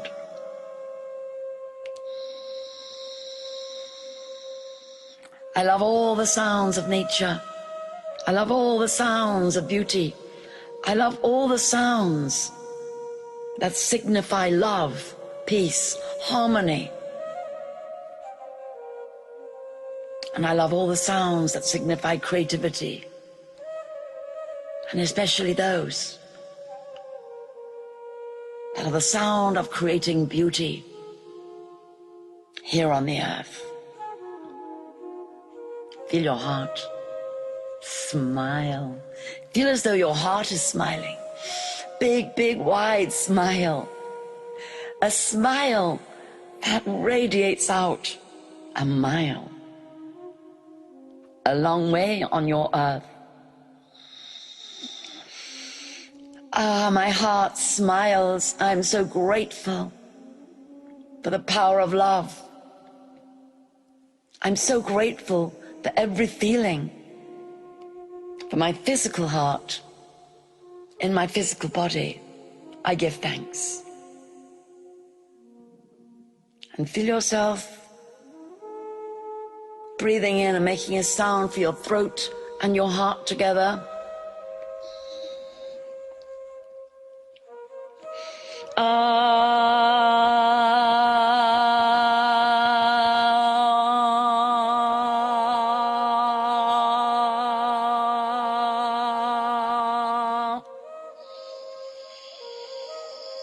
And then just feel the three lower centers all together like a team, a power team of gold and red, of orange and all the colors, of warmth, of fire. You are star energy. And as you breathe and smile, feel that you have arrived like a shooting star from a high, wondrous place in the universe of love. And feel yourself coming right inside your body, smiling, breathing, and giving such thanks for your legs, for your belly, for your body that walks you all over the earth. I treasure this body. I love this body. I give thanks for my legs, for my belly, and for the whole of my body that carries me with such stamina and strength every day of my life.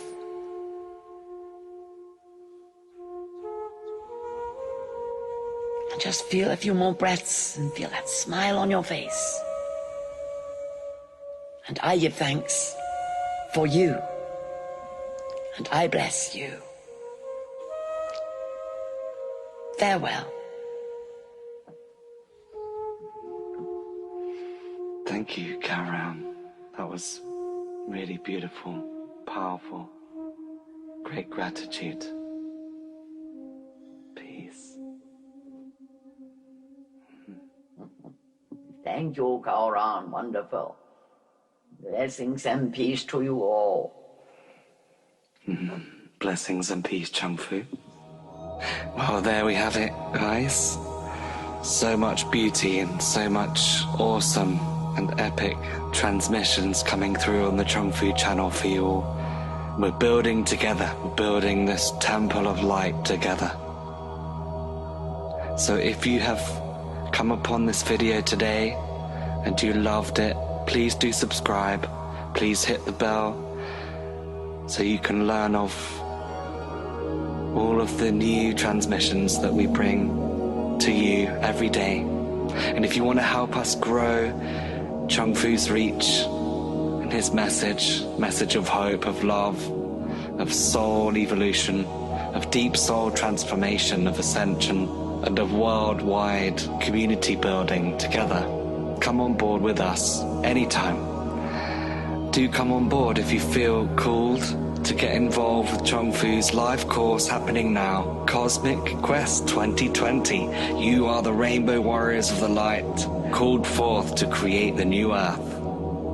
And part 2's coming really soon, and we would love to have you come on board with us. So for more information, just drop us an email at info@deepsoulconnection.com. And we will see you again soon. Great love. Blessings and peace.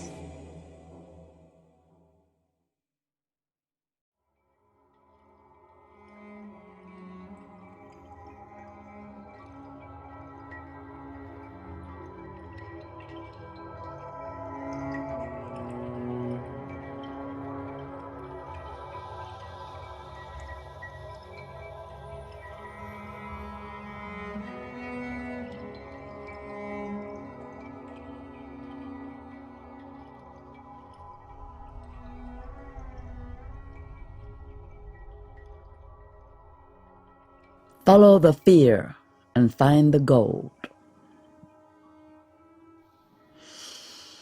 Greetings, beloveds.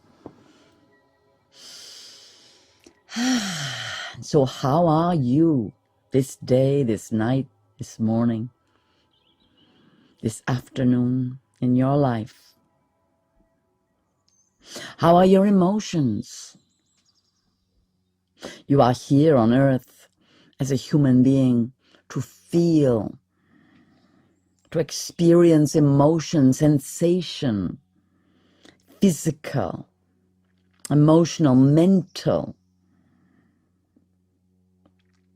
experiences of your spirit incarnate. How are you getting on? Can you feel other spirits around you helping you, spirits that are not incarnate and who are connected with you? Do you understand that you are a conduit, that having a body is an incredible gift?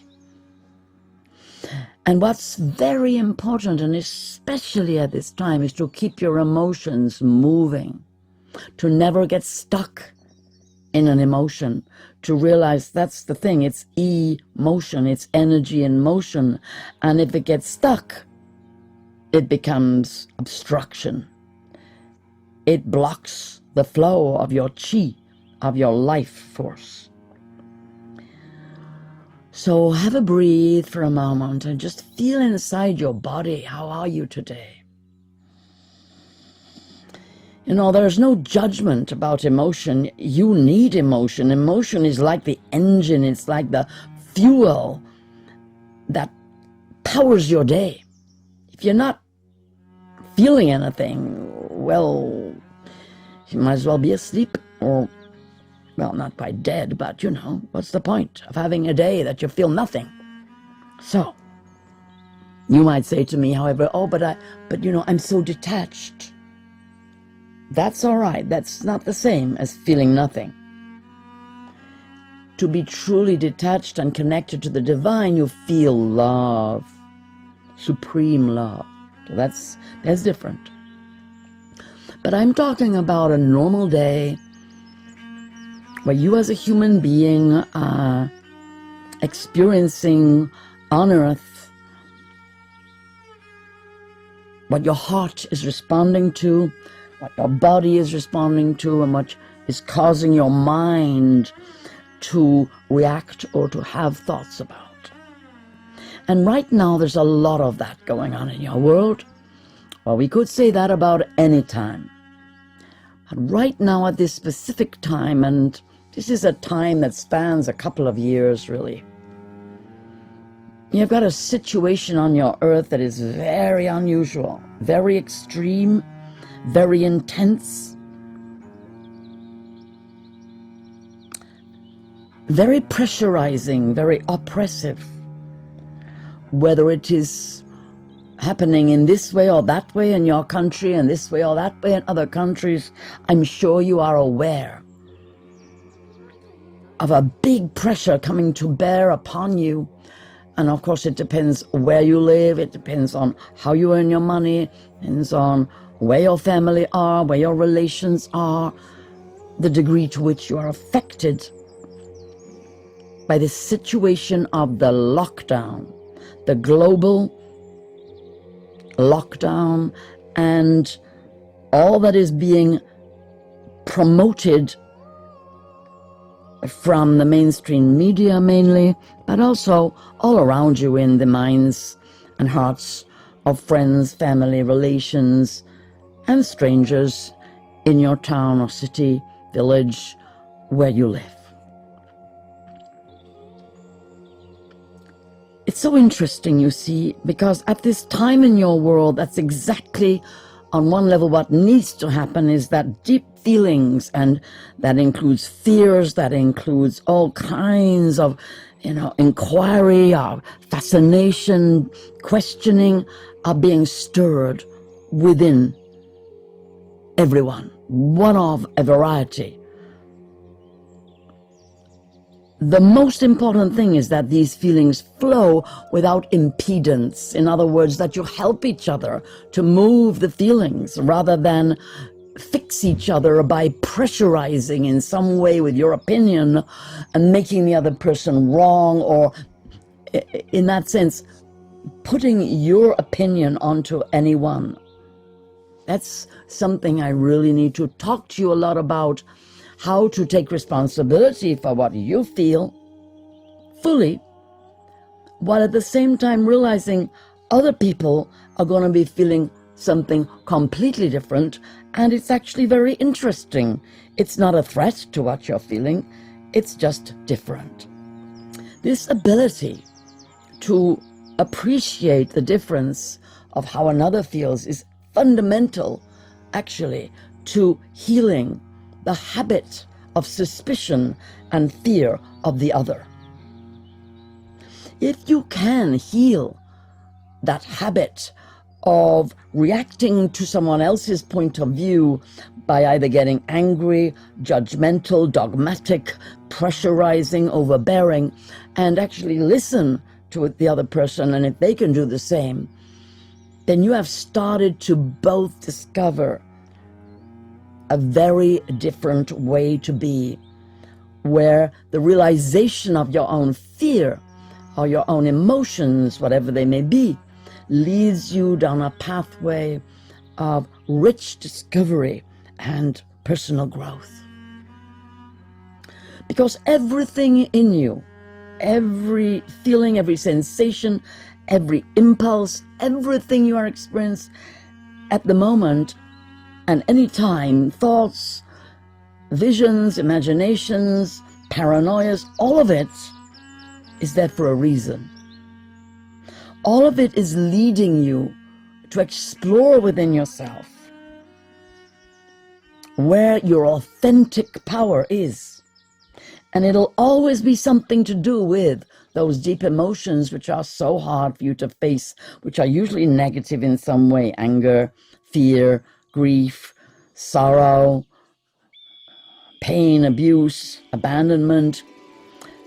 There are so many of these so-called negative emotions which have, in a sense, well, they lost their cred because they're not really, they're not instant gratifiers, and you live in a culture that has promoted to you that unless something is instantly gratifying and instantly rewarding, well, it's not worth struggling to, to work with. Whereas I say the exact opposite. I say that the deeper you go inside yourself to meet these difficult emotions, the more your soul is going to reward you with deeper and deeper, stronger personal power and self-confidence and courage. Because that is what we want to do.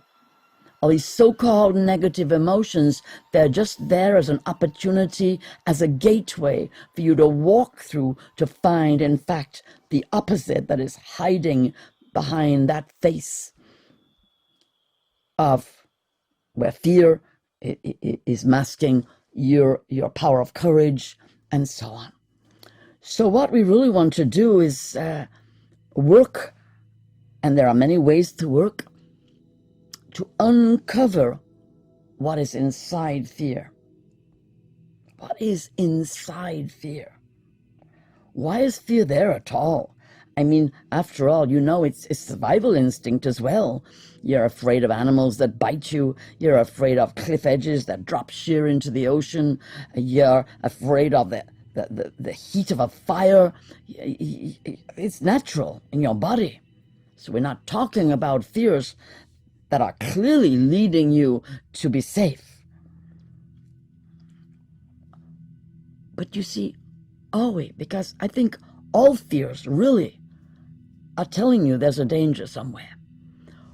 Or perhaps they are reminding you that there was a danger somewhere, and maybe they are reminding you that you're close to such a situation again.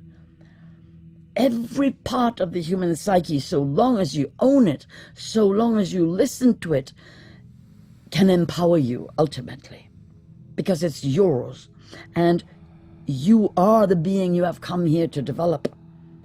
And everything about you, everything about your day, everything about every thought, feeling, and sensation is your opportunity to develop yourself, to become aware, to realize, well, the ideal experience I want to have is of liberation, freedom, joy, ecstasy, fun, beauty, love. And so if I'm not having that, well, what's the reason? Where's the blockage? And if the answer to that question is, well, I hate everything, I can't stand it, I'm terrified, I can't even get up in the morning, or various degrees of unpleasant experiences of life, then it's really simple. It might not feel simple in the moment, might feel like the most undesirable path, if you like, to take. But the fact is that if you can take it, you will receive all the help you need from guides, helpers, power beings who work with you. But yes, you have to take yourself on, and you have to understand that you are born to do exactly what your soul is calling out for you to do. And your soul calls out through your emotions, through your life experiences. Sometimes they are very enigmatic and hard to get underneath or to get past. You have to use all kinds of methods. Sometimes you have to use physical methods. You have to really observe yourself and notice, well, does going for a jog or doing some martial arts or some yoga make it easier for me to feel my feelings? Am I numbing down my feelings for various reasons to make my job easier, or just so that I don't feel the pain? Would it be worthwhile to just really listen to this pain and try to make the sounds of the pain? Is there a way that I can get through the pain by sounding through it, by moving through it? Can I take this pain into the dream time and dream through it? Can I swim through it? Should I take it to the fire? You see, look at this world of opportunities that you have. to explore, to listen, to own all that is yours. And as you do so, you realize, oh my goodness, since I've been doing this, since I've been really listening to myself and believing everything I say on the inside, and really following with total commitment the path of self-observation, of real self-love and self-attention and ruthless ownership of all that is mine, I'm feeling stronger and stronger every day.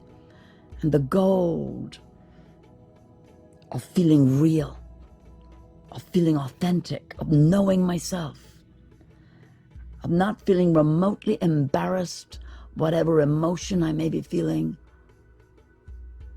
this is worth more than anything I could buy in a shop or buy from anyone else. And this is because I did it, because I went inside, because I faced my fears, because I expressed it, and because I came into full ownership of the treasure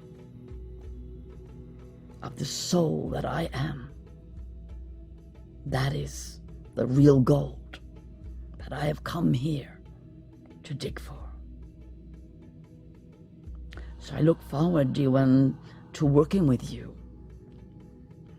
You can come forward and work with me, or you can come on one of our many courses, because I am determined to help you find that gold that is deep within you, but which you have to mine for. You have to go deep. And you have to call it your own, whatever you find. And you have to know how to love, how to forgive, how to honor, how to have great compassion, and above all, how to own everything as yours. As you go forward, dear one, may the living spirit that is within all things come forward each day, bring you the strength and the power of your higher self to illuminate your mind, to bring you positivity and clarity of perception, strength of heart and courage to look deep inside you, to face the truth, to speak it, to own it, and to walk forward in your body on your soul's path, creating peace, harmony, love, truth, beauty, deep soul connection, deep understanding that is beyond the mind. Blessings and peace, dear one. Thank you, Chung Fu. That was awesome. And if you'd like to study with Chung Fu, we have a range of courses available. We have Rise and Shine, we have the 21 Steps, we have Crystalline Ascension, and if you love all of our videos on the Chung Fu channel, then be sure to subscribe and hit the little bell for notifications. And if you feel that you have any friends and family that would love to subscribe to Chung Fu's channel, please do inform them that they can also subscribe to our channel too. Great love to you all, and we will see you again. Bye for now.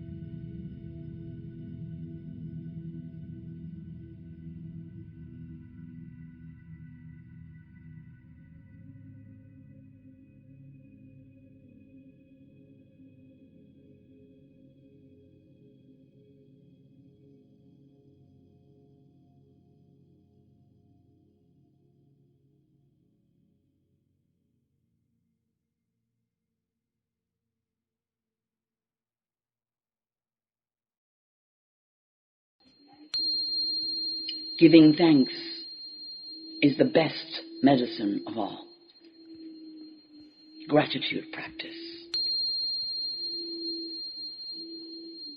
Greetings, dear ones. Today, I wish to celebrate you. Celebrate life. Celebrate the earth. Celebrate all the wonderful beings coming forward to be present with you upon the earth, that you may realize the wonders that are available to you. And it all starts with gratitude. So every day of your life, dear ones, start your day giving thanks for everything you can possibly think of. Every day rise up and open your heart to the day that is ahead of you. Every day remember all the blessings that have been, that have led you to now. Even the lessons that have been difficult, the challenges, every experience of your life that has led to now has been created by your soul for your evolution. Sometimes they feel like lessons, hard lessons. And even if you look back and you see hard lessons, realize that you are here now, so you got through them. And be so grateful to yourself, to all your guides and helpers, to all of life that has come forward to support you to get through hard lessons. If right now you are experiencing difficulties, open up your heart and ask your higher self and the divine beings to just show you inside these difficulties what there is that is a blessing for this day. Expect there to be blessings which appear, which hide within difficult circumstances. And give thanks in advance for all that you are going to be shown this day, for all the resolutions that are going to come, in all the ways you may be being led forward by your soul this day. And especially if you are feeling any fear this day, open your heart to the love that is all around you. Breathe it into the place of fear and be so grateful. Be so grateful for this opportunity to meet fear. For above all, you are here to change the places within you where negativity may have taken hold, where fear may grow, perhaps underneath, where it is hard to see. And deep within you, you know that you have the power. Within your spirit, you have everything you need for this moment, for this day. You have the love.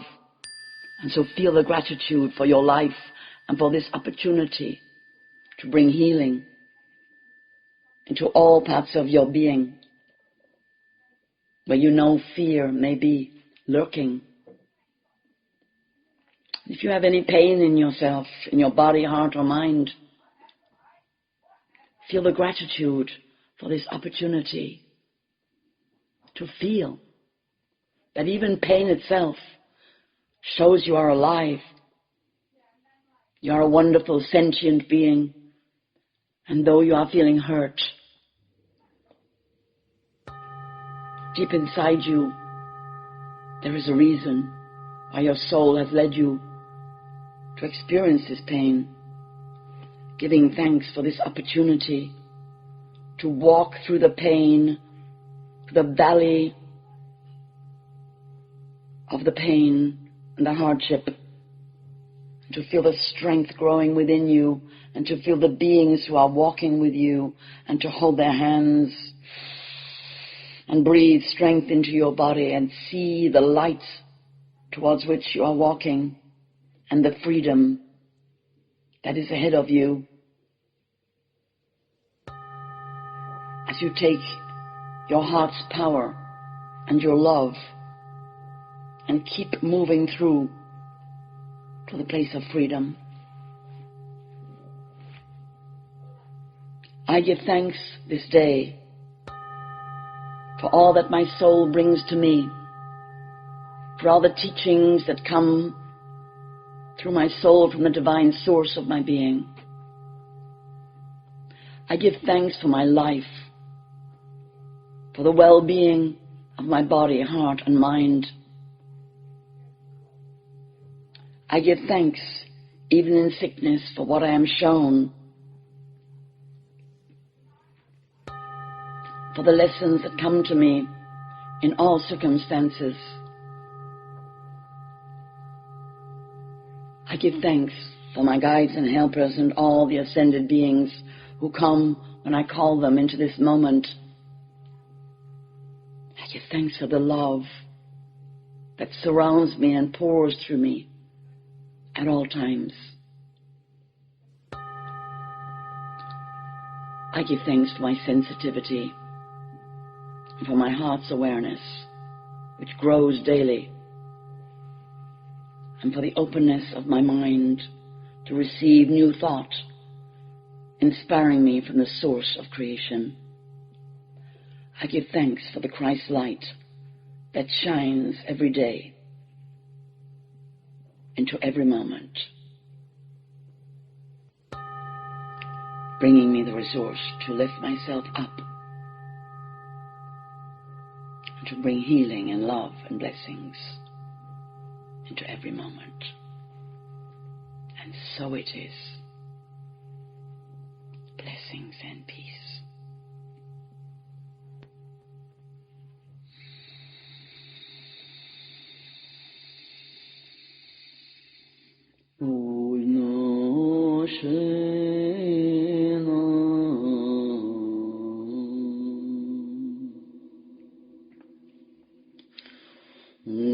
Om Tara Om Shamena Om Natejana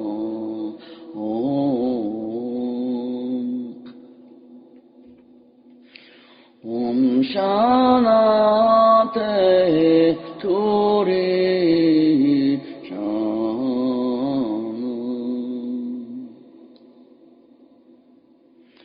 Om Namah Tari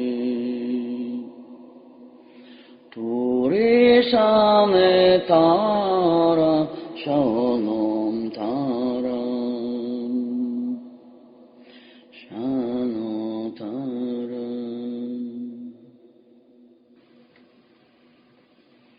Great Mother of the Universe, I give thanks, Tara, for all the blessings you shower upon me every day.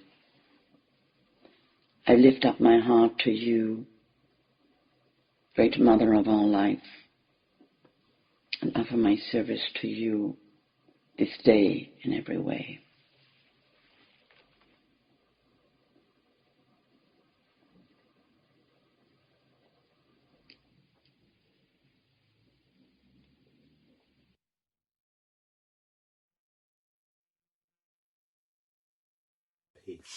Higher self, spirit, soul, mind, heart, body.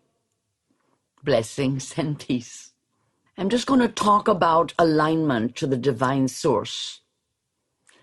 It is important for the mind to understand, to know how it works, the energy that comes from the source of all creation, how it is that all beings coming from the ascended realm say to you, you are one with the divine source. What does that mean? And how does that relate ultimately to your physical presence upon the earth? And how to work with that and make sure that alignment is strong and that you can depend upon it, that you can know that when you start to do your chakra practice, your meditation, your qigong, your tai chi, your yoga, whatever practice you choose, that you are becoming aligned through all those levels of your being to the very source of all love and light, of your very life essence. the solar source, the solar logos, divine heart. So just take a breath with me for a moment and think of that word inspiration, spiration, spirit.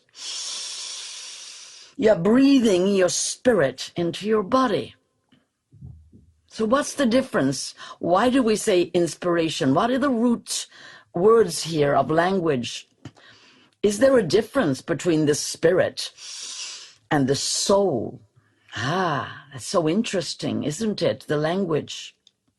So I'm going to tell you how I use language, and you will find that many teachers use language in different ways. Sometimes they will actually combine those two words, spirit and soul, to mean exactly the same thing, which is why this question has come forward to me today. However, I'm going to slightly differentiate and explain to you how I work with this energetic continuum, this alignment, we call it. Because what you want, what the result needs to be, is that you feel present in your body here on earth with all of you, with as much of you, as much of your color, of your essence, of your beautiful love, brilliance, and light as possible. So let's just go into the place, if you like, of creation, the heart divine. So you are light, you are one with the heart divine, the cosmic central sun, the light of lights, the Christ light, the creator light. And as you come into being, you are light, and you are in that sense formless, and you are the will of God becoming, or the will of Goddess becoming. You are presence becoming into visible light eventually, as you come into the spectrum of individuation, of where you decide you are going to be a being of light. And this light being that you are eventually may decide to become physical, or may well decide to incarnate in other densities of light, in which case you will remain a spirit. A spirit being is a being of a certain level of form, of density of light. The soul is created, if you like, by the spirit. The spirit is the cosmic aspect of your being. We can also say your higher self is very much synonymous with your spirit, your pure light presence, that then creates a soul container of a particular color, energy, a soul container that has a purpose, that is going to bring your spirit into expression. This soul may then, as we said, travel into different densities of light. The soul is not yet physical. The soul, however, creates a certain form. There is a formedness to soul presence. There is a color, a certain kind of density of light, because the soul is able to enter not just the sixth and fifth dimension, but also the fourth dimension, the astral plane. There are souls within the astral plane who are not incarnate. They are souls, but they have a being. They may be from other dimensions of light, and they are interfacing with human souls and other souls. I won't go into that vast, huge area of all the different kinds of beings there are in your world, in your universe, in your cosmos. Once we get to the fourth dimension and the soul energy that then also travels all over the universe in that fourth dimension, we are now getting close to the possibility of creating the form of the human consciousness. This now involves the mind, the heart, and eventually the physical body. But the soul is present in the mind and the heart in that fourth dimension, may have a body of light, of various orders of light, and still be present in the fourth dimension. For example, Chung Fu has created an astral body, which is what we're talking about in the fourth dimension, in order to be able to communicate better with the human mind, heart, and sensual and physical awareness. Once that soul has created that entity, that form of light in the fourth dimension, now that being may decide to incarnate into the physical realm.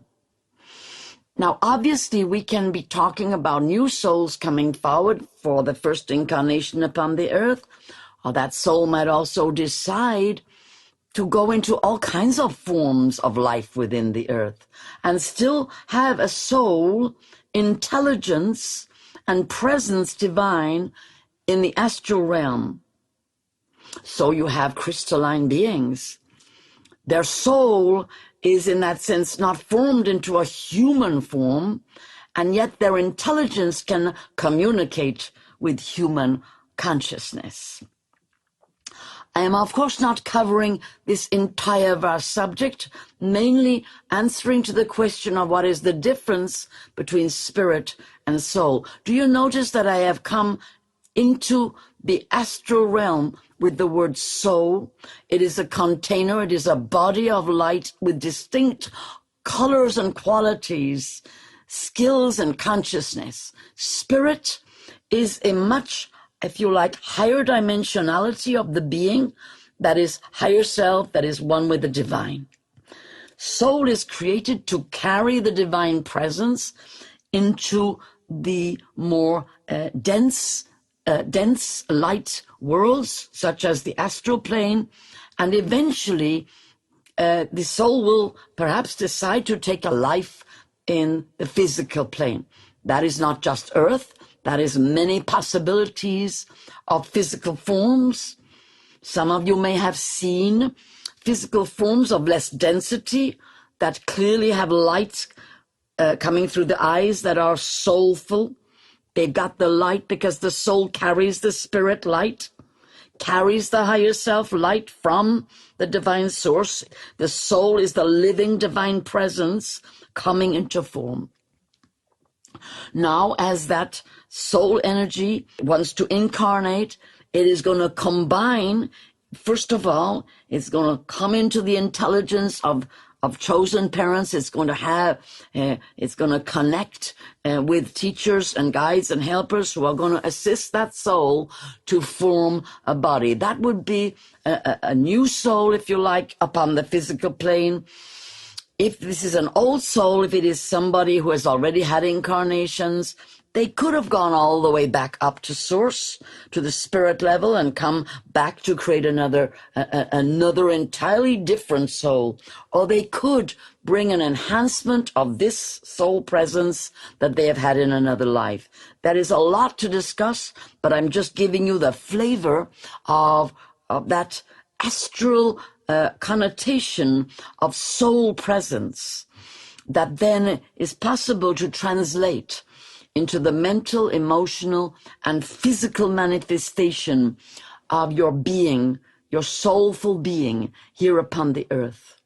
And then in your life, when you awaken, when you realize, oh my goodness, I can remember things that I know did not happen in this life. I've got some kind of connection to other lives. Then you start to realize, right. So through all my soul incarnations, the energies and the stories and the events and the lessons and the journeys have gotten, if you like, stored in my soul continuum, and then they have gotten elevated up to the Akashic records through my spirit and my higher self intelligence that works with the crystalline dimension.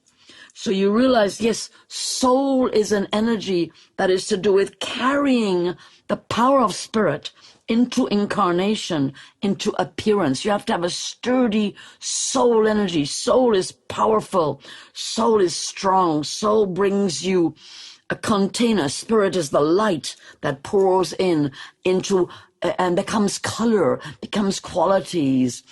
It becomes strengths and skills and talents, gifts of the divine light coming in and becoming your unique expression. When you come into your baby self, into your physical life, now you're working really hard to integrate as much of your soul and your spirit, your higher self, and your divine being into your physical body. And that is really your soul path, your journey of integration of your intelligence, your emotions, and your sensations with the divine source through the medium of your soul awareness. Your soul awareness is sometimes confused, or again, I do not criticize language, but with subconscious presence, with emotional presence, with deep intuitive presence, because that is how your soul works with your consciousness. It works through your intuition, your instinct, your senses, your emotions, and very much your subconscious mind, your dream time mind. It works with imagery.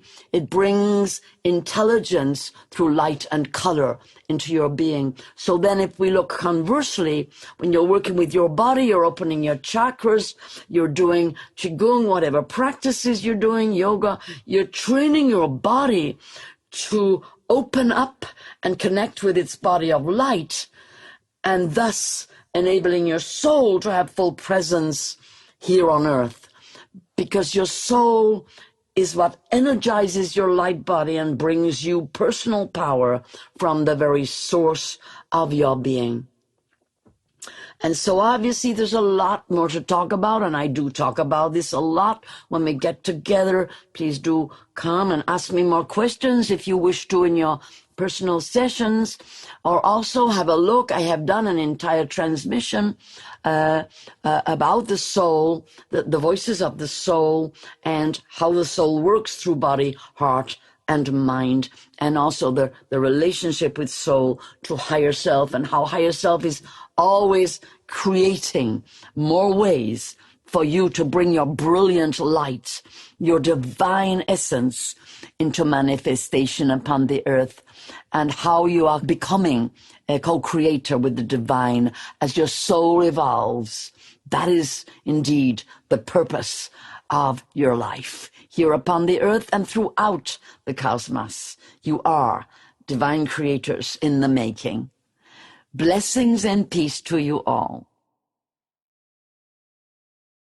How the fairies work with the angels. Blessings and peace, you ones. There are so many beings who are working together in and around the earth, cosmic beings coming forward at this time. So much that is being changed within the earth, so much healing being done within the earth, literally within places that have been torn apart, torn asunder, burned, wrecked with all kinds of, and not always natural, disasters. So much is needed at this time from the beings of light. Because sometimes what happens does tear asunder the actual light body as well as the physical body of the earth. And that is where the fairy folk collaborate with the angelic presence and bring superpowers into the earth to then literally mend and repair vast areas. Some of you may live in some of the devastated areas upon the earth, whether it is in Australia where there have been devastating fires, or California where there have been devastating fires, places where there have been terrible floods on your earth, and also hurricanes and other kinds of natural disaster. And these are the places where the angelic beings come in and they infuse the fairy folk and the elven people. But today I'm talking especially about the fairy folk, and I will talk later about the elven people because their works are a little different. And the fairy folk can get right inside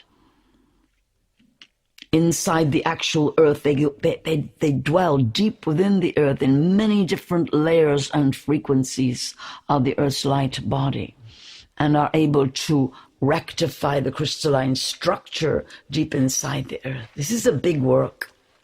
This is not just a little overnight job. This is a big and deep work of restoration happening at this time within your earth. As human beings, it is really important, and many of you are called to this work, to go out onto the land and just be.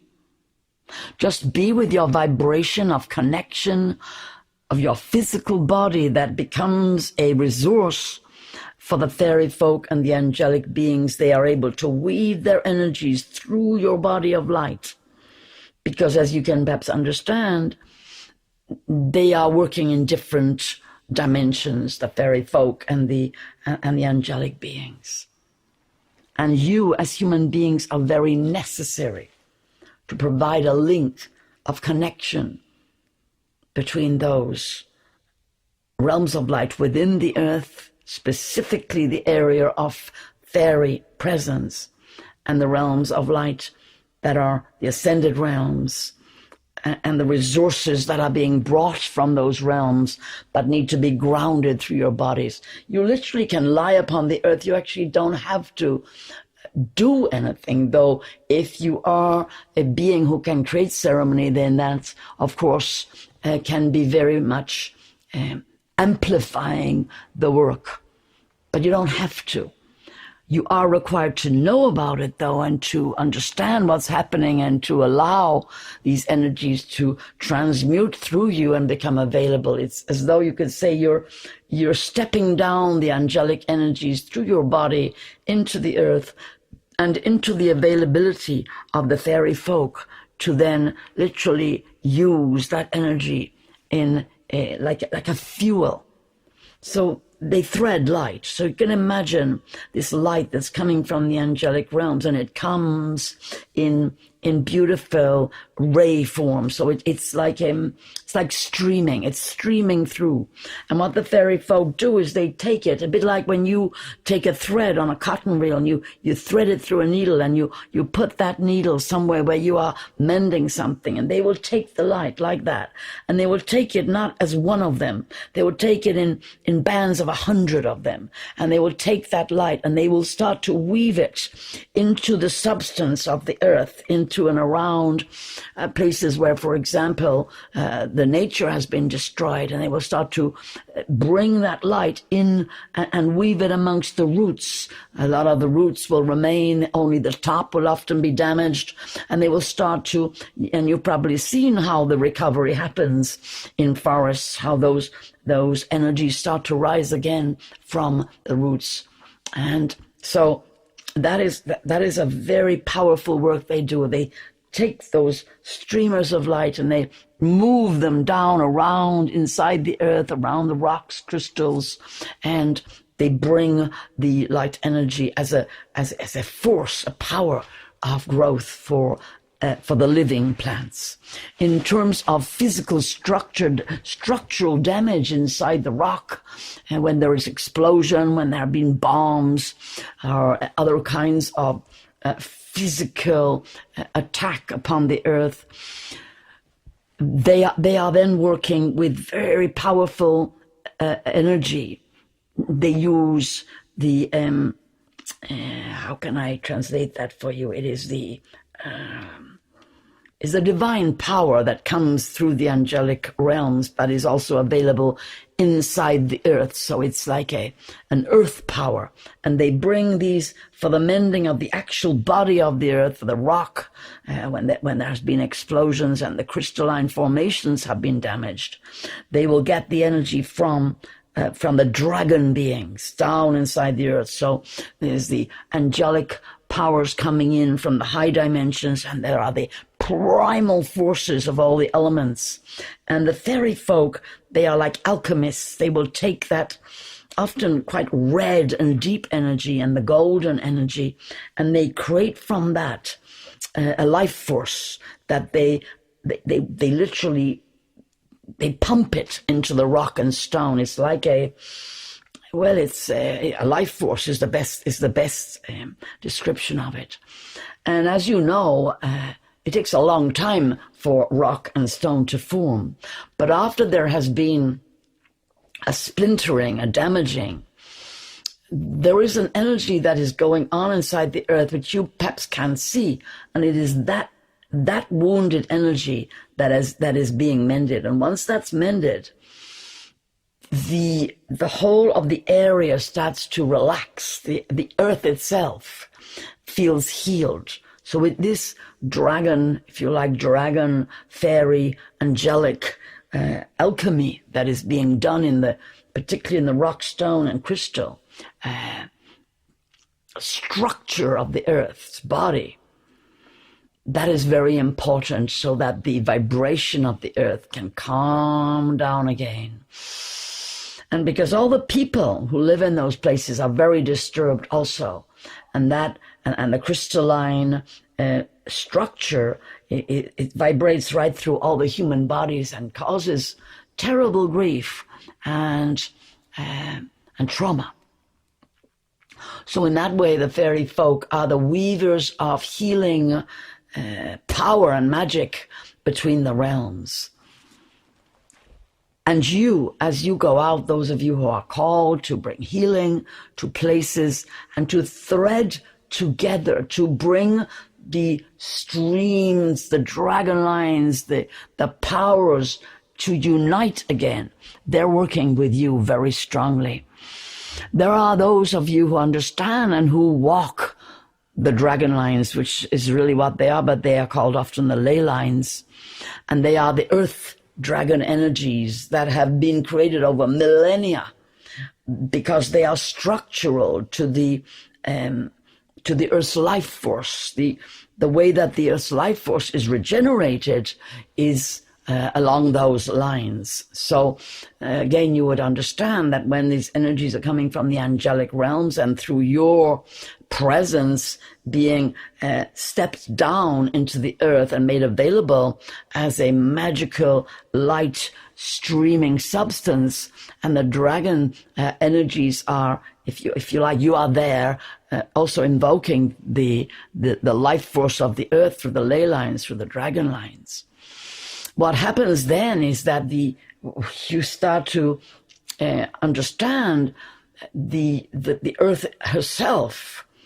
Once she is healed, once there's been that loving presence, that loving emission, that radiation, you who do the healing, you who walk those paths, you who bring your ceremonies, you can literally feel the pain lifting off, almost like a mist.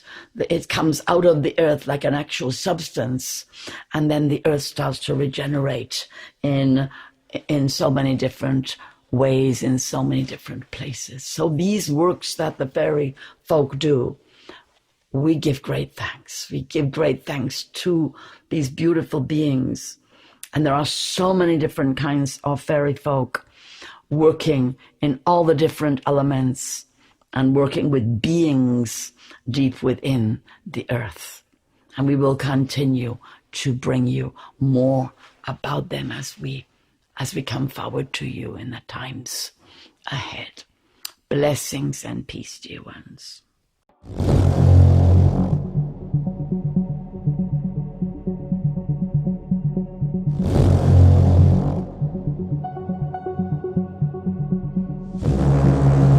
How to build fortitude and stamina in times of stress.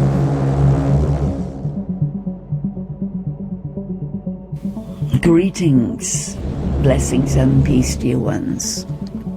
I'm Chung Fu. And you are indeed living through a time of great stress and challenge.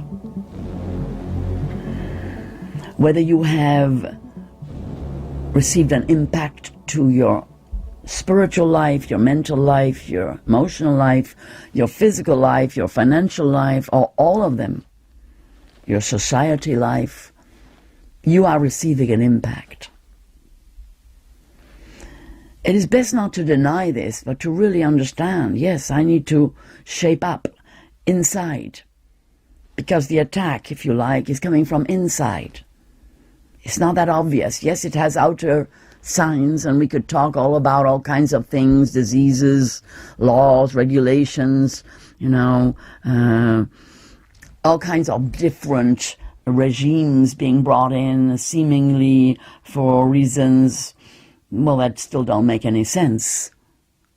But the real situation is that on the inside, in your dream time, in your deep subconscious mind, in your emotional body and your light body, negative forces are either literally attacking you or they're kind of kept at bay by your spiritual practices.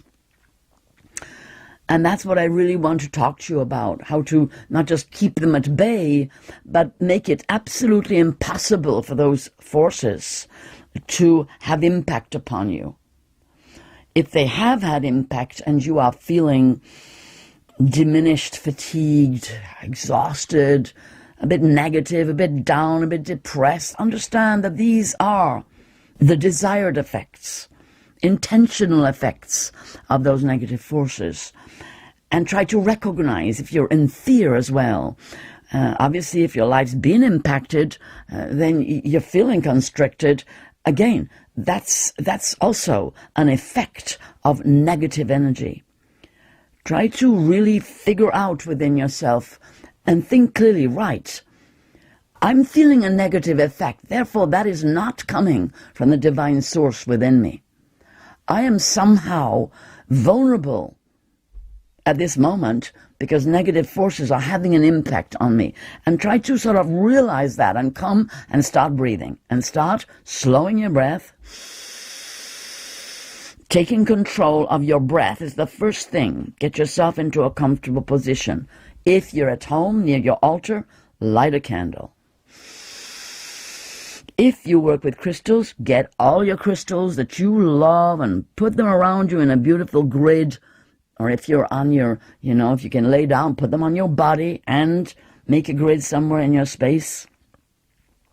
Remember, as you think it, so it is. As you believe, so you create. You are the living spirit within. You are one with the divine source. However, you have to say, I am. You have to know and affirm and positively vibrate, I am. I am one with the divine. I say what goes in my field, in my reality. Breathing and feeling that air, that spirit of you. Inspiration. Breathe in your spirit into your body, your higher self, your divine essence, and know that that is what you're doing when you breathe. But it's your mind that says that. Your breath is just your breath. Your breath is facilitating that what you project in your mind is happening in this dimension, in the physical dimension. As above, so below. As your mind decides and creates, so your body receives and experiences. I am the living spirit in this body. I am in command of my mental, spiritual, emotional, and physical reality. I am its creator. I am strong. Breathing all the time, because you are talking to your body. Your body obeys your command. You are the commander of your body.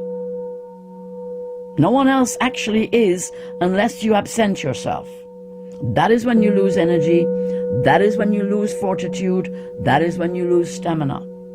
That is when you start feeling fatigued, because there's nothing more exhausting than not being in control of your own reality, of your own life, of feeling somehow potentially victimizable by forces that seem to be somehow more powerful than you. Seem to be. Notice my language. They seem to be, and they use that illusion to claim your power. Because if you don't claim your power, if you don't embody your light, guess what? It's available. It starts to leak out of your being. So when we say you are one with all beings, can you understand that has many possible implications? You can combine with all sorts of beings, with all sorts of densities of light, including the very lowest dark places, if you like, hidden powers that sneak in and steal your light. So, how to make yourself really strong? And we're going to come to chakra practice, to awareness of the portals that your chakras are between your body of light and your physical organs.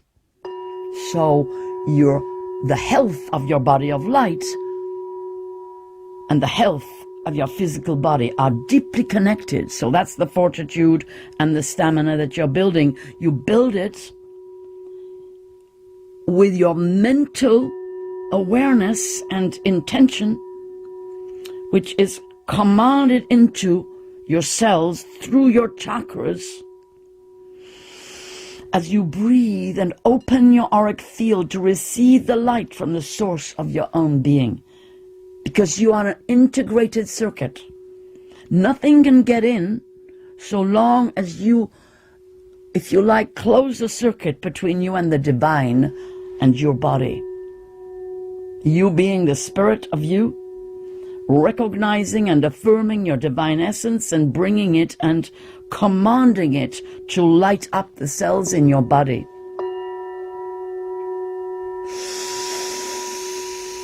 So as you open your chakras, you realize, first of all, I am one with the earth. I am an earth being. I have a body, a physical body. And so very important is that I am grounded. So you have your shungite, you have perhaps obsidian, you have tourmaline, you have some dark crystals that help you connect deep into the earth and to literally feel your feet that touch the earth, and as much as you can, go onto the earth with your bare feet. And remember the power of this extraordinary planet, this living being that you have come to be part of, and call that power in through your feet with your breath. Draw it up.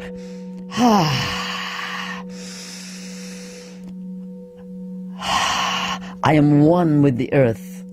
I am protected by the earth. I am energized by the earth. I am strong like the earth. And really feel that chi, that life force coming into your body, up through your feet. Feel your roots going down. And remember, you are the earth. You are made of earth. Your body is an earth body. That's so important for you to know. And to affirm you are safe here upon the earth, because you have all your relations, because you have done your blessing today. You have blessed your life. You have blessed all your allies. You have blessed all the nature beings. You have blessed all the plants. And of course, they are blessing you back. Because that principle of oneness, where you bless all of nature, and you know that that is going to mirror right back to you, that is really important. You bless all your beloved relations and allies within the worlds of nature. Every day of your life, you are aware and you are grateful and you are connected. You are never alone. When you realize you are never alone, your heart, it expands. Because you have affirmed the truth. Your heart, your being must live in the truth of your spirit. Your spirit is one with the divine. Your body is one with the earth. And you are the pure divine essence incarnating here upon the earth in this body, and you are illuminating this body with your will to be fully present and bring on your spirit light, your soul essence, your colors here upon the earth. You have to do that every day. Please find my chakra practice. Please understand that you are a being of light. How you fortify yourself, how you build your stamina is by spiritual practice, by affirmation. Now, spiritual practice does not always mean sitting in silent meditation. There are many ways of spiritual practice. You can have walking spiritual practice. You can have yogic, exercising type of spiritual practice. There are many ways. You can dance, jump, walk. You can do all kinds of practices. But what matters is your spirit of intention, that you intend to bring all of you to this earth, to be as strong as the divine essence of you is, to build your faith in your own being as one with the divine. Your fortitude and your stamina come from that practice. So, beloved ones, find my chakra practice, find all my teachings of how to help yourself with crystalline energies, find my affirmations, my higher self practices. Use your crystals, because you are strong, because you have that light within you. Let it shine, beloved. Build your fortitude and your stamina with the power of your divine essence, fully present here on earth. Blessings and peace.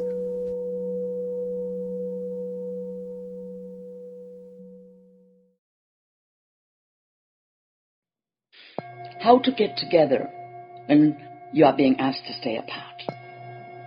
Greetings, dear ones. This is a very pertinent subject of your time. Human beings are born to be tribal, to create community, family, to have fun, to dance, to celebrate, to sing and play music. You are born for joy, pleasure. You're born to share life, one with another, and sharing enhances your experience, especially when you meet those who love life in the way that you do. You are here to love life. You are also here to love the earth, to get together with the earth and with all the beings who are your allies and relations upon the earth. You're also here to be a conduit of love and light that comes through you from your star being, your solar being, your spirit self. So there's nothing natural about being told to go home and shut the doors and the windows and not come out and join together. And this does not bring peace to your soul, although, of course, it's also wonderful for some of you who have not had enough alone time and need a bit of a break from perhaps more public functions that your soul has asked you to do. So, of course, there are many individuals and many ways that you can advantage yourself from some alone time. And again, there are many of you who are with family and maybe crave a little more alone time to de-stress from all the pressure that comes from being, in fact, locked down with perhaps too many people. I know there are many situations. But nevertheless, what I'm really talking to here is that natural inclination that you do have, all of you, to party, to create joy, to come together, to create community, to build strength. And I want you to realize that you can still do that. In fact, it's really interesting, in some parts of your world, the pressure of feeling forced to separate and socially distance is creating a great uprising, a refusal in a way, a kind of, revolution, if you like, where you are saying no. And that too is a good thing.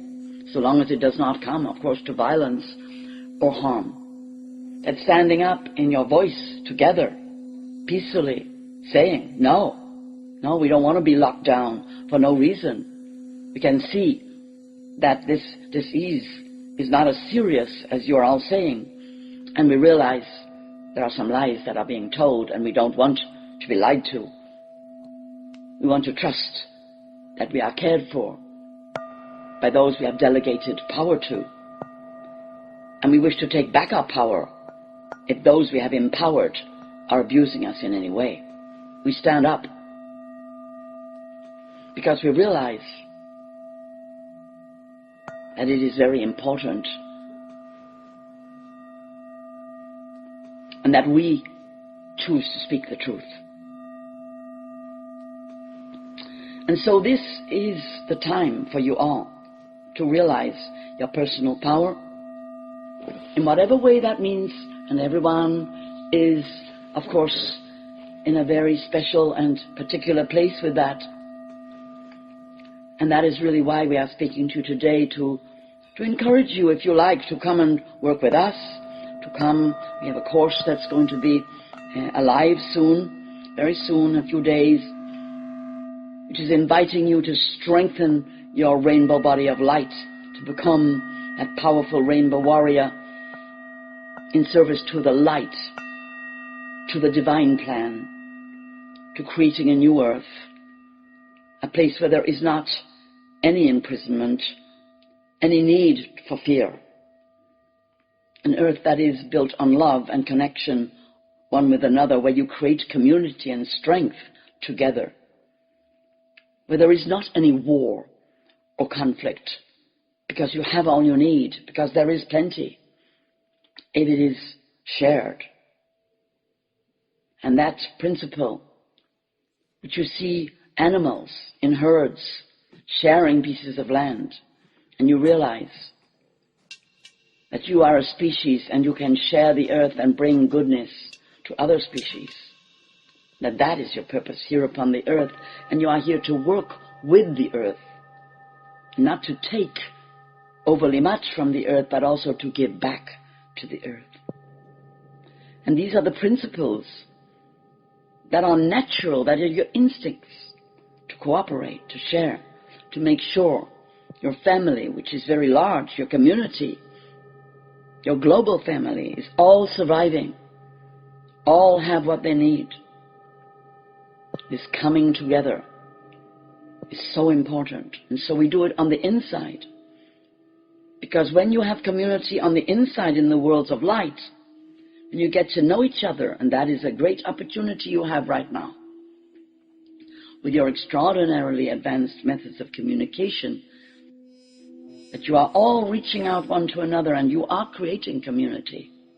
And those communities need to all join together so that you bring, indeed, onto the earth the principles of divine light that are pouring with such power from the source of all creation. This is the time to create communities on the inside. And you'll see that as this situation on the outside changes, and some of you, many of you, will stand forward and make those changes. And then these communities that have grown within, through the sheer oneness of understanding that you all have, will burst forth. And they will create new communities upon the ground, and new ways to live, cooperating, sharing, loving, compassionate lives too. Lives that take notice of the earth and of all species, of all relations, of the wonder of life with which you have been gifted, and where you feel just inspired to make everything around you and your own being more beautiful, more kind, more compassionate, more loving, more truthful, more courageous, more powerful, and more strong.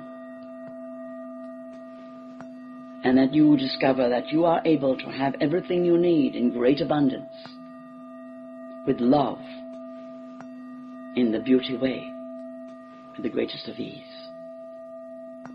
So I leave you with that beautiful thought, dear ones, and remind you again that we are offering you all sorts of ways to come together with us.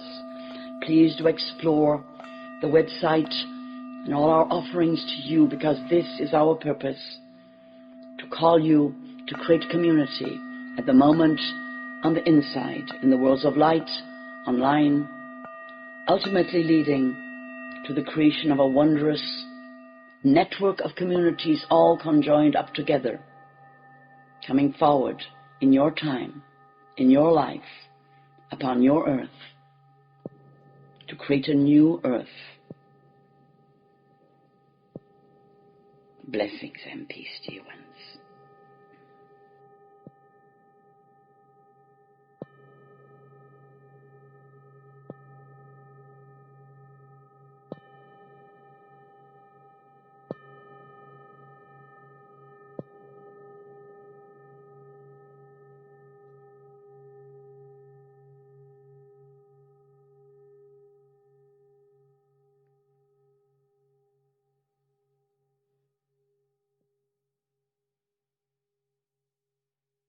There are many kinds of mediumship. Every single human being, or even animals, or even the land, or trees, flowers, is holding the power of Great Spirit, of the divine. So in that sense, mediumship is a universally applied fact of life. Beings are also connected, and you can be a medium of, your sister's feelings, or your brother's feelings, or mother's, father's, grandfather's thoughts. Telepathy is a kind of mediumship. Empathy is a kind of mediumship. And of course, there are very physical forms of mediumship as well. So, for example, there is a form of mediumship where there's ectoplasm that can come from the body and build forms. There is a type of mediumship where the spirits will work with that medium, use all kinds of channels of energy they can create with ectoplasm, and visibly or invisibly bring apports, create physical pathways that are invisible to the eye, but they are in the etheric, right on the edge with the physical. So apports, or crystals, or oil, or objects can be brought from one location to another. That's all mediumship. The Ouija board, that is mediumship. Different kind of very astral mediumship. Now what that means is that beings, spirit beings in the astral plane, they also like to commune with the physical plane. They will come close, and certain beings gathering with an intention will be worked with those beings from the astral plane. Different kinds of energy work. The universe is a multidimensional, vibrational, resonant reality. So energies can pass from the world of light into physical form in all kinds of ways. In terms of this particular question of what kind of mediumship each one is, in that sense, able to manifest or likes to work with, because this is a choice, then there are different ways that the spirit beings can communicate with the physical dimension, with the mind, with the heart, with the body. So that is why we always say, there are different skills. The human being can work with the body mainly, the feelings, the emotions mainly, or there's mental mediumship, or there is, in that sense, full body mediumship, which then itself divides into different categories. So with this being, this vehicle that I work, how it works is that she will remove herself from her emotional body. She will also stand aside from controlling the mind. So she is coming out of the physical to that extent. She is also aware to some extent of her physical body and of having thoughts that are different from mine and of having feelings that are different from any that I bring forward. So she remains aware to some extent, but not able to influence the body. She gives me, the spirit being coming in, the control of all the bodily functions. That includes the brain. So I can bring my thoughts into the brain and occupy entirely the mental function, the brain function. And I can also bring a higher vibration into that mind function and into the emotional body and into the physical body. This has required a lot of training because clearly my energy is of a different vibration, of a different resonant field. And so it requires that this being must be, in that sense, able to carry that vibration. And so each one who is working with guides and helpers will need to be bringing their field into a resonance that is compatible with that being coming in.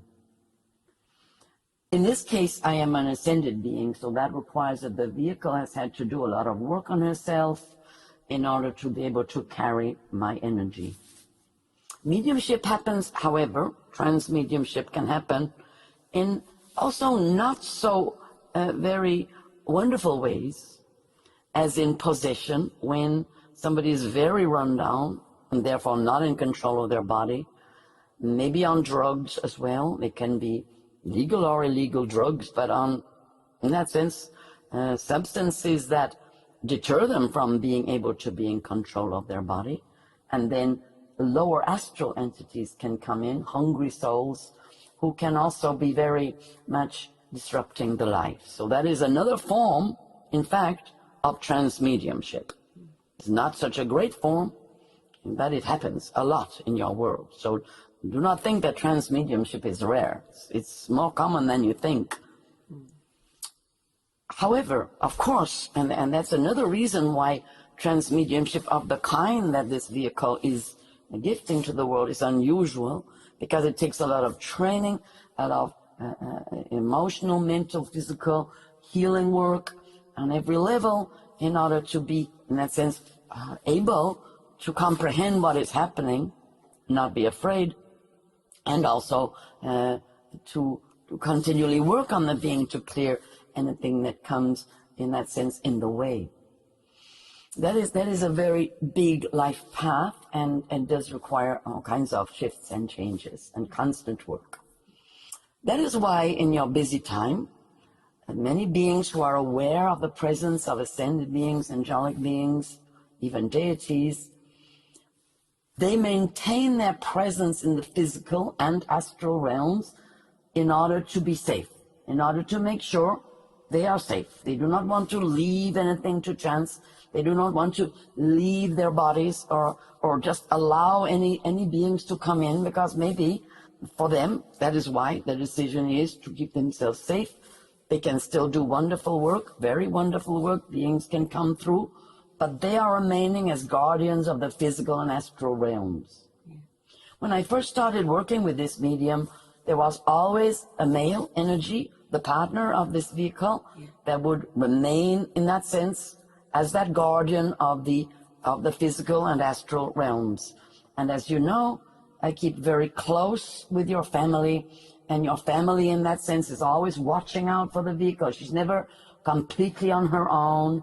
There's always a guardian at the physical and astral gateways, that the emotional and physical is taken care of. This is a very important point as to why beings who find themselves in contact with the spirits, very wisely, they do not leave their bodies. They stay there, and the being comes in, and they remain present, and the work goes on together. This is not better or worse. This is simply how it is. The fact that this vehicle that I'm working with is a very much orientated towards expansive family, community, has a type of love herself that is, her vision is to be, in that sense, really open and want to have that kind of very powerful heart communion with others. I'm also working with her own evolution and bringing this other experience for her of divine presence, of ascended presence. This is also her desire and her choice. This is something that is, in that sense, decided between us as an evolutionary experience for this being. And this is so for some people in the world. This is how they wish to work. But in that case, they must train. They must understand their psychic body and be able to put the conditions there that are make it very safe for them. They must have guardians and carers. They must, in that sense, understand that this is a real situation. You know, this person really isn't there in their body. And so, you know, there have been occasions even where the beloved Sophia here has, you know, there's been a fire, you know. And the honest truth was that if she wasn't there, you know, anything could have happened. So it's very important that there is guardianship and, in that sense, protection if there's going to be full trance mediumship. It's a rare thing because in your world, how societies are created these days, often a spiritually evolving being will be working on their own. They will be in a very rarefied space. They will be having experiences internally and, in that sense, not necessarily in a large group or where they can be protected. And so it is that a type of mediumship is being really celebrated at the moment in your work, where many beings are coming through while the vehicle is still present. I hope that explains it for you a little bit more clearly. But I think it's also important to explain that it's a very demanding path because, because that being is giving up control of the body, and it always has to be a being who has great control of their body. It's kind of in the body, if you understand, that the body itself has a great intelligence and will inform me also. So, you know, if something I'm doing is not working for the vehicle, then the body will also inform me. There's a great intelligence that I'm also using that's predisposed and inside the body that has been evolved in that way, and that I'm also part of that evolution. However, nevertheless, the fact remains that I am responsible for this body while I'm in it, and I do depend upon the fact that there's a beautiful family where at least one person is always present to take care of the body of the vehicle when Chung Fu is here. Yeah. Yeah. So this is an important consideration about the evolution of a transmedium who has to want that experience, because there's no way that I would be here unless she desired the experience and is enjoying the experience fundamentally. And I'm not saying that all mediumship has always been like that. There's evolution happening at the moment, which is partly why many beings choose to remain present and to have that real kind of camaraderie where the spirit is coming in but is not taking completely over the body, because at this present time it requires so much power to do it this way. All of the body's life force, all of the vehicle's heart and willingness, and the willingness of several beings within a family who luckily in this instance are really cooperating in facilitating my being able to do the work I do. Peace. Blessings and peace, dear ones. We give thanks for all the wonder of this earth and of the whole cosmos. Some crystals that are present within the earth have a relationship with other galaxies, with other parts of the universe. Within your skies, there circulate many meteorites and other aspects of matter, which perhaps aren't even entirely as large as meteorites. Sometimes these beings, they come to Earth. Moldavite came in such a way to the Earth. It is indeed related in that way to the way shungite came to the earth and other crystals that arrive upon the earth as the earth spins very rapidly through space, and as also other bodies of presence of matter spinning through and sometimes collide. Indeed, the universe is made of such collisions. Or perhaps they are magical encounters, and there is a purpose beyond what is very obvious to the human mind here upon the earth. For cosmic beings come forward and they bring their intelligence and presence in many different ways, through light, through the elements, through air, through solar energy, and of course through water and through crystal. Different crystals that arrive on earth bringing special energies and powers with them. So everything is purposeful that happens in the universe. Not that we understand absolutely all of it in its entirety, and there is always room for wondrous discovery, for opening up each and every one of you to listen to wisdom that comes forth. And human souls are always evolving into a greater understanding of the universe. And so Moldavite is a wondrous teacher. A teacher. What does that mean? All of life, in one sense, is a teacher for the human soul. So I mean a teacher for the human soul. Moldavite brings an energy that comes from outer space. This energy, this meteorite that brought Moldavite to the earth, means that, of course, there is a limited amount of it. Interesting. It has been here for many millions of years, maybe 15, 16 millions of years, and made an enormous impact upon the earth in Moldavia, which is the main quantity, although other strong implants came upon the earth in different areas. And so, understanding this purposeful nature of cosmic intelligence, what does Moldavite bring for you?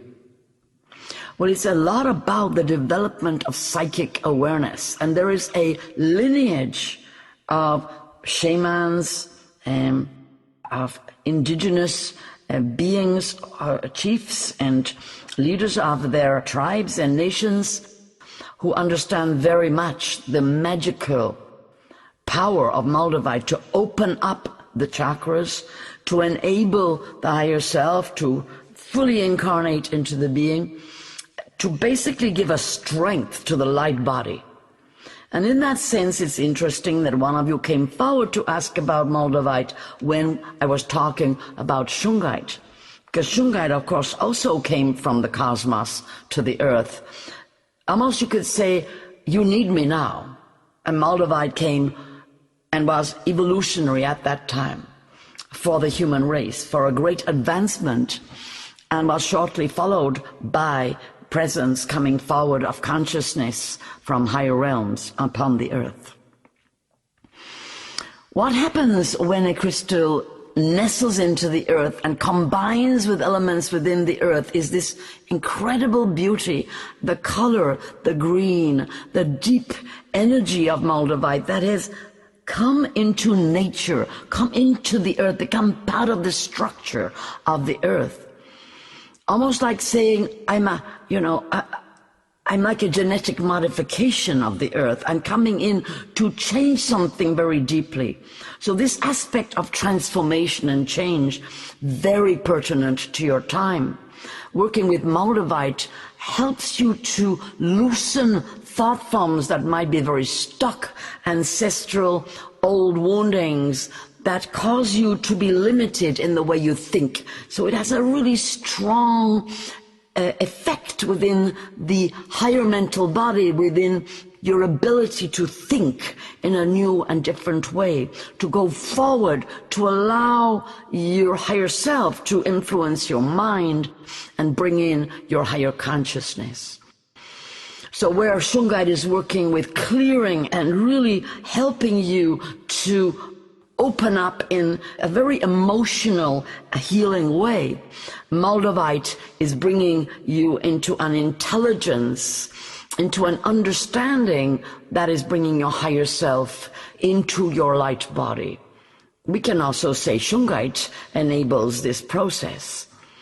So they are, in that sense, related, being cosmic consciousness arriving and literally combining inside the earth, creating, in the case of Moldavite, a crystal that uses a lot of the earth energy, is silicon, but is also weaving in other elements of the earth substance and creating this very special crystal, very beautiful. There is a beauty in Moldavite.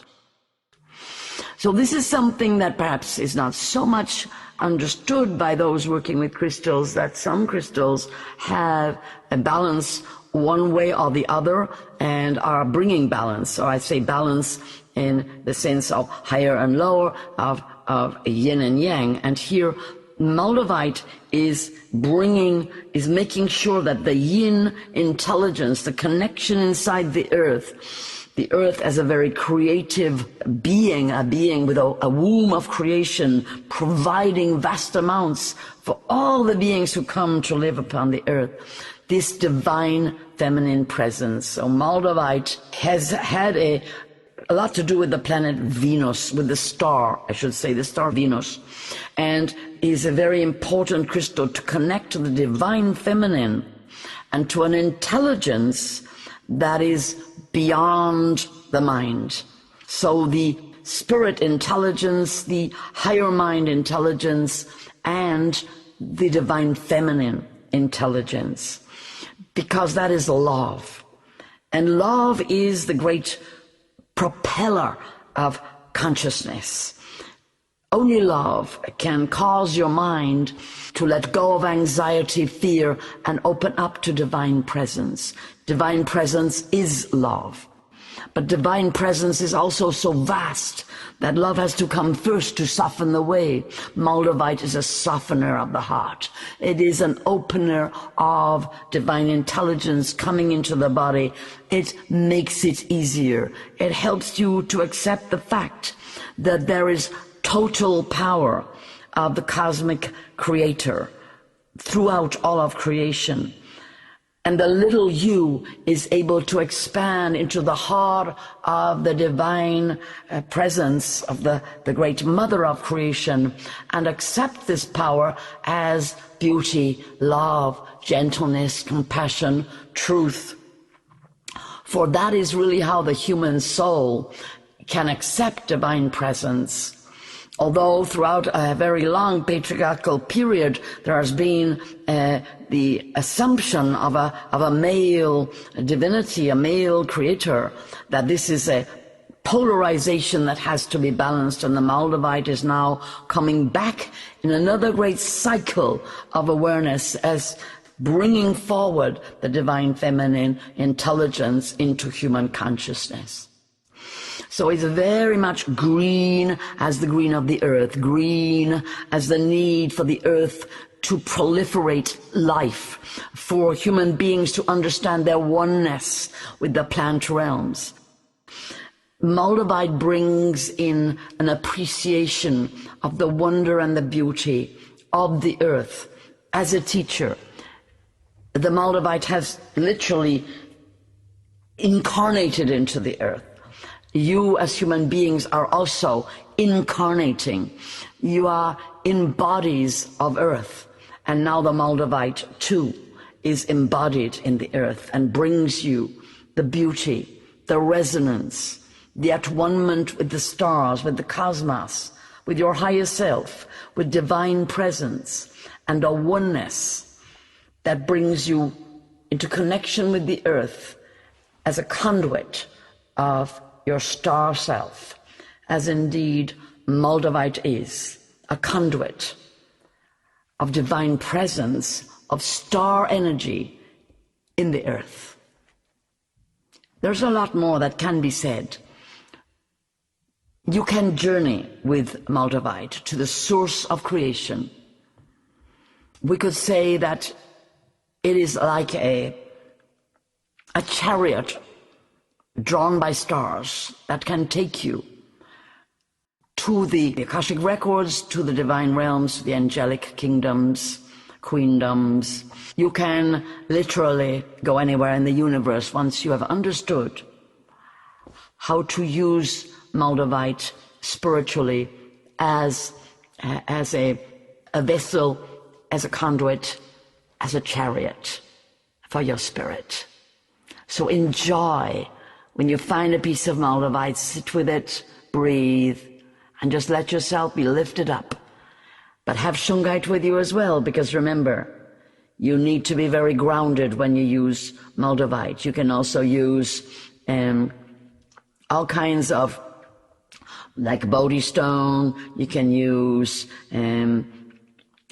you can also use tourmaline. You can use dark smoky crystal to keep you grounded when you journey to the higher planes on the beautiful star-drawn chariots of Moldavite consciousness. Blessings and peace to you all.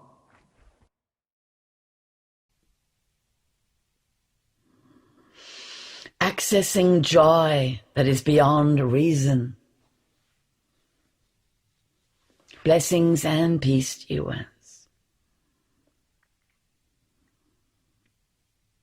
At times of great difficulty, and especially times of fear, or times when you feel very challenged or stressed, anxious,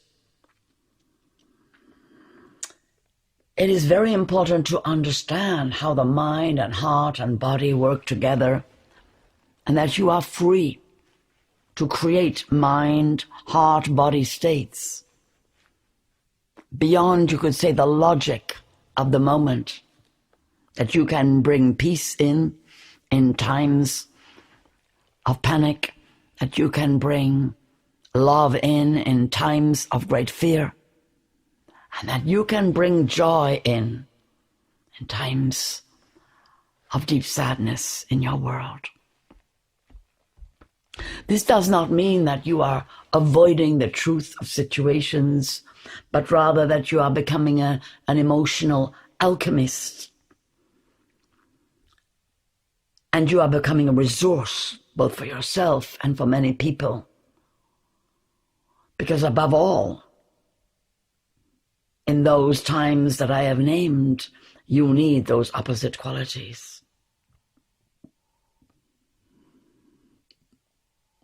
So feeling within yourself at this moment, perhaps you are joyous.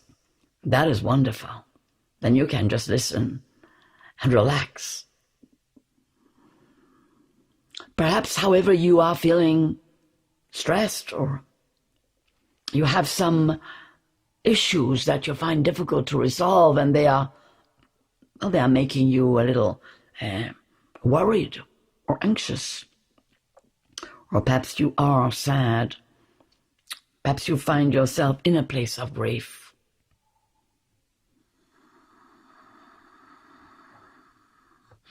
Within you, all the emotions are possible at any moment. Life continues to roll on and deliver to you reasons to feel all kinds of emotions. And of course, that is going to carry on.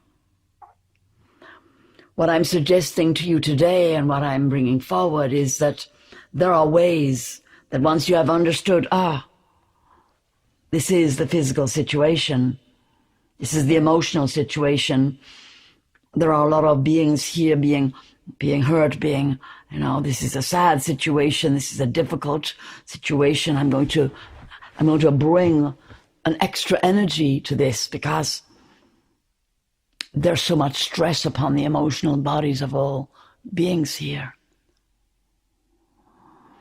And you have had a moment to just breathe and to feel where you are and what is your best service in this moment.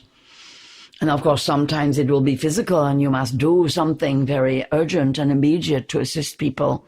But even then, you can bring this energy, that I talk about today into your actions, to realize you're always free to create a mind, heart, body state at will, beyond, if you like, what reason would suggest. In other words, it doesn't really make sense. Why is that person, emanating such a joyous energy, even though we can feel that they are full of compassion, but they have got this extra energy coming in to nourish the situation, to bring a resource when people are exhausted from the stress of it all. And so here we are in your life situation right now, and it's very pertinent. It's very important that you understand you are free. You can bring energies in from any of the multidimensional frequencies of your being. So imagine that out in the world, there really is not very much resource of sheer positivity, of joy and upliftment. And imagine that with the help of your guides, helpers, your higher self, and divine beings, you're going to bring a whole lot of joy into the world, a whole lot of uplifting, positive energy that you know is so needed in the world. How are you going to do that? Well, one thing for sure is that you have to bring yourself out of the reactive situation you are in, even if it's literally such a big situation you almost can hardly do that. This is very important for you to understand. How do you remain very present in your situation and at the same time lift up and download from the cosmic emporium of divine gifts and presence the sheer joy and love and brilliance of the divine energy. It's available to you. Only one thing would stop you from bringing it in, and that would be, it doesn't feel appropriate in this situation for me to bring joy in. But you see, joy doesn't mean you have to laugh or smile even, or in a sense, if you like, demonstrate anything. No, joy is a state in your heart that makes your heart's love available to any situation. The joy of knowing that in every situation in your world, in every possible situation, divine beings are present. You are never alone. That is such a joyous concept, and that is what I'm talking about. The fact that you can be a resource in times of great hardship, great loss, great fear, great negativity and pain.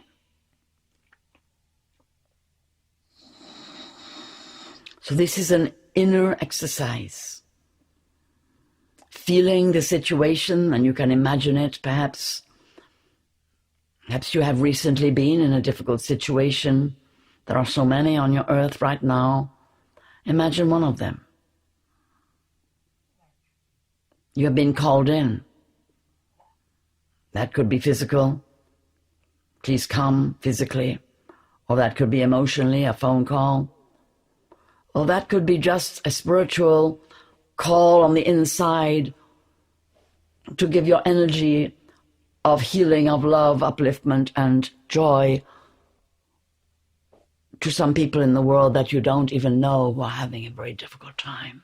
So choose a situation in your mind's eye.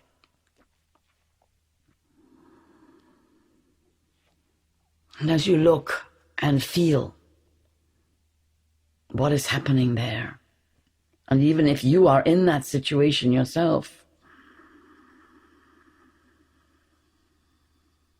notice as you tune into the situation, the energy that the pain brings, that the fear brings, that the stress and anxiety brings, And start to breathe it into you as though you are going to just breathe it right in. And while you're doing that is you're going to dissolve it inside yourself, and you're going to visualize inside yourself a great pool of joy, of love, and you're going to breathe that anxiety into it and breathe out into it, into that pool, and let the pool absorb inside you all that pain. And you're going to breathe up from the earth, if you like, or from deep down inside you, the power of that joy, which is right now transmuting the pain. And you're going to send that joy out on your out breath to the situation with perhaps a sound, if you like.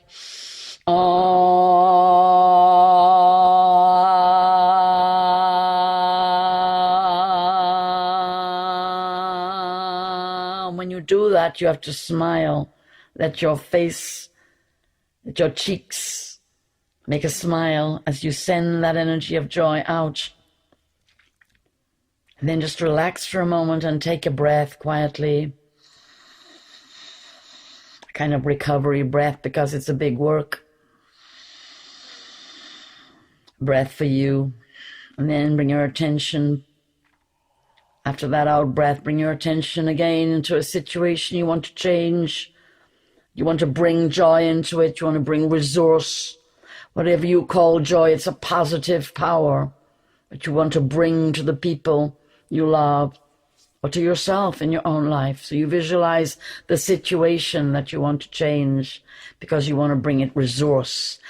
Nothing can change without resource, without something to help it move from where it is to the next stage.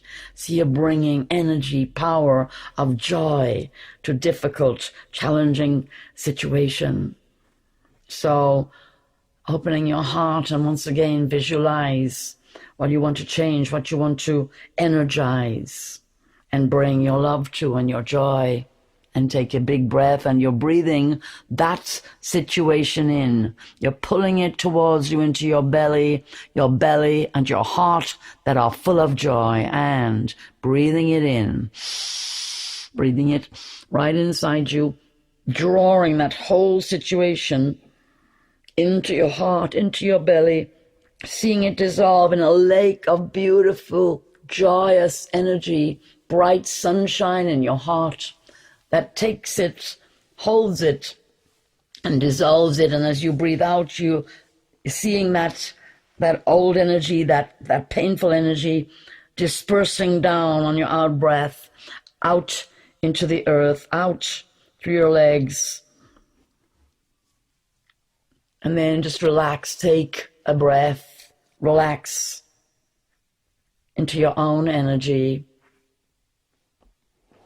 Letting go, just literally coming back to yourself, not thinking of anything really, just let go. Relax your body, heart, and mind. And then come back once more. Before you take a breath, just focus on the situation that you are wanting to bring your joy, your love, your energy to. Just imagine it in your mind's eye, or the people, perhaps it is you too, the people that are involved are having a really difficult time, who are unhappy, or in grief, or in loss, or in fear, or even in panic. Just take a few breaths while you envision your situation you're going to bring the joy to.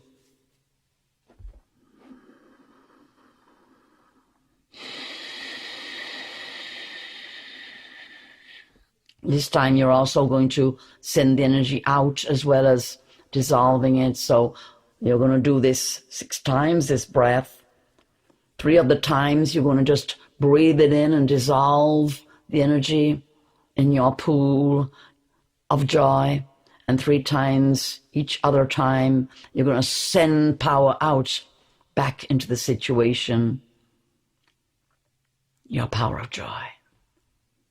So now we are on the second 2 breaths. So now we're going to be sending out. So we're first of all going to imagining all the emotion as though it's a great bowl of emotion. You're going to lift it up and you're going to breathe it in. Breathing in, bringing it to your heart, and empty that bowl of pain into your beautiful lake of joy and feel it going in and alchemizing inside you as if all the spirits are coming to turn that energy, sending it down into the earth and letting it drain away. Then taking a deep breath and feeling the energy of joy that is within you, lifting up, filling up with it, and sending it to that situation. Rays of golden light and love and joy, beaming out into all the hearts and minds, all the human beings, filling them with love and light. Radiant, joyous energy. And then just breathe, relax.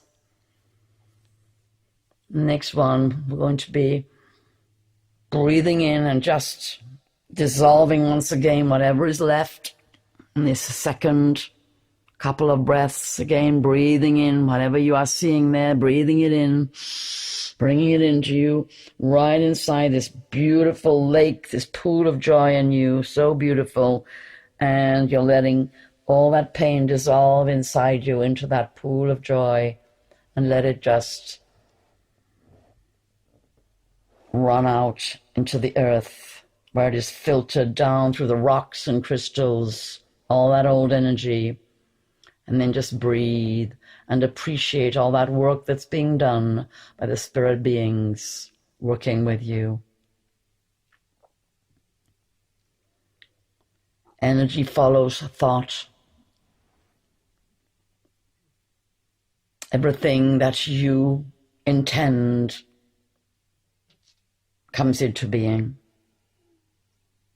So now the last couple of breaths, you're going to imagine again that situation which is changing all the time, and imagine that any remains of pain, fear, old energy, you can feel it there in the situation, and you are gathering it up into your bowl, into your alchemical bowl, and you're breathing in, breathing it all the way into your heart, to your belly, and emptying that bowl of sorrow inside you and letting it just go down into your lake of joy. Let it go down and feel the joy embracing it, down, down.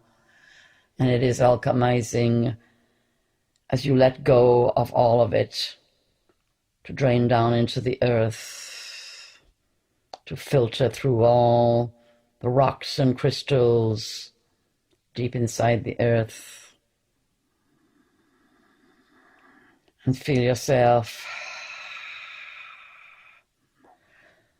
gathering up the transformed energy, bringing it up into your heart. The energy of light, the energy of joy coming up into your heart, and you're going to send it out. Send it back to that situation with a sound.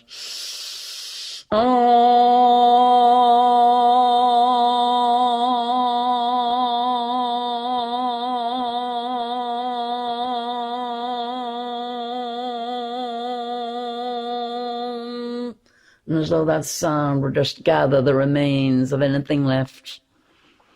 Gather it up into your alchemical cauldron, that last breath where you bring it in. Anything that's left. And empty it into your lake of joy, which is growing stronger as you work with it. And see it dissolving, that old pain, anything left going down. Draining down into the earth, filtering over rock, crystal, stone. And breathe and give thanks. For whenever you work for the whole, for the good of others, whenever you align yourself to the divine source, to all the qualities of unstoppable joy and love, of infinite positivity and radiance that is the divine source of all life. Many thousands of beings come to work with you. You are not working alone. And they take your energy and they distribute it where it is needed. And so today, having done this exercise, they give thanks to you for all that you have offered of your love and positivity given out to those in need.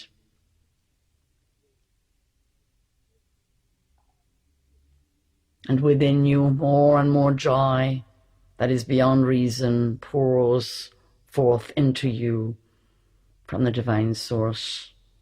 For there is no limit to love, to joy, to peace, to beauty and truth and radiant light.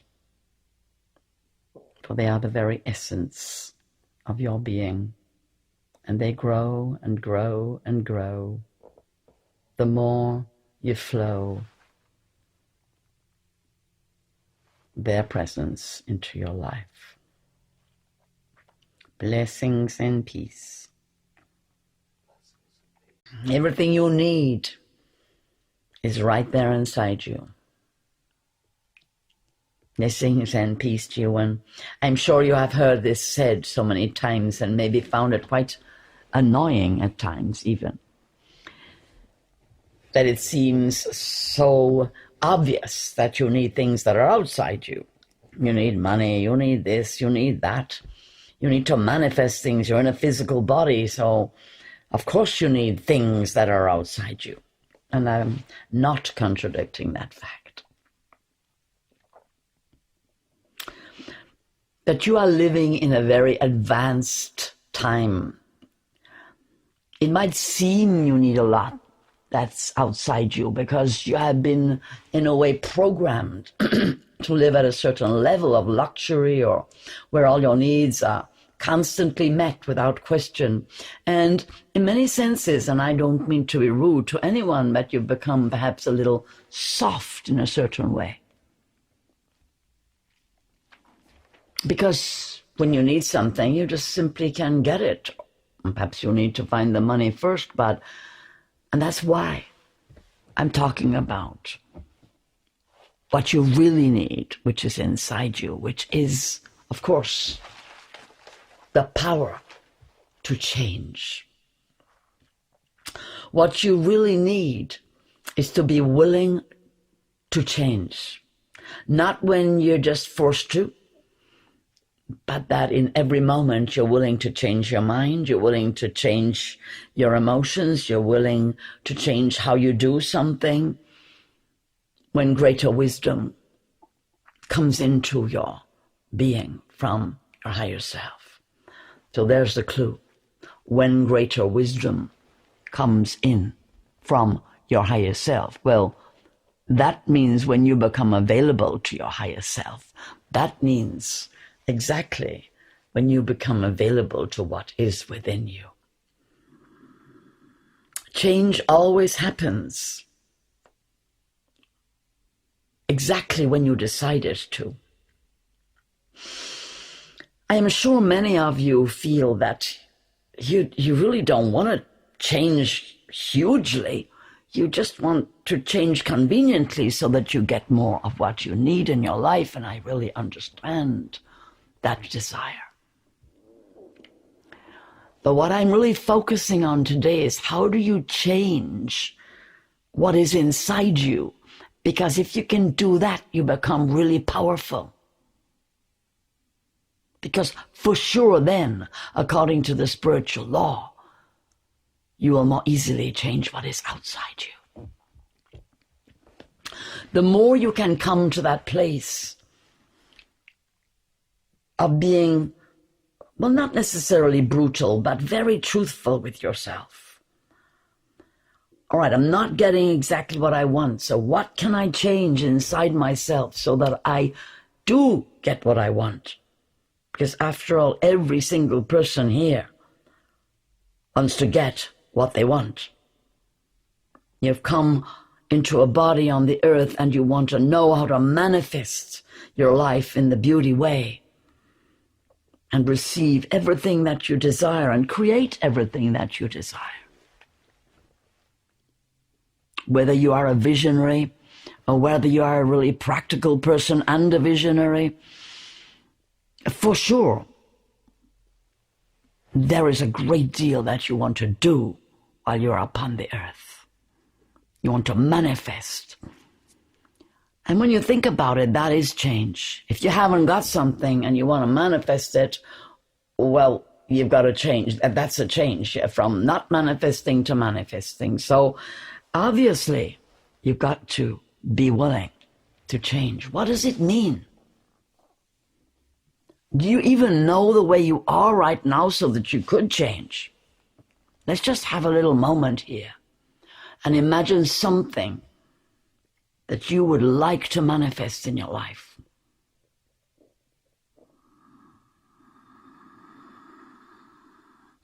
Something you would really like to change, but of course it's got to be you. Something that you do that you'd like to change, because one of the biggest mistakes that is made is, I want it to be different, so please can you change? Wanting somebody else to change for your convenience and to manifest for you what you want. Well, perhaps, you've got a whole lot of money, so can you change and can you give me all your money because I don't have any? So you change and you give me your money because I can do this with it. There's a lot of thought forms like that around in the world. There's all these rich people, and all the poor people say, well, why can't they just give us their money? And then everything would be sorted out, but it isn't that simple, is it? If you notice, rich people, they really hang on to their money. That's why they've got it. They hang on to it. They grab it. They go get it. Yes, there can be many rich people who are greedy, but that's not the long and short of it. It is that you, if you do not have money right now, for example, you've got to change. That's the thing. So how can you change so that you have everything you desire? Well, the first thing is, are you grateful for everything you do have? Are you aware of all the riches? For example, if we are talking about money, it's quite a commonly held desire for many to have perhaps more money. So let's think about that. What is money? Well, that's right. It's just a manifestation, isn't it? It's created. There's a lot to money, but right now let's just agree that it is something you have all manifested that has a commonly held value. So basically it's there, available to all, and you would like to have more of it, and you feel you don't have enough, and you have to understand how that feeling of not having enough is influencing that stuff called money, and is pushing it away all the time. Every time you feel you don't have enough, more of it goes away from you. So the change you have to make is to know, not to pretend, but to know that you have enough. And even if that doesn't seem to be true to you, to vibrate the feeling of having more than enough. Because into that feeling of having enough and having plenty, into the gratitude energy of, I am so happy with all that I have, all the money I have. I'm so happy with it. Even if it is 3 2-pence coins right there, and you can manufacture that feeling of happiness, that is the energy that's going to attract 2,000 coins to you. Now, for some people, that's really hard to understand, but I'm going to let you just sit with that. Because if you can get to a point of understanding that, you've understood a lot about how to change yourself. When you are in a place of lack find your gratitude. Find what is good about that place, and then still think about what you want to change, what you want to draw towards you, but do it from that place of utter gratitude and positivity within you, because you can always find what to be grateful for. Sometimes the lack of what you think you need is what you need to be grateful for. So I also really invite you to think about that. Because if you understand that the divine beings are always here with you, if you understand that your higher self is always creating the opportunities in your life, then the change that has to happen within you is that you seek to understand the wonder, the miracle, the perfection of the situation you are in, and how it is leading you towards all that you desire in the beauty way with the greatest of ease. And as you give thanks for the perfection of the moment, because of the serendipity of your energy field, it all flows towards you in the beauty way with the greatest of ease. And so this day and every day to come, remember, be in peace, be in gratitude. Find the perfection of this moment and the abundance of it, while at the same time affirming that all that you need is coming to you, visualizing it already on its way, seeing whatever the forms are of what you need coming to you, very simply, very easily, without any obstruction. And just keep giving thanks. For life is designed by your higher self. And your soul is wrapping around all the forms to bring them to you in visible, tangible experience. And all of it is designed for your evolution, for the ongoing journey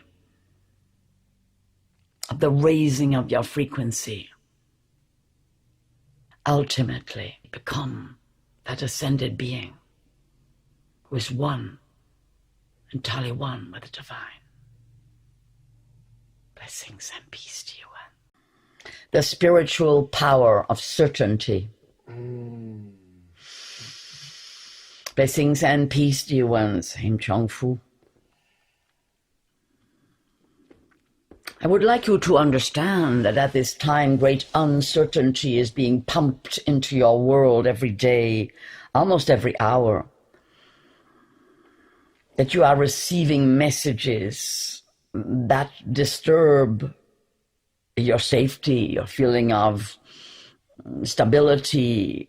Now you have to do this, now you have to do that, now we're saying this, now we're saying that, as though you have to be very awake to know what is the truth, what is the certainty. And when you think about it and you feel inside yourself, I am sure that many of my beloveds who have been working with me for many years will realize, oh, that's right, certainty can only be within me. I have to create certainty. What am I certain of? This I have to really fashion within me. It cannot depend on another. And that is how, of course, we work day in, day out to realize, to make real our own deep inner truth. That is the only real certainty that you can always depend on forever, ongoingly beyond this life and into the spirit world. The certainty of your own being. And if I put it like that, it sounds very simple. Of course, I'm certain of my being. Are you? Are you sure you're very certain? What is that feeling of being certain? Think how important it is. For example, a child must be certain that their parents are there for them. And I'm sure all of you are well aware that there are many parents who are certainly not there for their children, and that these children grow up with a certain kind of uncertainty within them. Not quite sure. Are they important? Are they loved? Do they feel strong? Do they feel supported? Basically, no. Because that fundamental certainty, their divine right of having their parent behind them, with them, to their side, always available, maybe not physically, but certainly psychologically, may not have been there. And then again, those who have worked with me, we work well with that. We create, nevertheless, the certainty of your divine connection. This is so important in your life, to be really certain of the amazing, extraordinary, loving, divine beings who surround you. And we talk a lot about that, how to get into a place of certainty that they are around you. With most things in life that you try out, well, exactly, you conduct experiments. Let's see. Let's try this. In science, you conduct experiments. You see if this plus this equals that. Two substances that make another substance. So why not try in your life to really believe and understand the presences that are with you, and in that sense to test them? You see, in your life, if you need something, if you really are very sure that it is the right thing for you, and that you not only need it, but you have the right to have it, and you are so certain of that, and you fill yourself with that certainty, I can guarantee you that which you desire is going to appear for you. And here's the, if you like, the contradiction is that what happens is, well, perhaps it doesn't appear quick enough, or it doesn't seem to be what you asked for, or it might be even the opposite of what you asked for, and you think, that's odd. I mean, yeah, I asked for one thing, I got the opposite. And you can't understand how these divine beings are in fact manifesting what you need, what you are asking for in the very essence of your being. This certainty that you need to get to, especially at these times, it is built on your understanding of your spirituality, of your essence, of who you actually are, what you're made of. Because if you think about it, you see, you are certainly present. You have a body, heart, mind, you are feeling, you are thinking, you are sensing, and you are definitely present upon earth in your body. So you are certainly you. So let's feel what that means, this power of your certain presence. Because we work with this all the time. Because there are those who understand how to knock you off that certainty and how to make you wonder, well, maybe I'm not quite the me that I thought I was, and why aren't I like that person over there who seems to be so much better than me? Or maybe I should be like that celebrity, or maybe I should have more money, then I would feel more properly me. And this is the way that you are knocked off your certainty. But the truth is that this power, used, you could say, to knock you off your certainty, is created by beings who understand a great deal about the spiritual power of certainty, but they don't necessarily use it for good purposes. And here it is. Certainty is not necessarily good.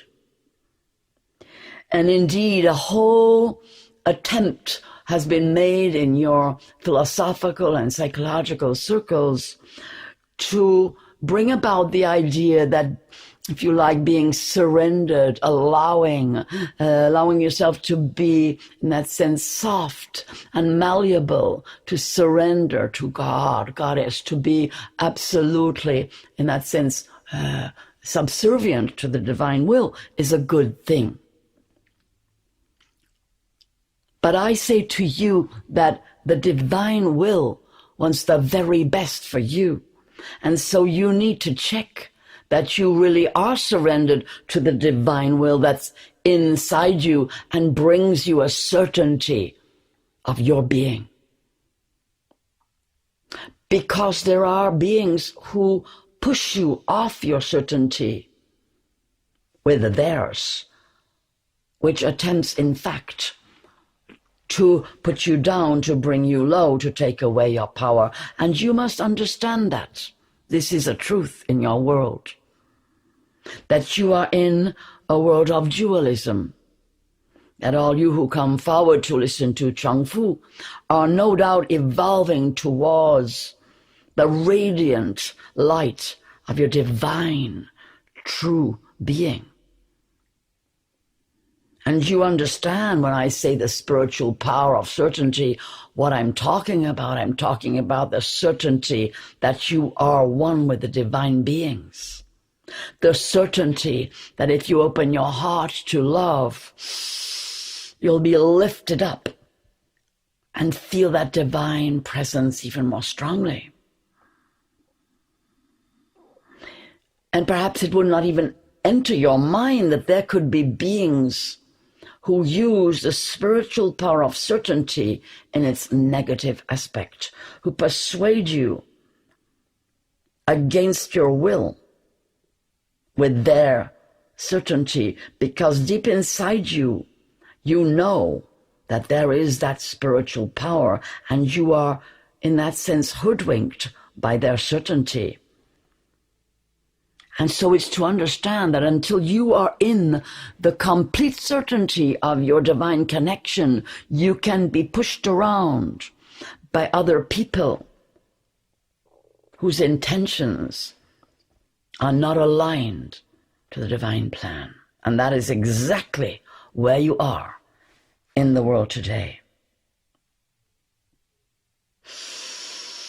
In the goodness and the beauty of your being, you would never imagine that someone would say that the complete force of certainty is something that would harm another, that they could believe in harming another. Because when I say spiritual power, I did not say necessarily that all spiritual power is good power. Because there are beings in the spirit world who use that power of certainty negatively. And that is why I'm bringing this forward to you today. You must reach inside your being for your absolute power of certainty in the divine presence that is within you. Now, I said must, and I do not often say must. You must. Because the power of these forces presently rampaging around your world is great. And they use many psychological powers, and certainty is one of them. They are educated and programmed to create these negative forces with great certainty. And it is a spiritual power that has been distorted and is used for the purpose of literally covering the whole of the mental emotional plane with thought forms that are very powerful and very negative and very destructive of your certainty. And that is why I'm bringing this forward to you today. So how do you build your spiritual power of certainty in the divine presence within you? First of all, you understand that the divine creator creates through love and only love. and brings to you opportunities for love, for all the beauty, generosity, compassion, and joy possible to be experienced. And that as soon as anything else is being created, and with this power, this kind of sense of the certainty and yet of its suppressive nature, you know that you are not now under the influence and within the alignment of divinity, of the God, Goddess presence, of the source of all goodness, truth, peace, love. And that is then now your, if you like, your stimulus, your clue to start working on yourself deeply, to realize, oh, right, if I'm being influenced by this, then I must get stronger right down in the core of my being. And you start to, for example, use shungite, use crystals, use meditation, use qigong, and strengthen your lower two chakras, your root and your hara. You breathe into them. You visualize them. Really expanded, pumping out red and orange energy. That is your power energy in the root and hara, the chakras. You then come up to the solar plexus and heart center, and you create mantras for yourself, affirmations that say, I am present with all of my colors in this physical body, and I am protected. I'm surrounded by beings of light. I have around me a blue orb, a golden orb, and mirrors that protect me and face outwards and deflect away from me any power that is not good for me, that is not sending me love. Any powers that try to diminish me, squash me, contract me, oppress me.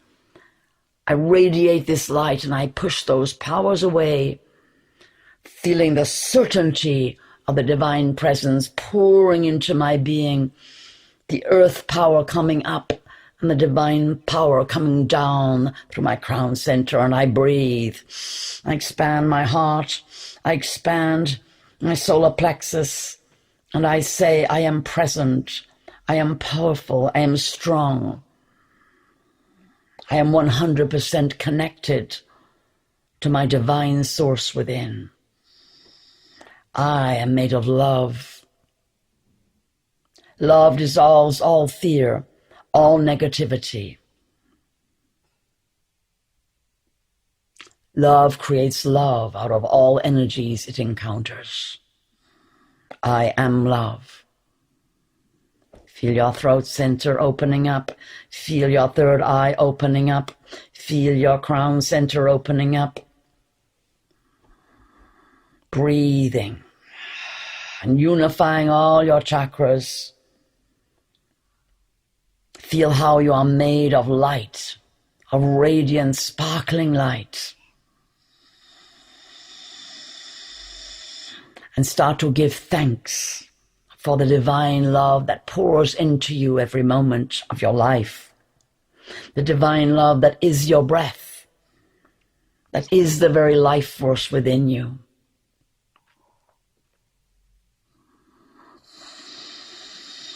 As you breathe, feel how just in a few minutes you have changed the energy inside your body, heart, and mind. Feel that smile coming upon you. Feel your gratitude going out in waves of beautiful, golden energy and light. And that golden light repels all darkness and brings you that certainty of your spiritual power aligned to the source of all light, all life, beauty, truth, and love.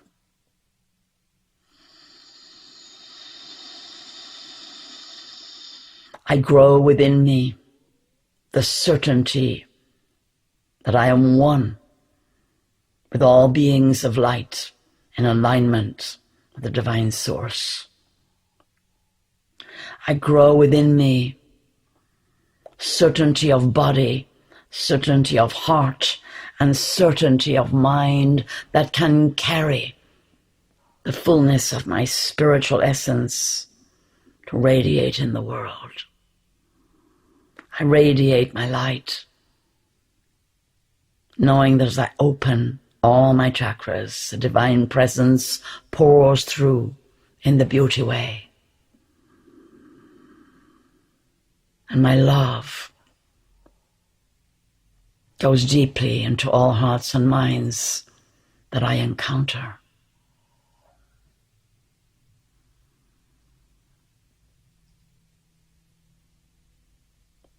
I am the living spirit within this body. I am the living spirit of love. I am the living embodiment of my higher self.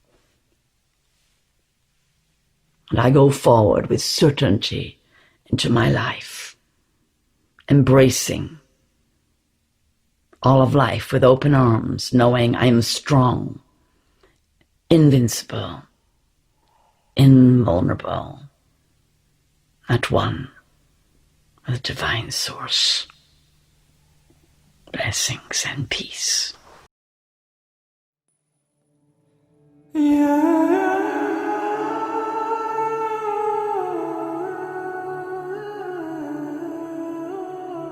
How to recognize the authentic divine plan upon the earth. Blessings and peace to you, winds.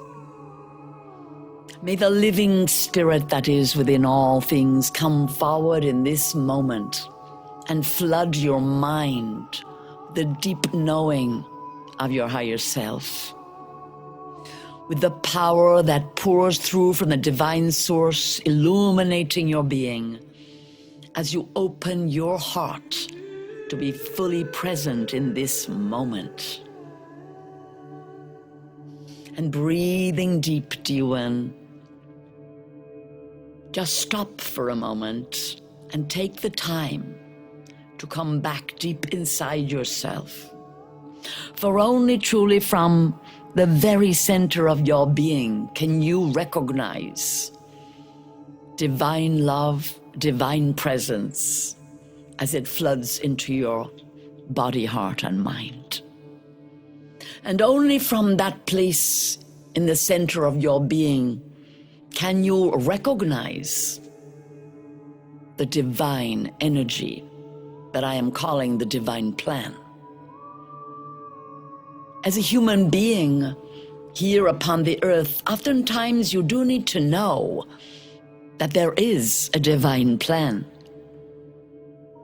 Especially when there seem to be other plans that are not exactly appearing to emanate from any kind of divinity or love or kindness, compassion.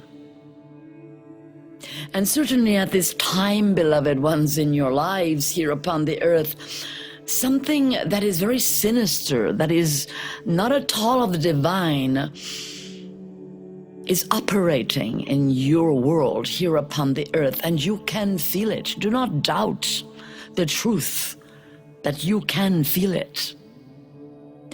But also understand that the reason it is so visible is the divine plan. The light that is pouring from the source of creation, the pure love coming from the heart of God, Goddess, enables you to see in ways that perhaps before were not so possible. The presence of certain demonic energies amongst you and abroad upon the earth, operating a very opposite principle, a different principle, not a principle of love, a principle of fear. And you have awoken to it, even if you have not yet decided what this means in perhaps temporal or literal or personal or political or any other kinds of terms in your world, and you are wondering, well, should I do this or should I do that? Should I believe in this or should I believe in that person or system of politics or agendas? But you know, what I say to you is come back to you and that deep feeling inside where you know the love. You know that the divine plan is emanating from the source of all love, of all light. That from this love and light divine, all things, all beings, all universes are created. And only from this love can they be perpetuated in this plane of existence. And where you are presently, this is the food of your being. Nothing else can keep you alive. Nothing else can fill your heart, only love. And without love, you become gradually drained and empty and unable to function. And many are the emotions that show you you are not in that flow of love. Many are they. So, in that sense, understand the divine plan, the power and purpose of this love that flows from the source of divinity is to show you all that is other than love. And look at it, it's all around you, beloved. When you see that you are in fear, or loss, or lack, or anger, jealousy, when you are in any place of negativity, do not despair. Do not think, oh, that's it, I'm all lost, and there's no hope for me. Oh, not at all. Realize that the light is shining so that you can see it. That's why you say it. And in the very saying of it, release it. Never hang on to those dark, difficult, and negative emotions that do not serve you, that do not bring you closer to the divine heart that is within you. For you are a reflection. Your light is shining. You could say back to the sun, back to the divine Mother, Father, Goddess, God. You are made of that same light. You belong to the divine. That is why you feel all your feelings. They're there to show you where you need to let go, what you need to empty out of your being. It's all perfect. Everything that you're seeing in the world, all the really distortion, the lies, the strangest imbalances, the most awful, terrible abuse, pain and suffering that is being caused at the moment by the lies, by the distortions, by the attempts of very negative energies to corral you, to push you around, to pressurize you, to push you down, to disable you. Do you not see? I'm sure you do, if you're here working with myself and all the beloved beings who are gathered with you here. I'm sure you see and you do very much understand. But perhaps you are a little, shall we say, stuck in a certain place where you are wondering, so have I got it wrong? Why is it still happening? Why hasn't the divine light just cleared everything? Surely God, Goddess are capable of great magic, could just clear everything and release us from this turmoil, this terrible imbalance, this darkness and despair. But you see, that is exactly it. It's you. It's you who have to free yourself from the turmoil, the darkness, and the despair. That is the divine plan, beloved. Perhaps you think, oh, that doesn't sound very kind. What you mean, the goddess presence is just leaving us to suffer? Why can't they just take the suffering off us? Well, have you noticed how much you've grown of late? Have you noticed how much deeper your insight is? Have you noticed that you're questioning? You're beginning to question everything. You're going deep inside yourself and questioning as well. What is my strength? What can I do to become stronger? I need to be radiant. I've got to project my auric field and be really strong in the face of this imbalance. So you have to understand that is the divine plan, dear ones. There's never a mistake. There's not something going wrong that was supposed to be going right. It's all going right. But you are required to do a great deal for yourself that only you can do for you. No one else can do it. Each being here upon the earth has to stand up in the fullness of their being. This is the divine plan. That is how you recognize it. When you stand up, you realize, actually, nothing else would have made me stand up. I really do need to stand up now. State my truth. Say what I believe in, that I am a being who believes in love. I am here because I love God, Goddess. I love the Christ light, the golden love energy that's pouring in, that's flooding the earth at this time and showing up the darkest of places, both perhaps in yourself, maybe in some friends, all your friends, maybe in your family. Have you noticed? It's extremely trying for many of you right now to feel so divided in what you see and what you believe. Isn't that interesting? The truth is, you see, the light is causing that. You might think, it's the dark causing that, and that's a lot, the narrative that's, yes, they're all making us afraid, and they're all bad, they all do this, they do that, they. No, beloved, no. The divine plan is to bring the light, to flood everything that's so-called dark. And there's a lot of dark upon the earth. And the truth is that light has been there, and many beings have seen it, and maybe many of you as well have seen it. But what's happening is it's flooding the whole earth. And what you could say, no, it's the dark that's flooding the whole earth, Chung Fu. No, it's never been like this. Well, yes and no. Actually, it has been like this for a long time, but this is the Christ light shining in great and vast amounts, flooding in and flushing out and revealing darkness. Now that is what has never happened before. Well, I should say never happened like this. It's happened before, but not like this. Not with a global awakening potential that is happening right now. And that is the divine plan. So never give up. Not for a moment, bringing the light in.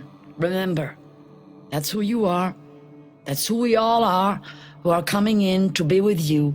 We are here because we are the light bringers. We are shining it so strongly. And remember the authenticity, that where you need to shine the light first is right inside your own being, in any of the places that have been destabilized, disrupted, places within yourself where you doubt you, where you doubt the truth of your divine connection. Remember, that's the first place where you've got to grow your strength and know that you are carrying the light, the Christ light of the divine plan in the perfect way that you can. And that can be everything, anything, any role you decide to bring forward. But it's what comes from inside you, beloved. It's the light that you carry inside you that can radiate through all possible roles, tasks, purposes, It's the light inside you, beloved, that joins together all the light across the planet and is bringing the change, is basically bringing darkness. And the kind of darkness I'm talking about is negativity, is fear, is the unknown places within human beings that have never been explored. It's also being manipulated by some very clever beings who understand those laws. And that is also why you need to wake up, because the laws of attraction otherwise are being used negatively and will get hold of your so-called unseen dark places and magnify them until you believe that this divine light is somehow powerless. Oh no, beloved. It is all powerful and all embracing, so remember this every day. Breathe. Come to deep stillness. Slow your breath right down. Relax all your muscles. And remember, I am one with the divine plan, with the Christ light emanating from the source, from the divine heart, from the beloved within,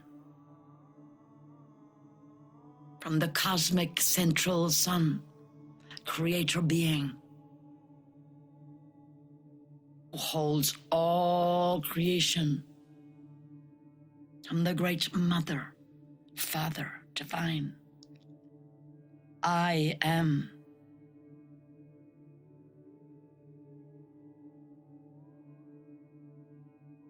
Inside the heart divine.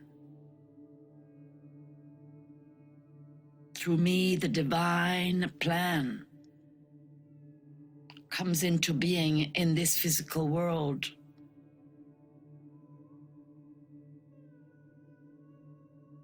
I am connected and at one with all souls who carry this light. I am the light that shines from the source of all love.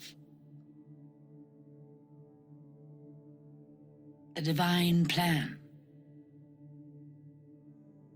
is pouring through me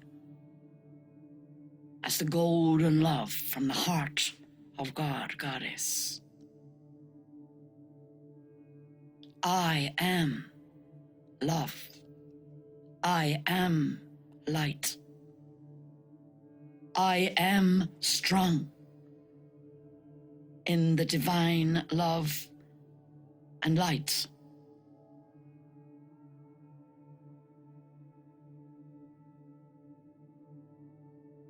I am safe and I am protected.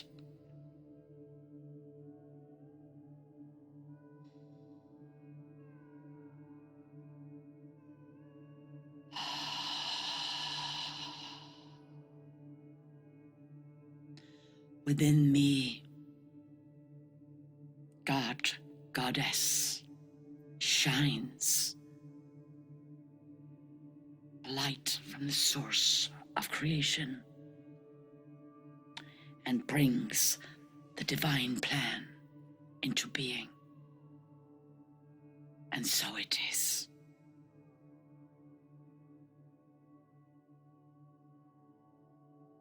And hold there and breathe and feel all the light and the love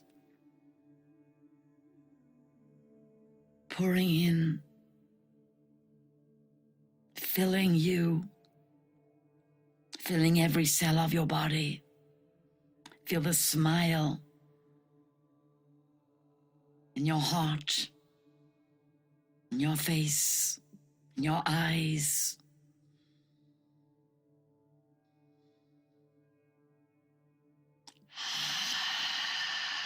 And gently come back in and just be right now knowing you are one.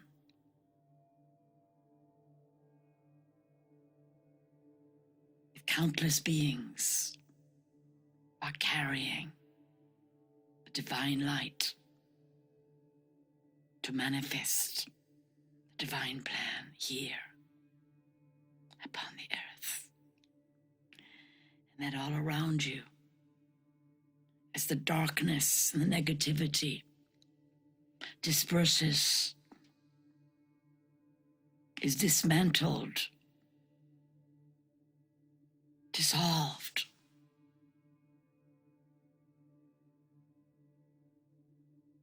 as that old heaviness disappears into the emptiness, the clean, open emptiness, the light becomes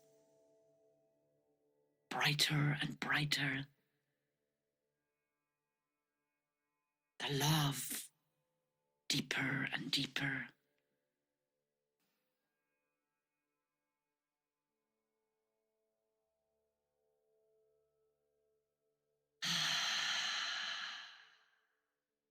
The divine plan of truth and beauty, love and compassion, peace and harmony begins to manifest all around you. And so it is.